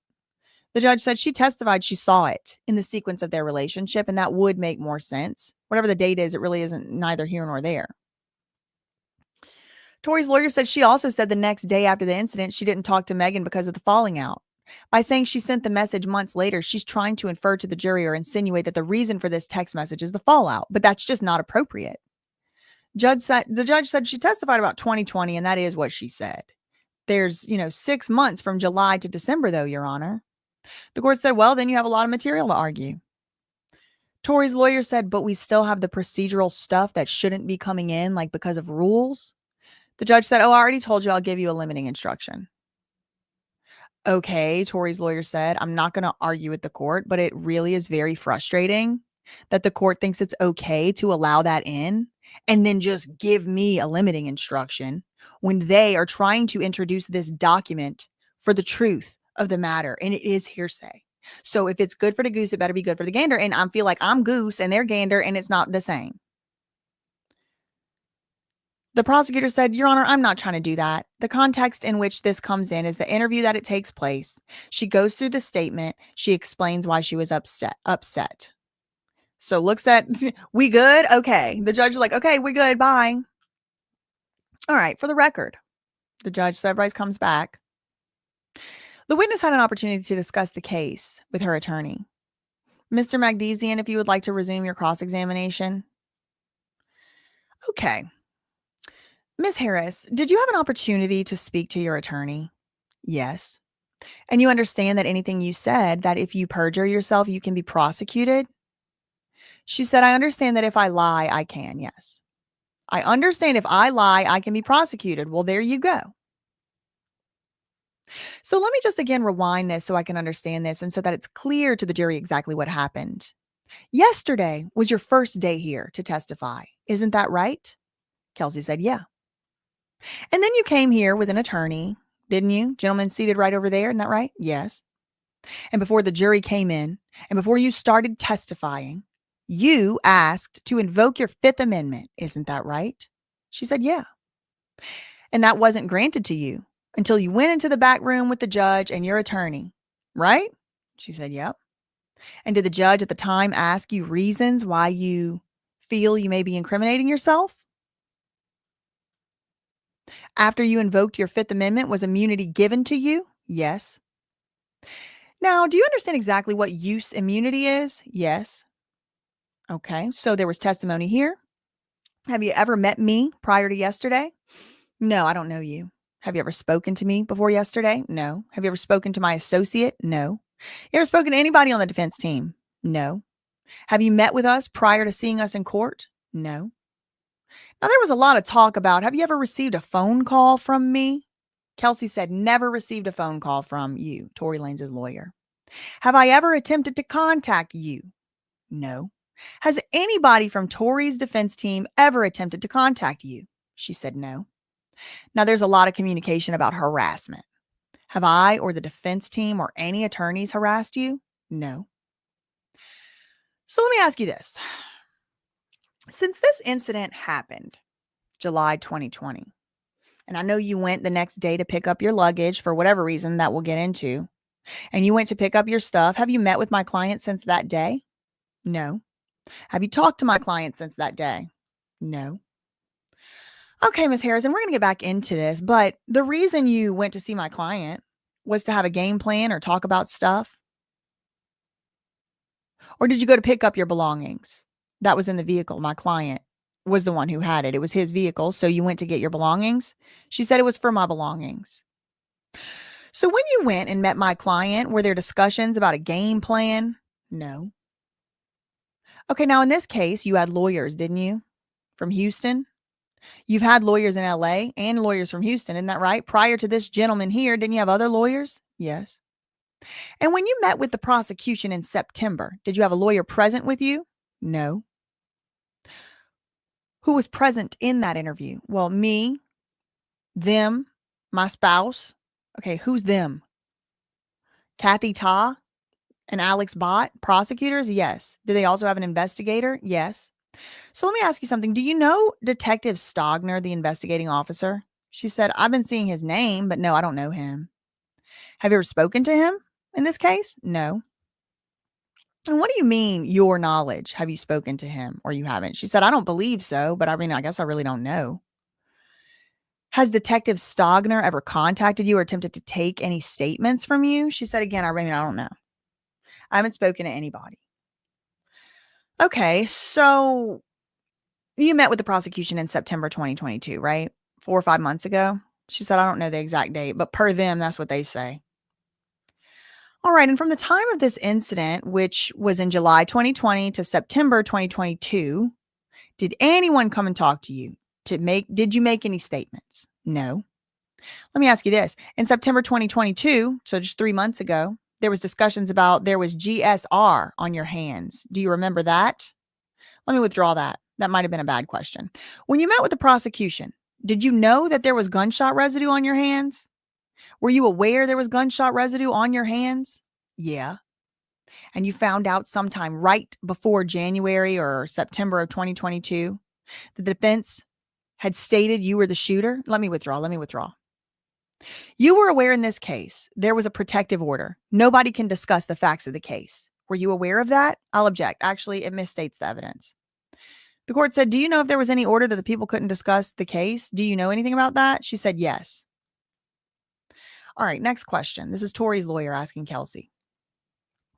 Now, sometime before September 2022, right before you were aware that the defense theory was that you were the shooter. Again, if the defense theory is she's the shooter, they have some problems about that DNA evidence, that fingerprint evidence, excuse me. They never asked the right question, they say.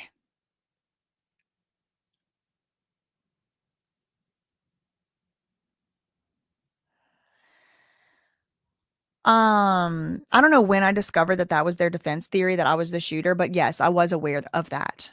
And you discovered that prior to your meeting with the prosecution in September 2022, didn't you? So when you were sitting there in 2022 talking to them, you already knew there was gunshot residue on your hands too, didn't you? She said, yeah. And the prosecution wanted to meet with you. Isn't that right? Yes. There's a lot of talk about pressure and subpoenas that were served. Did my client pressure you at any time in this case? No. There's also been a lot of talk about bribery.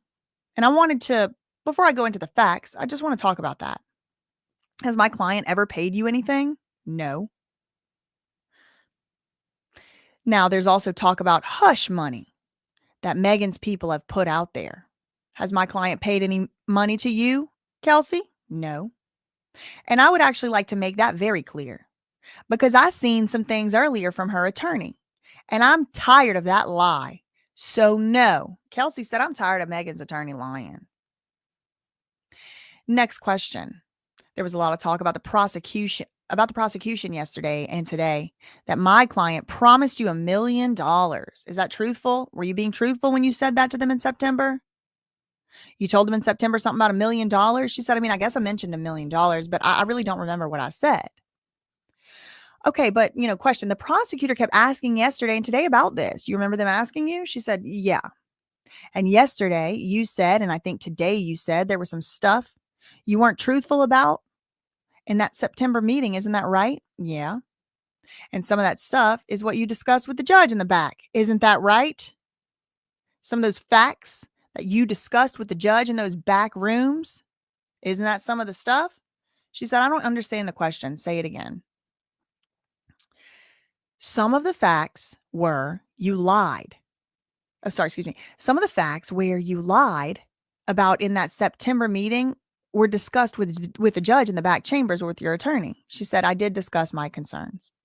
And you admitted you were not completely truthful in September, a few months ago when you met with the prosecutors. Isn't that right? She said, yeah. Did my client offer you $1 million or offer to go into business with you? Did anything like that happen? She said she don't remember. Are you being truthful here right now, ma'am? Yes. Ma'am, let me ask you this. When you met with the state, the prosecutors, the prosecution, their investigator, was Detective Stogner there that day? No. So when you met with the prosecution prior to meeting, I want to go back. Detective Stogner, a male or a female? Male? No. There was a prosecutor investigator that was with them though, right? Yes. And there was some talk about you were threatened or pressured when they served you a subpoena. You weren't served a subpoena to meet with them and discuss the case, were you? She said, actually, I really don't know. So let's put that aside for a minute. I'm discussing when you met with the prosecutors and the prosecuting investigator, you were called by them to meet, right? Yes. Were they pressuring you to meet? She said, oh, yes, they were pressuring. They were pressuring. Were they pressuring you to meet with them to clear up that you are not the shooter? Because the defense theory was you're the shooter? Is that why they wanted to meet with you? She said, honestly, I'm not sure why they wanted to meet with me. Okay, fine. Let me ask you this. Did they ever try to meet with you in 2020? After July 2020? She don't remember.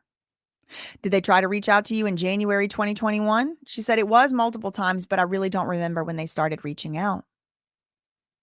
Okay, next question. Did they start reaching out after you found out about the gunshot residue and the defense theory that you were the shooter in this case? Is that when the people started trying to reach out to you to make a statement? She said, I don't really know. Okay, well, they started reaching out this year. They started reaching out this year? She said this year. So it was in 2022 when the prosecutor started reaching out, correct? She said, yeah. Okay, so again, going back to what I said about 2020 and 2021, nobody reached out to you back then. Isn't that right? Objection calls for speculation. Do you remember anyone trying to contact you about the case? She don't remember. Did Detective Stogner call you? Did this prosecutor call you in 2021? Or was all the contacts in 2022? She's like, I'm more familiar with it being this year. Okay, let me ask you this. Did they advise you that it would be helpful for you to meet with them, to say you were not the shooter, to get you out of this case, and to help yourself from this case? Is that the reason you met them? She said, I can't remember. Girl, you don't remember the reason you met with them. I don't buy it. I'm not asking you verbatim, Kelsey. I'm asking you the purpose. Why? The purpose. When they kept calling you to meet, they told you they want to meet, correct? Why was it so important to meet? She said, I don't know. I passed them off to my lawyer at the time. Okay. But when you agreed to meet with them, yeah. So you agreed to meet with them to help yourself. So nobody can accuse you of the shooting. Isn't that right? That's why you agreed to meet with them. She said, I mean, I can't tell you why. I mean, I don't know. Okay, so you didn't agree to meet with them in 2020 or 2021? You only agreed to meet with them in 2022? After you found out about the defense prosecution?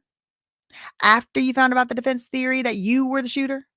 And after you found out about the gunshot residue? She said, I mean, I guess if it was after the defense theory, then yeah. Okay, what about next question? Your goal in that meeting with the prosecutors, did you feel like the prosecution was pressuring you to meet with them and make a statement? She said, I felt like I had to. So yeah, she didn't feel like she had a choice. Is that because of what the prosecution was telling you? She said, yes. And you agree with me that nothing changed from you not wanting to meet with the prosecutor in 2020 and 2021. Nothing really changed beside the fact that you found out, the prosecution found out about the defense theory. Isn't that right? What do you mean nothing changed? He said, well, nothing changed from you not wanting to talk to these people in 2020 and then agreeing to meet with them in 2022 because they told you the defense is trying to point the finger at you. Isn't that right? She said, yes. Okay, finally. That was like 15 pages of pulling teeth. But this is the patience you got to have if you're a defense lawyer. My God. Jesus. Finally, he gets it out of her. Finally, he gets it out of her.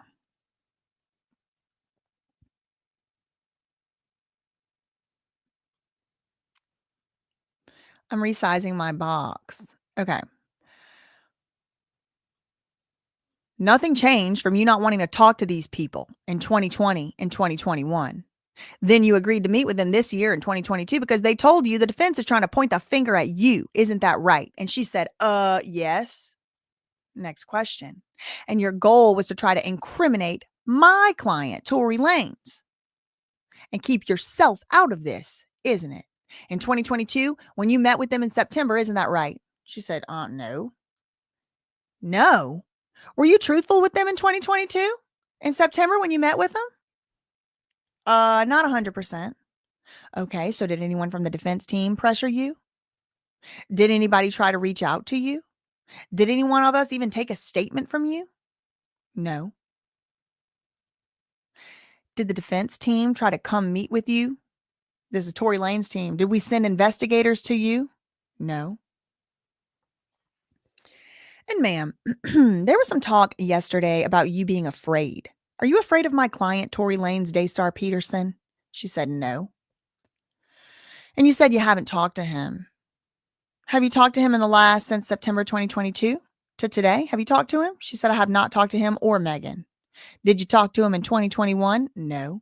Did you talk to any of his people in 2022? No. Have you talked to his attorneys from September to today in trial? Have you talked to anyone since September 2022 to today? No. Have you talked to an investigator with the defense team from September 2022 to today? No. Did anybody approach you, offer you money, bribe you, do anything to come into court and testify a certain way? No.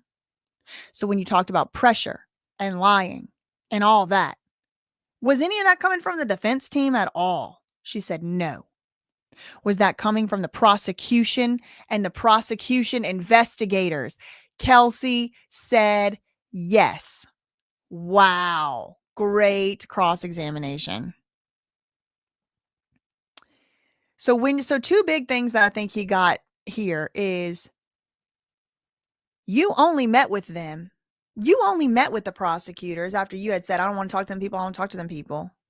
Once they told you were going to be the one blamed for this shooting, Tory Lanez and his people were saying you did it. Once you found out you had a positive gunshot residue test, then you wanted to testify? She said, yep. That's one of the big ones so far. And then the pressure. She's saying, I felt pressure to lie. Pressure from the prosecutors. And was the pressure coming from the defense team, Tory Lanez team? No. That's very important. They took the break.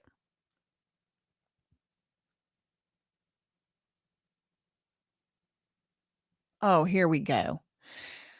Your Honor, the prosecutor said, Tory's lawyer's questioning impugned the integrity of the district attorney's office. He opened the door to the entire interview being played to show that we acted in good faith. We did not pressure her in any way. We told her to tell the truth, be honest, be accurate. The fact that he's up here maligning our integrity as prosecutors is unacceptable. It's unprofessional and inaccurate. Tory's lawyer said, whoa, hold on. Judge said, all right, hold on. We're not going to get into this right now. Why don't you give me a copy of the interview? I'll listen to it and we'll talk about this later.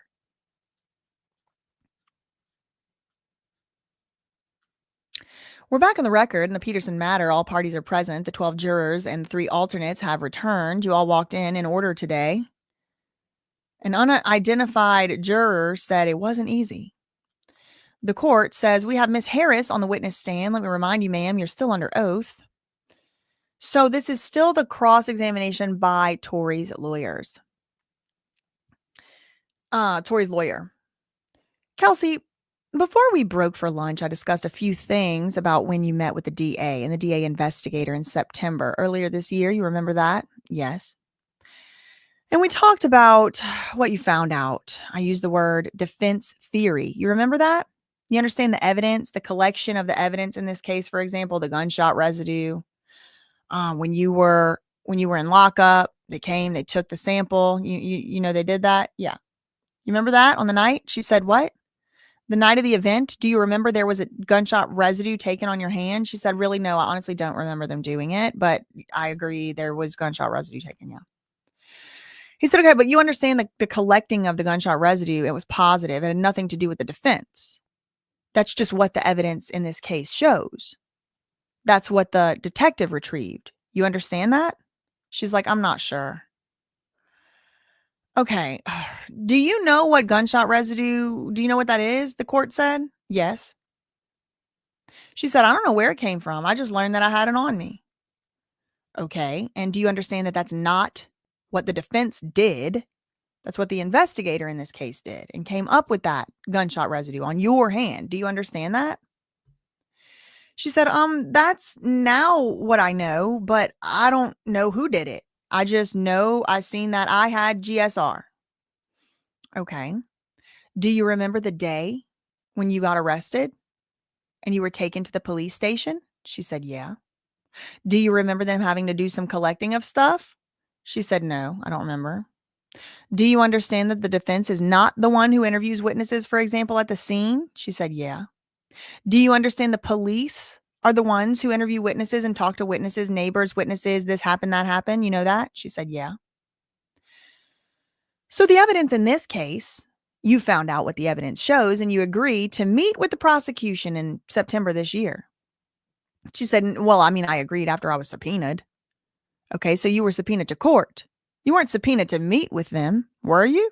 She's like, oh, right, yeah. So when you met with them and you made a statement, it was your impression that once you tell them what you tell them, you're done with this case. Is that what you were led to believe? Once you tell them what you tell them, you are done with this case. She didn't want to come back here. She thought she was going to get away with just this little meeting in the back rooms and not have to testify.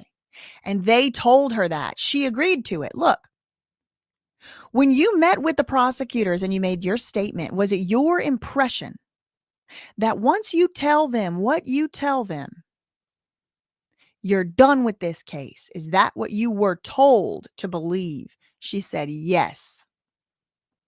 Did you believe that you were still going to be coming to court and testifying under oath? Or did they tell you that if you Say what you needed to say.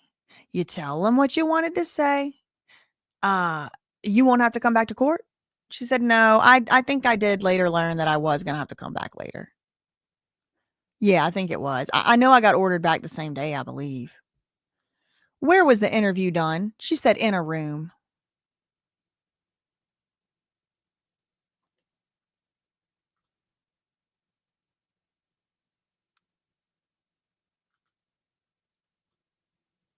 Shout out to Amanda is awake, becoming a member. Where was the interview done, Kelsey? She said in a room. In a room. Where in a room? In LA? The DA's office? She said, I don't know where it was. Was it in this building? She said, I don't think so.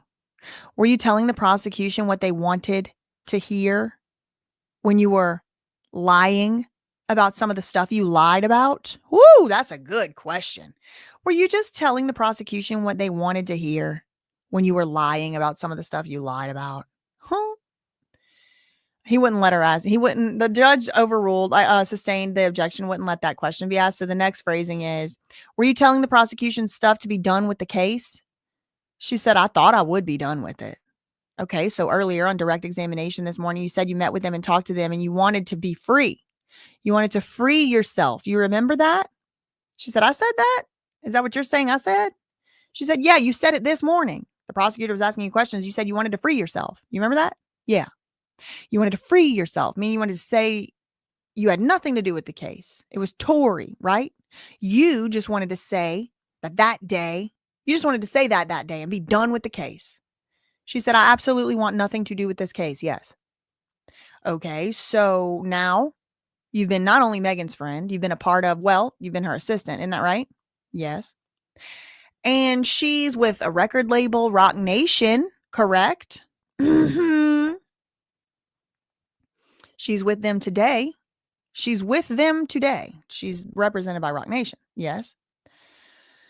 And so do you know which label, if any, record label TORY is with? No. Do you know prior to this incident, a week or so before? Are you aware you were with Rock Nation at that time? You were part of Megan's team, right? Yeah. And were you aware that they were trying to sign Tory Lanez? Oh. And Tory didn't agree to meet with them? Are you aware of that? Woohoo! The judge wouldn't let that question be asked. Okay, so I'm starting to see where the loyalties lie. Which types of questions the judge doesn't let be asked, and who or what he doesn't like questions being asked about. I'm starting to see. I'm starting to notice some patterns, in my opinion.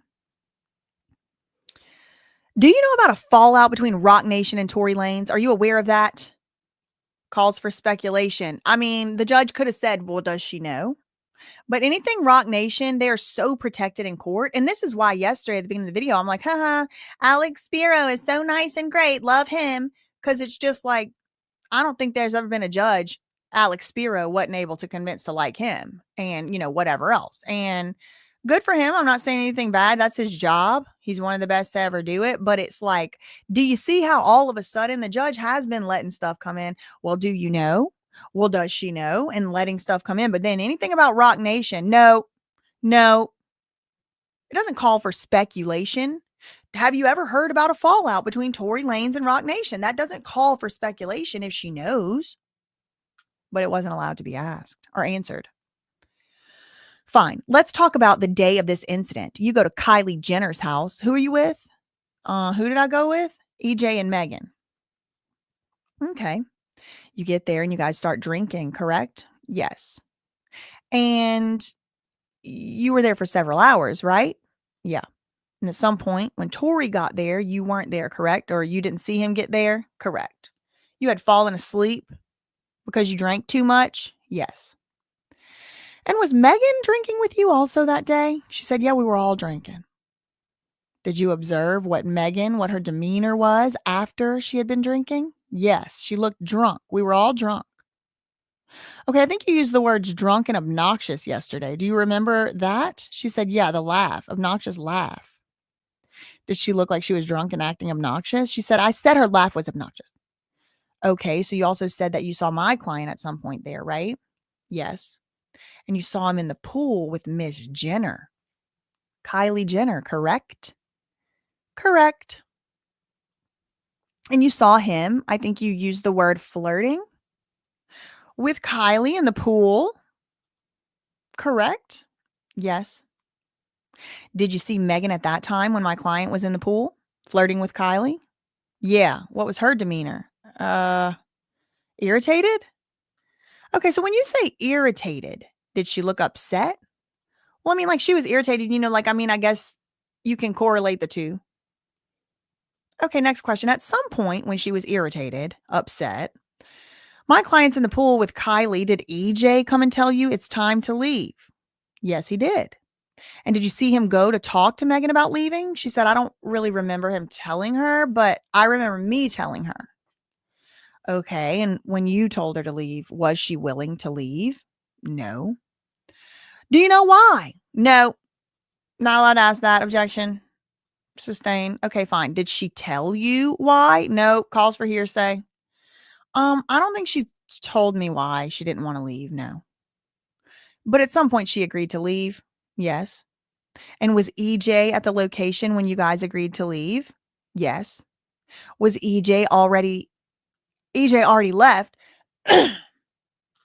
and you guys had no vehicle to leave and that's why you guys went with Tori's driver? No. Wait, so EJ's vehicle was still in the same location? Yes. And EJ was still there? Yes. Okay, wait, hold on. Let me ask you this. Before you left, did you have, meaning you and Megan, you had luggage and bags in a room in Kylie's house? Yes. Is that the room that Kylie gave you guys to change and have all your clothes and your belongings there? Yes. And you agree with me that there was a luggage, multiple duffel bags. You remember that? She said, I don't know how many, but yes.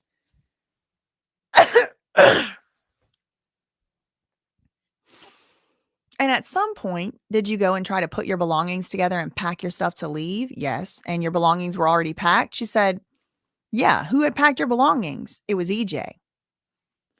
Okay. And when he packed your belongings, where were your belongings? He left them at the house in the room. He moved them to the vehicle. She said they were still inside the house. Okay. And at some point, the belongings that were packed and the luggage and the duffel bags, those were moved to the vehicle? Who did that? Me and EJ. And Megan is still at the house at this time, irritated or upset because my client is still in the pool with Kylie. Isn't that right? Yes. And at some point, the stuff was put in EJ's vehicle, right? The luggage? Yes. And at this point, Megan comes and agrees to leave, right? No. At this point, I don't know, she decided, or I don't know exactly how it happened, but she told us that they were leaving with Tori's driver, with Tory. Okay, and did you have a chance to move the luggage? Or did you have to move the luggage and bags into Tori's vehicle? Yes, we did. And after removing the bags, what happened next? I think that's when we left. She said, no, okay, correct, yes.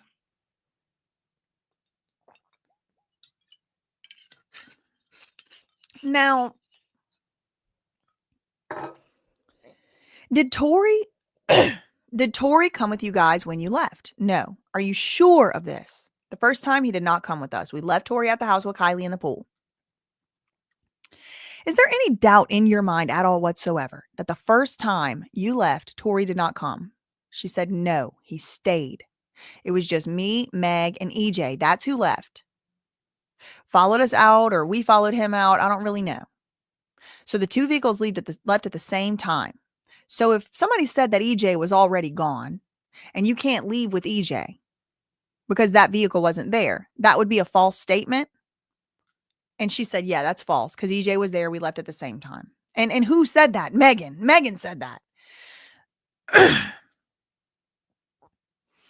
Somebody said that you guys never left and came back. And the one time you left, Tory was with you. Is that a false statement?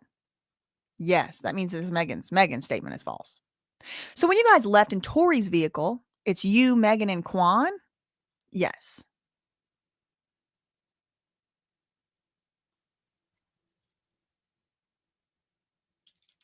Hold on a second.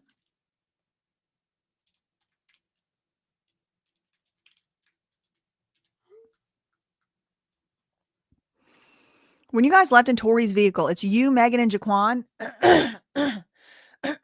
and not Tori. Sorry, I'm like straight up talking for like 15 hours in a week has been something on my voice. Yeah, I am comparing, and I am noticing some differences between this one and Meg's, but now I'm basically doing like 2 days of this today, like in one day, so I'm not like stopping quite as often. I am just trying to kind of like get Return of the Chonkalas. Seriously. Monday can't come any faster. So Megan lied about everything. Yeah, I'm excited to see. I'm looking forward to it. It's kind of sad, bless her heart. So when you guys left in Tori's vehicle, it was just you, Megan, and Quan, right? And EJ left in his own car, right? And you guys left at the same time, y'all and EJ. Yep. So at this time, my client, Tori, and Kylie are still at the house in the pool. Yes. And as you guys leave, what happens next? Do you guys come back? Wait, stop. Let me withdraw that. How long did you guys leave for before coming back, deciding to come back? She said, I can't remember like how long we were gone. Did it feel like short? Did it feel kind of long? She said it was short. And whose idea was it to go back? Megan. And what was the reason she wanted to go back? She had left her slipper or her slide or something. Was that true? Was it the true reason for her wanting to go back? I don't know. Did she make any comments about Kylie and Tori? Uh-oh. Ooh. Did she make any comments about Kylie and Tori being alone at the house? She did. And what did she say? I don't know verbatim, but it was something along the lines of like he's not verbatim, I can't quote it, but it was like he wants to stay there with Kylie. Did she look upset and irritated when she made that comment? Well, I couldn't really see her face because you were seated in the back. Yeah. So you guys come back to Kylie's house, right? Yes. And she gets out of the car. Meg gets out of the car. Did you get out of the car? No. So the only person that gets out of the car is Megan. Correct. And when she came back, did you see her with any slippers or slides? No, I can't remember. All right. At this point, did she come back with Tori? She said, I wouldn't say it was like they rushed out, they kind of trailed out together.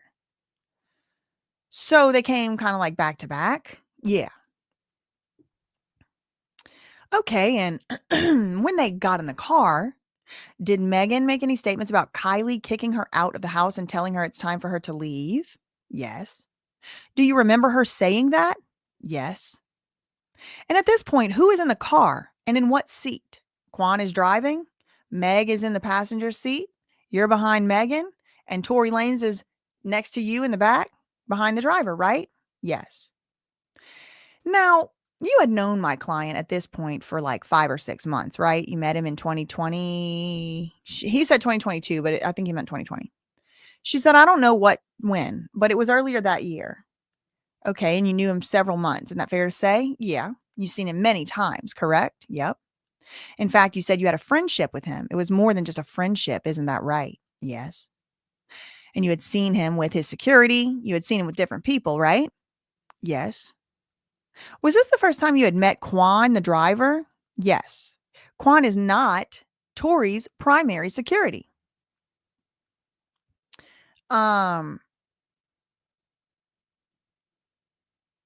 had never seen Quan before. In these several months, you were friends with Tori, right? Correct. So now before we get into the car, you said Megan wanted to be more friendly with Tori, right?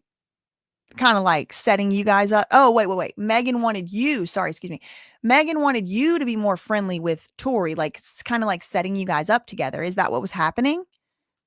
Kelsey said yes. So then that's how you and Tori became friendly, right? She said correct. And your relationship built to the point where it was more than just friends, correct? Correct. So now you guys are in the car, and at this point you left Kylie's house and an argument is happening, right? Yes. So I want to break down these arguments because I know there's been a lot of testimony in this case where you talk about arguments and it says everyone's arguing, right? I want to break down initially. When the parties got into the car, was the argument about my client not leaving and the argument was between Megan and TORY? Would you agree with me? Yes. Was the argument about him flirting and staying in the pool with Kylie and not leaving with you guys the first time? She's like, I really honestly can't remember. It was just arguing about him not wanting to leave. Okay, and that argument was between my client and Megan, TORY and Megan, right? Yeah. And at some point, you, being Megan's assistant, you jump in and you protect Megan. Being her friend, yes. Okay, so being her friend, yeah. And at some point, while this argument is happening and you interject, my client, TORY, tells Megan to tell you the truth. Isn't that right? Yes. And what did my client say exactly? Or what can you remember? What did my client say? Well, basically, she was telling me, I don't know the exact wording, but basically telling me, that they were having a relationship and she was, betraying me or backstabbing me. And how did that make you feel when you found that to be true? She said it caught me off guard. I was confused and upset. Yesterday, you used the word angry. She said, I don't remember what I said. I don't know. It was too long of a day yesterday. She said it really was. All right. You were upset. You were angry. Is that fair to say? Yeah, that's fair. Correct. And did you get upset and start arguing with Megan at this time? Yeah, I believe we began arguing. And is this when Megan decided to, on Sunset Boulevard near a bus stop, asked to be let out? She said, yeah, I believe so. And when she got out of the car, did you see her go and sit at the bus stop? Yes, I did. What was she wearing? Her bathing suit, bikini. Was she sitting on Sunset Boulevard at 4:00 in the morning in a bikini? That's correct. She said, I don't know where it was. It was a bus stop and it was late. Yeah. Big street. And who was it that went near her and approached and convinced her to get back in the car? Did she just on her own decide that, I'm an up and coming artist, so let me get back in the car? Shouldn't be sitting here. Or did you see somebody talk to her? Did you see someone get up and walk to her, over to her and talk to her? Yes. Who? TORY. And did you see how long that conversation took place? She said, I don't really remember how long it was, no. But at some point, do you remember both TORY and Megan leaving the bus stop and getting back in the car? Yes, they did. And did they get back into the same seats they were in prior to stopping? Yes.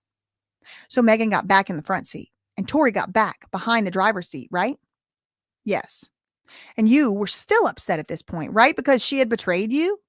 I think you used the word that she had gone behind your back, backstabbed, backdoored you. In the argument, yes, I did say that. Okay, so that argument, after she got back in the car, you were still upset because you liked TORY, correct? Yes. She said, well, it was more just so about her backstabbing me. And that was the first time she had backstabbed you, correct? No.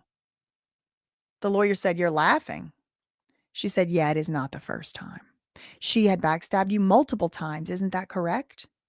Yes. And that made you, well, how did you feel about it at that point? She said how anybody would feel. It made me upset, angry. And the argument continued in the car. Megan, TORY, all of us. Okay, but when you say all of us, at this point, TORY is not really arguing why he was in the pool and why he wanted to stay at Kylie's, right? That argument wasn't going on. The argument was more about you and Megan cheating or backstabbing you with somebody you liked. Yes, she said correct. That's more what the argument was about at that point. Okay, so that's what the argument was after the bus stop. And when you got back in the car and left the bus stop, that's the primary argument was, right? The backstabbing? Yes, sir. And TORY may have been backing Megan up, but the primary argument was between you and Megan and her backstabbing, right? And doing it multiple times. She said, yeah. And you actually gave names of people she had. I'm not going to repeat it in court, but you gave the names of the people that she had done that to in the past. She said, I gave one name. But that made you upset, right? Yes. And that you were hurt because your best friend, a friend of many years, was doing this to you and had already done it in the past multiple times? Yeah. And when she did that the first time, you guys continued being friends, right? Yeah. So you guys were still like after she did it the first time, you guys continued talking. You were still friends. You were friendly. You were still her assistant. Yes, sir. But after this time with TORY, you guys stopped talking, right? We'll get into that, but you guys stopped talking? Yeah. Okay. Let's go back. She's in the car, bus stop. You guys are leaving. You and her are arguing. TORY maybe getting involved. At some point, you guys get out of the car stops, and you and her get out of the car, right? And Kelsey, I need you to be truthful. Did you and Megan get into a fist fight at this point when you got out of the car? Or a fight? I'm not even going to say fist fight. Did you and her get into a fight? Pushing, shoving, hitting? She says, he said, think about it. I know you've been drinking at the time. I know there was a lot of stuff, but I really needed you to think about this and be truthful and remember your immunity. Kelsey, I understand there's alcohol. I understand you were friends. I understand you made statements. I understand you told the prosecutor some shit wasn't true. But when you two got out of the car, because you were upset that she had done this in the past and she had did it again, she did this again with somebody you liked, somebody who she encouraged you to be with. It made you upset. It made you angry. When you got out of the car, did you and Megan, I know there was alcohol involved, but did you maybe get in each other's face, push, strike each other, kick each other, any physical altercation? No response. We probably just like bumped each other. Okay. I feel like I'm trying to get the truth out of a 7-year-old. Well, hold on. You guys got out of the car. You're upset at her because she's backstabbing you, getting with the man you wanted to be with. She's done this to you in the past. You guys just bumped into each other? Is that what you're telling the jury? I mean, we were under the influence, Kelsey said. I don't know. I don't know. I know you were under the influence, Kelsey. We already established that. And it sounds like during the interviews and during talking about what happened, you have a specific recollection of a lot of stuff, right? You had recollections. I'm not saying you remember everything specifically, and I know you probably want to distance yourself from this, but I need you to remember it was a little more than just bumping each other, right? You guys were maybe yelling and screaming. She said, yes. You guys outside the car were yelling at each other, screaming at each other to a point where other neighbors in the area could have heard you, correct? This wasn't just like talking. She said, well, we were all yelling, yes, at each other. But when you and Megan got out of the car first, you and her were yelling at each other, right? She said, I don't remember if I was arguing outside the car. Truly, honestly, I really just don't remember. Okay, was the door open maybe? You guys were still arguing when the door opened. You guys were still arguing before you exited the vehicle. You're exiting the vehicle. You're still arguing. She said, no, we both got out at the same time. Okay, so when you got out of the car, you were still upset at her, right? Because of what she had done with TORY. All of you were still arguing, you said, right? She said, I was just so confused. TORY's lawyer said, you were confused, but you're not so confused anymore because now you knew what happened. You said you did this in the past with somebody else, right? She said, well, we were just all drunk and arguing. I was saying a lot of stuff, but you were upset and angry, right? Of course. And when you got out of the car, all you remember was that you bumped each other. Is that all you remember? Yes. So you don't remember anything more than bumping. Could there have been a little more than just bumping? She said, I don't know. I don't remember. She called her Megan. Megan, you understand you have immunity? Sorry, I mean Kelsey.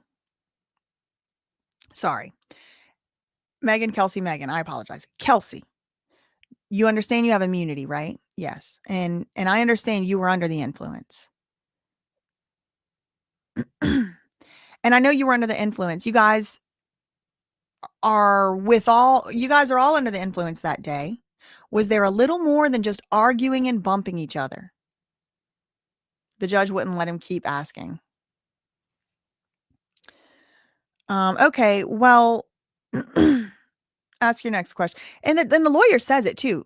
I think she's been asked a lot of questions repeatedly by these other people. You let that slide, but I can't do it. Okay, that's interesting. Judge is like, yeah, next question.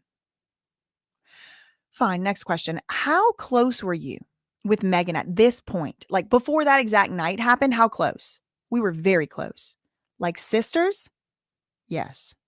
Were you guys with each other pretty much every day, all day? Yes. With the exception, I think you said you had COVID and you went back home? Correct. And when you got back, who were you living with? When you got back, you were living with her? Yes. We were together for about 2 weeks. How about before you went back to Houston? You were still together, right? Yes. And you were staying in LA for some time, right? Yeah, we were pretty much between New York and LA. And when you were in New York and LA, you were together? Yes. In fact, you were running the same house and you were renting the same house and living together, right? Yeah. Well, we had hotels and Airbnb. So when you were in the Airbnb, were you in the same house? Yes. How did that make you feel that she had done that to you multiple times, besides just confused? She said, I had honestly just discovered that.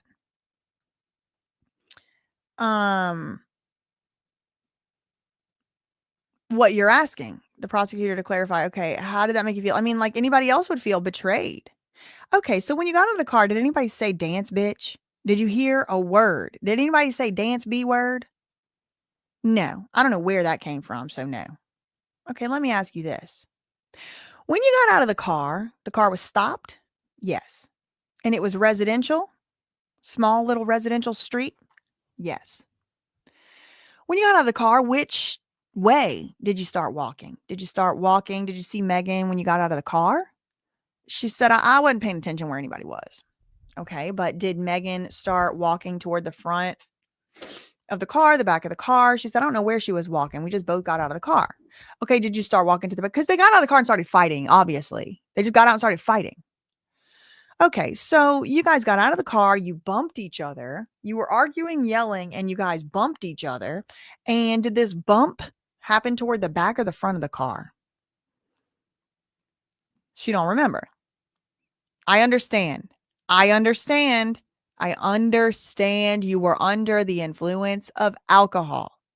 I understand it happened so fast. All that I understand, I ain't asking that. She said, I don't know. I just remember the bump. I don't know if I was walking toward where she was, if she was walking toward the back. I just don't know. Kind of happened fast. Okay. So when you saw her in the driveway, was that toward the back of the car or the front of the car?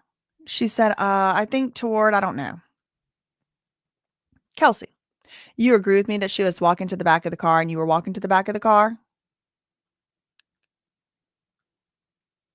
She didn't answer the question. Then the judge jumps in. The judge said, did you both walk to the back of the car, Kelsey? She said, I'm sorry. I'm trying to remember, but there was a point where we did walk like toward the back, and then Tori's lawyer's like, okay, is that where the bump, the argument, I'm not going to say fight, but whatever the bumping happened in the back side of the car? She said at first, yes. Okay. And then what happened after that? Did Megan turn around and start walking to the front of the car? Is that what happened? She said, I don't know. Maybe. I believe so. Okay. So Megan's in the front seat. You're in the back seat. You get out of the car. She comes toward you in the back, and then she turns around and goes to the front after the bumping happened. She said, I think so, but it happened kind of fast. Okay. Is that all that happened? She bumped you with a chest bump and walked away? She said, I don't think it was a chest bump. Was there a fight? You don't want to tell us? No, you don't remember? I just don't really remember. Okay. So since this incident, which was July 12th, you said you were picked up by her assistant from jail or some lady by the name of Jilly. And you were with Jilly when you went to the hospital? You didn't go to the hospital on your own, did you? You were taken by Jilly. Well, yes, she was going to see Megan. So yeah, I mean, I guess. And since that day, have you seen Megan? No. Since that day, have you picked up the phone and talked to Megan? No audible response. Besides texting or Snapchat or Instagram, she said, I mean, when it was time to, figure out my living arrangement. Oh. She called you for your living arrangements? Yes. So beside that, have you talked to her? No. Okay, I'm almost done. And I know there was a lot of questioning about what you said in 2022, a few months ago. You remember that? Yes. And you said you weren't truthful about everything. You remember that? Yes. Did you tell the prosecution what they wanted to hear? Let me withdraw that. Did you tell the prosecution what they wanted to hear so you would be done with this case? She said, I'm sorry, can I speak with my lawyer? The court said, do you understand the question? If you don't remember, you just don't remember. If you don't understand, we can re-ask it. Tory's lawyer said, I think she just asked to speak with her lawyer, Your Honor. The court said, well, just ask the question. I don't think that calls for speaking with a lawyer. Okay. She said, I mean, I just told them what I wanted to tell. So you told them what you wanted to tell. She said, to keep you out of this case and to make sure you are not a suspect in this case. You just wanted to tell them what they wanted to hear. She said, well, I mean, really, I wanted to be left out of this. And so you lied about a lot of stuff in the transcript, right? Yeah. And you lied about who the shooter was, right? You lied about the shooting, ma'am. Kelsey? No audible response. I have no further questions. I'll withdraw. I don't think the witness answered the question. Did you answer his question? She said, I didn't. All right. The question is, did you lie? The court, he wants to know. Did you lie? The question is, did you lie about who the shooter was when you talked to the DA in September? She said, I honestly didn't see. I heard. So, Tory's lawyer, I have no further questions. If I could just have 1 second. The court said, we need to approach, I think. Right. Okay, so confirming the record, so they go up to the sidebar. Okay, we're at the sidebar, Your Honor. Can you please admonish counsel that he cannot keep interrupting if he's not the one involved in the examination? Right, because Mr. Bot kept going, objection, and he wasn't the one who did the examination. The judge said, all right, I don't want the two of you guys to go at it with each other in front of the jury. You address yourself to me and to the witness. The same goes for Mr. Bot. Tory's lawyer, Your Honor, we had a rule.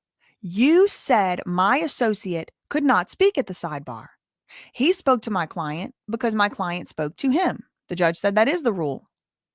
Tory said, well, then my associate spoke at sidebar once. Since then, whenever we've had a sidebar or with a witness, Mr. Bot jumps in. He shouldn't be speaking.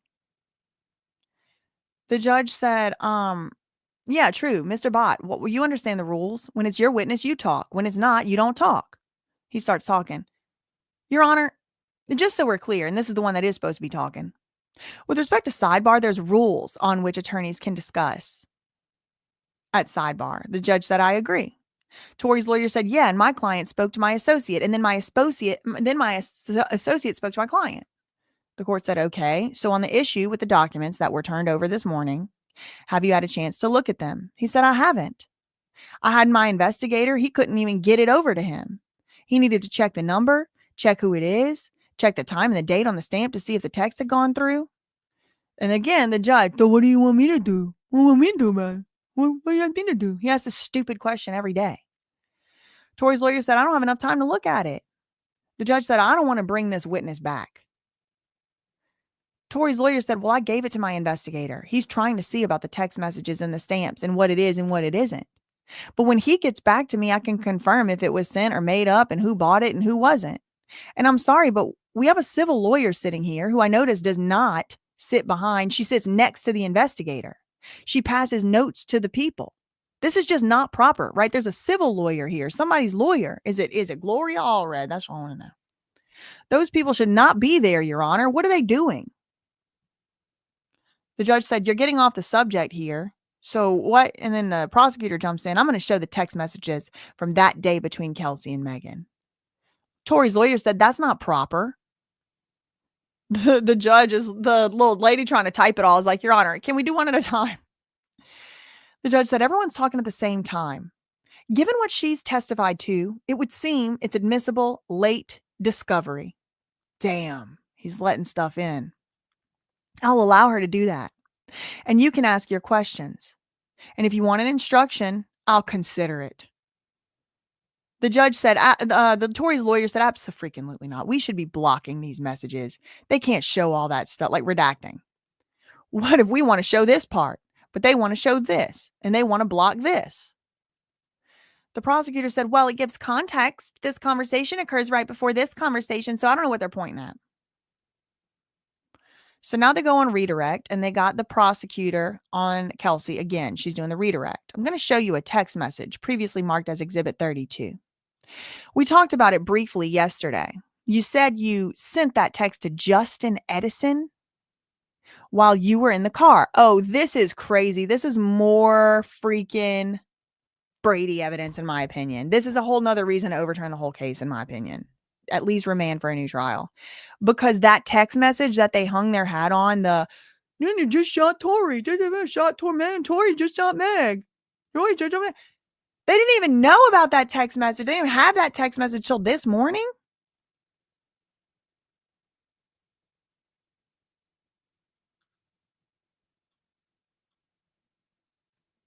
Wow. We should be blocking those.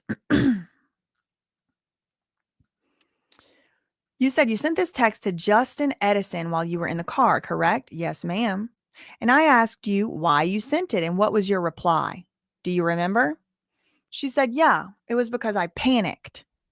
And explain to me, or make it make sense to me, when you panicked, why did you say Tory shot Meg? She said, I just assumed since I heard, the shots. Okay, and why did you assume that? I don't know. I mean, just an assumption. Okay, well, there are only 4 people in that car, right? Before the shooting, is that right? Yes, ma'am. And it was Jaquan, Tory, Meg, and you, right? Yes, ma'am. And Meg, you come to discover, was shot. Again, I don't know. I was told she stepped on glass, so I don't know. Okay, but Meg, you come to discover was shot. She said, I discovered she was, sitting in a driveway. Megan didn't shoot herself, right? I don't think so. But I don't know. Did you ever see Megan with a pew-pew in her hand that night? No. And Jaquan, he wasn't involved in any of the arguments in the car, was he? No. And he wasn't even inside Kylie's house earlier, was he? Except to grab Tory to bring him out? Yeah. And you didn't shoot Meg, right? No. So who does that leave? Why don't you rephrase the question? Okay. Is that why you assumed it was Tory that shot Meg? We were all arguing, but, is that why you assumed, Kelsey, that Tory shot Meg? Yes. Now, were you panicked when you sent these text messages and showing you Exhibit 33D? She said, no, but I was confused. And what were you confused about when you sent these text messages? Why I had, the injuries and you sent them to Megan. Is that correct? Yes, ma'am. And in this text message, this one is you. This one isn't to Meg. It's a picture of an injury on your body. And that's after there was a discussion about Justin going to Tory to get some stuff. Is that right? Yes, ma'am. And then you respond, oh, yes. I was wondering why he sent that text immediately after the picture of your injury. Yes, ma'am. And you also sent, again, not just that text message of your injury, but you sent other text messages of other injuries, including your leg, your hair, your arm. Isn't that right? Yes, ma'am. Were you panicked when you sent those? Again, no, but I was definitely confused. Well, showing you, I have it marked as People's 39. This is a text message. One that was previously discussed at a sidebar. It appears to be a message between Kelsey and an individual. Okay. I'm showing you People's 39. Do you recognize this? She said, honestly, you showing me it. I see it, but I don't really remember that text. But it's a text between you and Megan, right? She said, again, I really don't remember sending the text, but I do see it. So in July 12th, 2022, the day of the shoot, or this is supposed to be 2020, the day of the pew-pew, Megan asking you to call her, correct?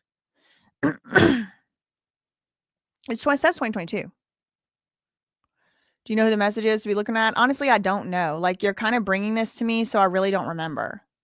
Okay. Do you remember having a text exchange July 12th, 2020, where you talk about maybe getting a scan at urgent care? She said, no, I don't remember that. And this text message between you and Megan, July 12th, 2020, where you talk about maybe getting into a scan at urgent care because your chest. She said, I don't think that's between me and Megan. I really don't remember this. The judge said, okay, hold on a second. Is there an objection? There's foundational issues. Did you send any of these messages yourself? The judge said. She said, I don't remember. I mean, I'm seeing it. I don't remember texting Megan. Tory's lawyer said, Your Honor, I'm going to object. And if we could have a sidebar. The judge said, no, we're not doing a sidebar. She doesn't know what the messages are, so you can't ask her about this. Well, just briefly, you said, I don't believe the messages were to me and Megan. Who did you believe them to be to? She said, I don't know. I'm telling you. Okay. Did you contemplate going to urgent care and getting a CT scan for injuries received? She said, I believe so, but I don't remember that text. Did that refresh your recollection that you were contemplating going to urgent care? Your Honor, this is an improper way to refresh recollection, Tory's lawyer said. The judge said, overruled, she can refresh her recollection. Kelsey said, I mean, the text kinda, yeah. I mean, it brings back a little something, but I'm telling you, I don't remember. Okay, it brings back a little something because you were part of this text conversation or one of the people. She said, I don't know. And it brings back, she said, no, it doesn't bring back the memory of the conversation, but just brings back a memory that I maybe wanted to go to urgent care. Okay, next question. Now, did you also contemplate going to urgent care because your neck hurt and your chest hurt? She said, yes.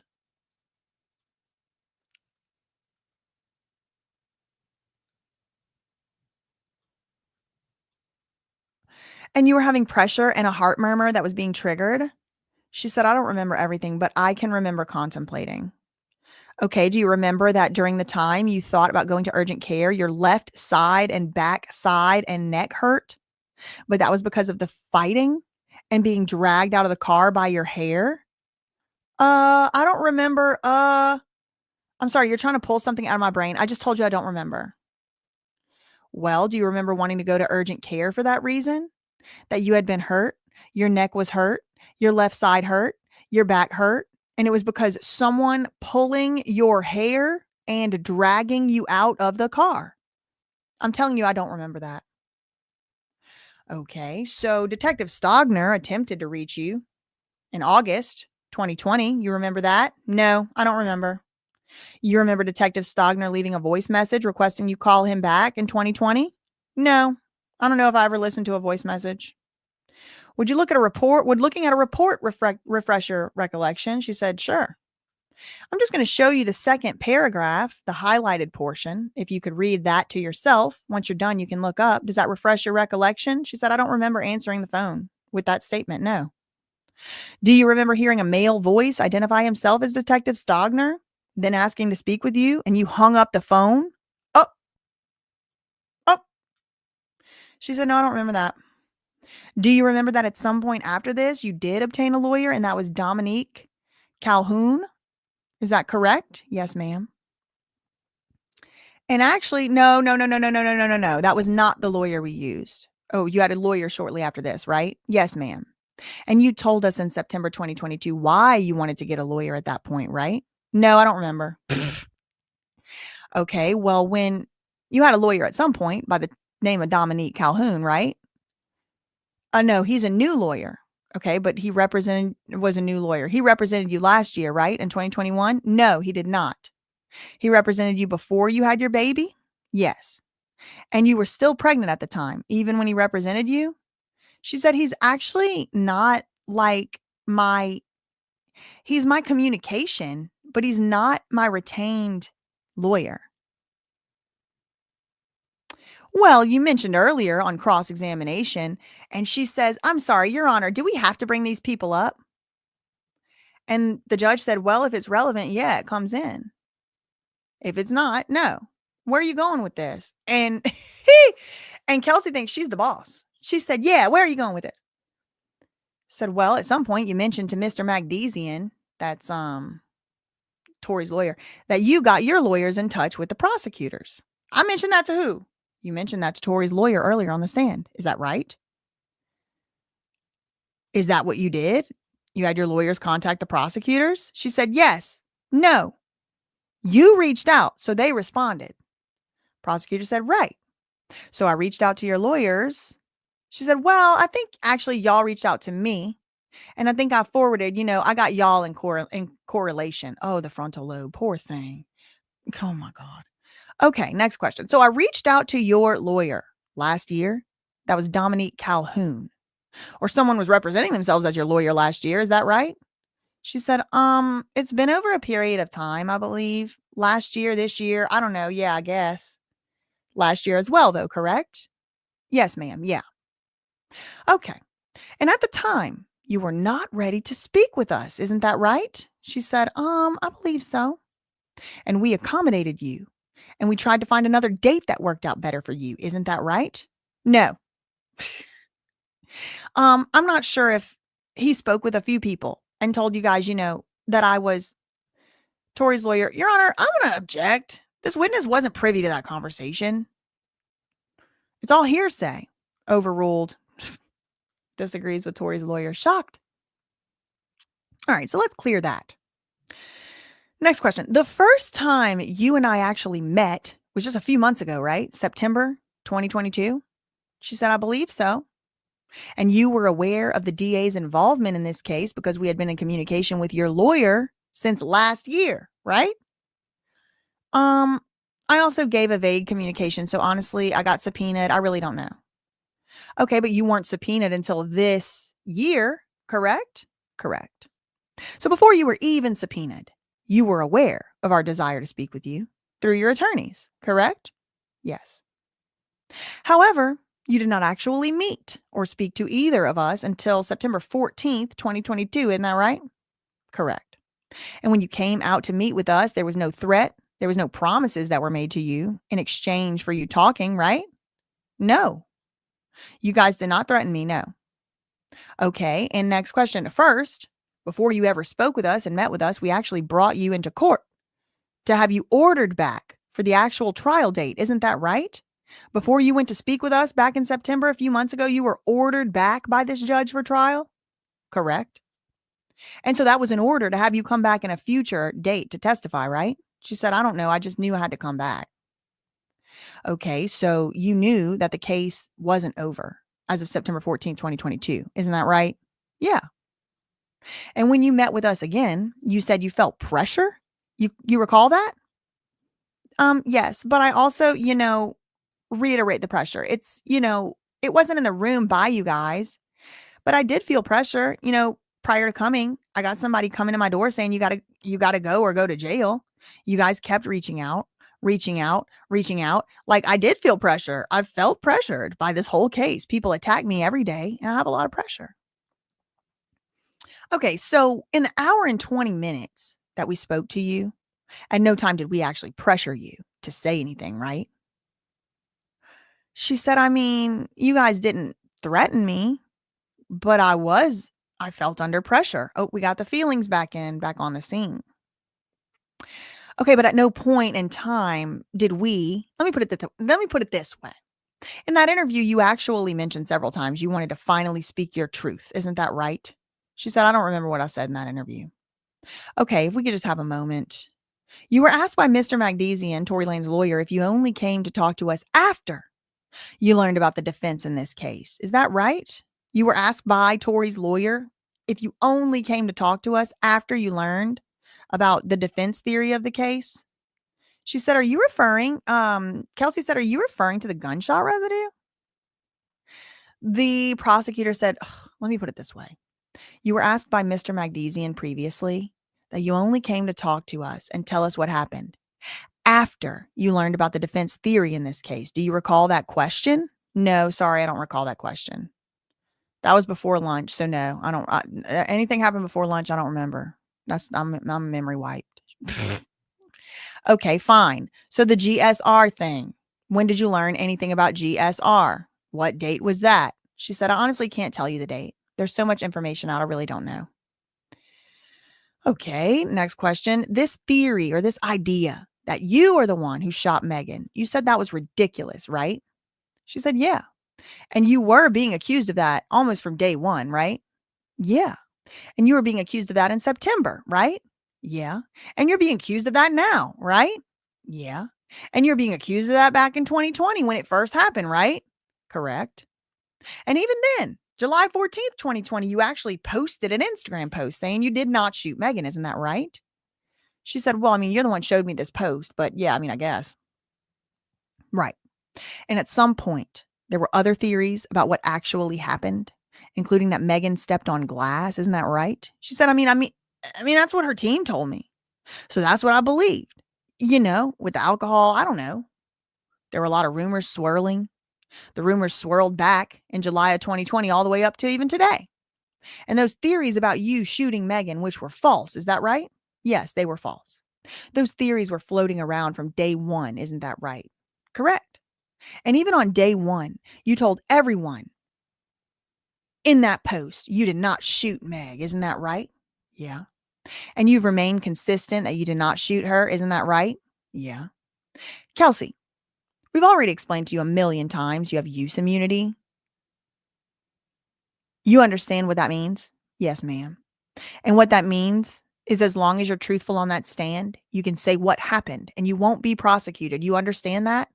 Yes, ma'am. Did you shoot Megan? No, ma'am. Can I have a moment? Yep. Okay, nothing further. Okay. So then they're going to do the recross, and this is Tory Lane's lawyer coming up to do his questions again. Counsel asked you a question about use immunity. You're aware of that, right? Yeah. And you've been giving total immunity to be truthful? She said, no, I have use immunity. Okay. So if you're not truthful, you can be charged with perjury. You're aware of that? I'm aware. Ma'am, I know there's a lot of talk about GSR, gunshot residue. Are you aware there's a witness in this case that says you're the shooter? The judge wouldn't let that story stand. Okay, fine. After this incident, you got a lawyer, right? Immediately after this incident, correct? As counsel said? Yes. You knew about the gunshot residue when you got that lawyer, right? She said, no, I didn't know about the gunshot residue at that time. When did you find out about it? Counsel said July 2022, you knew somebody was alleging you were the shooter. She said, I don't know when I learned about it, but it wasn't at that time. Okay, so it was after? Correct. So way after that, you also heard there was a witness, didn't you? Yep, correct. And that's when you decided to go speak to the people in September 2022. She said, no, I talked to them when I got subpoenaed. Ma'am, there was a text message shown that supposedly you sent that said somebody came in the back of the car and pulled your hair and pulled you out of the car. Do you remember that text counsel was showing you? She said, no, I don't remember that text.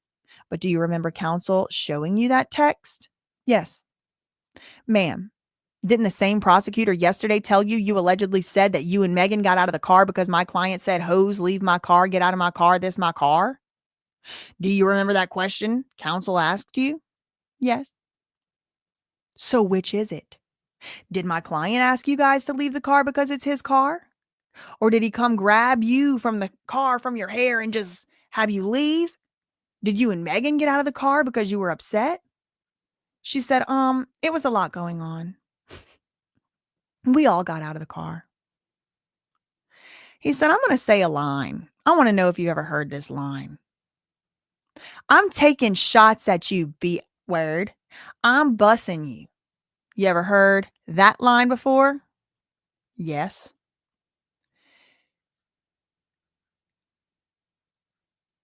She said, no. No. Wait, hold on. Have you ever heard the line, I'm taking shots at you, B-word. I'm bussing you. Are you saying it verbatim? No, I don't remember that. Okay, here, I'll say it. Let me say it verbatim. Who I'm taking shots at, B-word, I'm bussing you. Remember that? Yeah, okay, yeah. Now all of a sudden she remembers. Okay. So maybe the frontal lobe is more developed. Maybe she's just being difficult on purpose. That was in a song you came up with, right? A diss track? Yeah, it was a response to her diss track. Okay. That was a response to Megan having a diss song about you, right? Yeah, it was a diss song to me and Tory. Okay. That was done right after this incident, correct? She said that was done in November. All right. And that's when you came back and said, I'm taking shots at you, B word. I'm bussing you, right? Who shot you? I'm sure, quote, who shot you? I'm sure you're aware of how that works. So he said, no, I didn't verbatim say nothing. No further questions. Anything on that one point? Yeah, I just have a moment, please. Thank you. Nothing further. Oh my God, we're done. We're done for the day on this reading.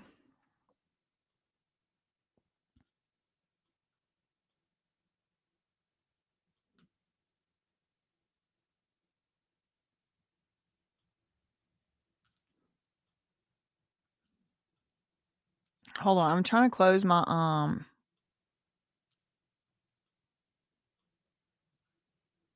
document.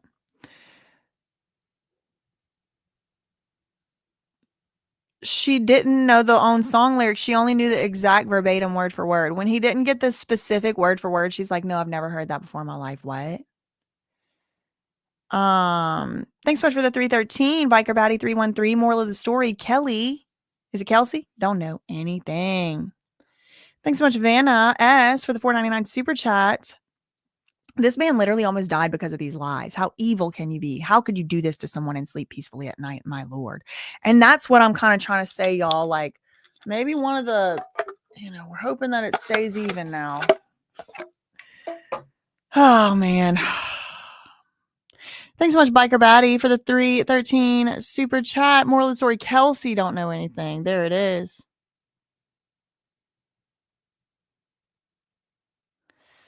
I know the view count wasn't high enough today. Y'all keep doing these numbers. I'm not doing these no more. It's just not even worth it because I can make like 3 videos. Like I got bills to pay. It's not y'all's fault, obviously. Preaching to the choir, y'all are here. Thanks so much for that.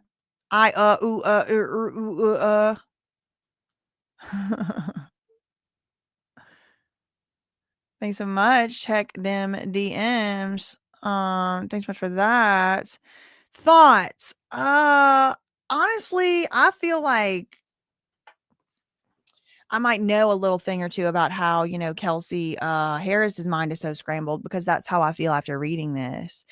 I will say today, I don't feel like the judge was quite as unfair as the previous days.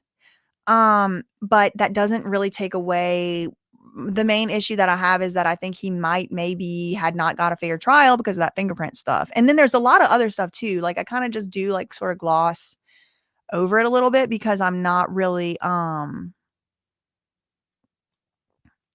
I was trying to just keep the focus on this like fingerprints that didn't get turned over thing, but there's like actually a few things that I think that are strong arguments, but that I think is the strongest one.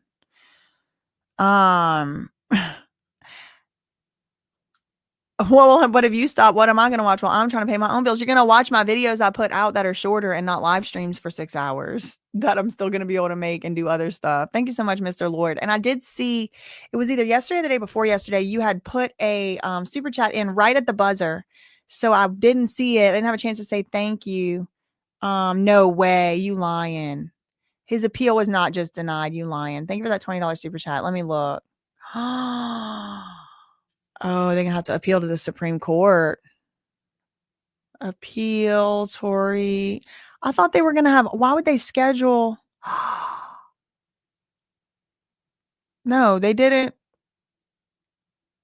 They didn't deny his appeal. Y'all. Okay, look. Wait, maybe they did. Hold on.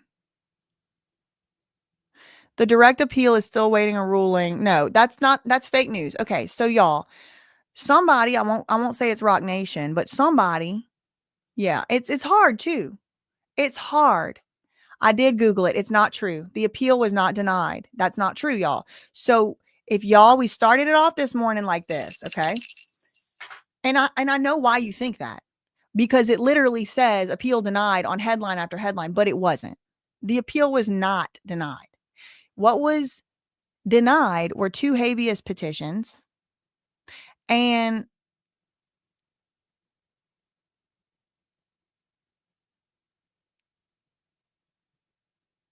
Britney Spears about to sue Kevin Federline. I want to read that. The appeal was not denied. That's not true. So either it's fake news on purpose, fake news on accident. It's not true. No, I don't think they are trolling. They are not trolling. It does say that. Like, if you Google Tory Lanez appeal denied, let me show y'all. It does say that. Look. Let me remove this. So we're on the internet here, and I said in the Google, Tory Lanez appeal denied, right? I just typed that in because that's what I was searching. And look, 4 hours ago, it looks like it, right? Appeals rejected and Megan Thee Stallion. Oh my God, you're freaking out. Oh God, the bots in the stands are going to go crazy. Oh God, the spaces are going to blow up. The Discords, the group chats are just on fire. It's not true. It's fake. It's not real. Tory Lanez appeals over missing gun rejected by judge in Megan Thee Stallion shooting case. Look at this. Look at this teeny tiny. Look where they finally tell you the truth. With Tory Lanez direct appeal still awaiting a ruling. Okay, so appeal still awaiting a ruling. The California court denied the habeas corpus petitions making claims about DNA evidence and testimony from a bodyguard, but I think some of that stuff is actually on appeal too. He mentioned some stuff crossing over in the appeal and the habeas, but the appeal was not rejected. It was not denied. It's not true. It's false. It's not real. When you're reading it on Twitter and you start to feel your cortisol rising, just hear my voice, just play this part, 5 hours, 26 minutes, 14 seconds. It's not real. It's basically the boogeyman. The boogeyman might be real. The appeal being rejected and the appeal being denied is not real. It's fake. And it is a very troublesome world to live in, where people like, organizations like Billboard can post such false things and mislead the public, but they do. The appeal has not been rejected. The oral arguments are scheduled. You cannot be denied before the oral arguments. The oral arguments are already scheduled. Yeah, it's sad. I do think they're trying to control the narrative because the truth is, y'all, and I am very unbiased in this case. I mean, a little bias. I do have some bias. Okay. I'm kind of leaning in favor of he didn't get a fair trial. I'm leaning in favor he might need to at least have another trial. And if he has another trial, and I know that would probably be, hard on him and stuff, but if he had another trial, I would watch it, I would listen, and I'm prepared to say he is innocent. I would like to see the evidence, but what I don't see evidence of so far is that he did it, that he's guilty.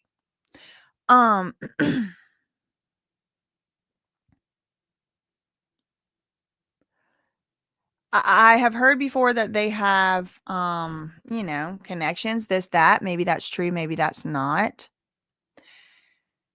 I believe the case has a strong chance, maybe not to be overturned on this appeal, but there's another level of appeal too, and it's the Supreme Court. And there are just certain things in our nation, in our jurisprudence, in the way that the United States of America criminal justice system works. There's just certain, they would have to overturn Brady versus Maryland to not overturn this case. They're going to overturn, they would have to overturn 70 years, 60 at least years worth of precedent to not overturn this case from where I'm sitting. And I could be wrong. But when I'm looking at this, sucks too, Alexis. I mean, I've been a victim of this. If you look me up, I mean, a lot of things will say I'm a right-wing conspiracy theorist. Yeah, freaking right. I ain't on anybody's wing. I'm up above it looking down on them crusty wings. I ain't right, I ain't left, I ain't independent, middle. I'm up here looking down.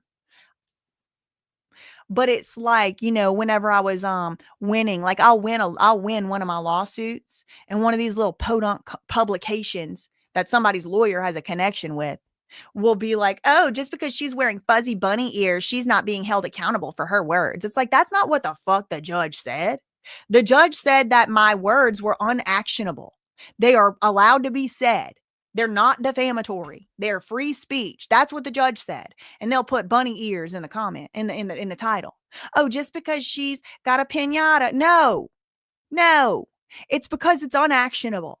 Because I said something they lied. The autopsy report doesn't match with what they said. It's a lie. But they have connections, I guess, to just tell any lie to HBO Max, and HBO Max will air it. and then threaten me. Hot Snakes Media then will threaten me with their lawyer Todd Schill with an unenforceable contract. An unenforceable contract, not even a contract. I shouldn't even call it that, because contracts only require 3 things: offer, acceptance, and consideration. Guess what? 33.33% of the contract missing. Also, accepting what was the contract except to what? I accepted to show up and do an interview. But it's, yeah, I mean, the people will just put out a hit piece on you. And it's very frustrating to be a little guy, to not be backed by, and I ain't backed by no PragerU, Daily Wire, Bull, none of that. I don't have a manager. I don't even have a YouTube contact. It is aggravating. The cousins always win, and it's the truth. It's just, how did you miss it? I don't know. But that's why we got to just make sure that we don't get our cortisol through the roof over literally robots on the internet. Y'all know y'all arguing with robots. Y'all arguing with robots. You know you are. It's like, I don't even have to tell you. You already know you are. But still, we all still getting all worked up over robots. Block. My block list is so long. It's longer than the Nile. Okay. Thousands across platforms. I block somebody every single day, at least. Yeah, lawfare. Yep. Lawfare and narrative control. And I believe they're trying to throttle me in the crib, but I'm already out the crib. So next. Come from a long line of people that won't go down that easy. Anyway, that's all I really had for today. I'll see y'all maybe tomorrow, maybe not. I don't know. It depends. These videos are a lot of work. So at least Kelsey Harris's is read. I might read some of this stuff on my own. Maybe I don't know. It depends what the comments are. If y'all are liking it, if you're not. I don't know. It's kind of discouraging today. I'm just feeling kind of like I kind of started the stream a little bit like, but I am trying to, rise above it, as it were. So all we had for this one. In the meantime, facts ain't defamation. Neither are opinions. I don't know any of these people. Okay. He was proven guilty in court already, so he's going to have to overcome that. And I do think everybody has a right to a fair trial and all that. So love you, mean it. Okay, bye.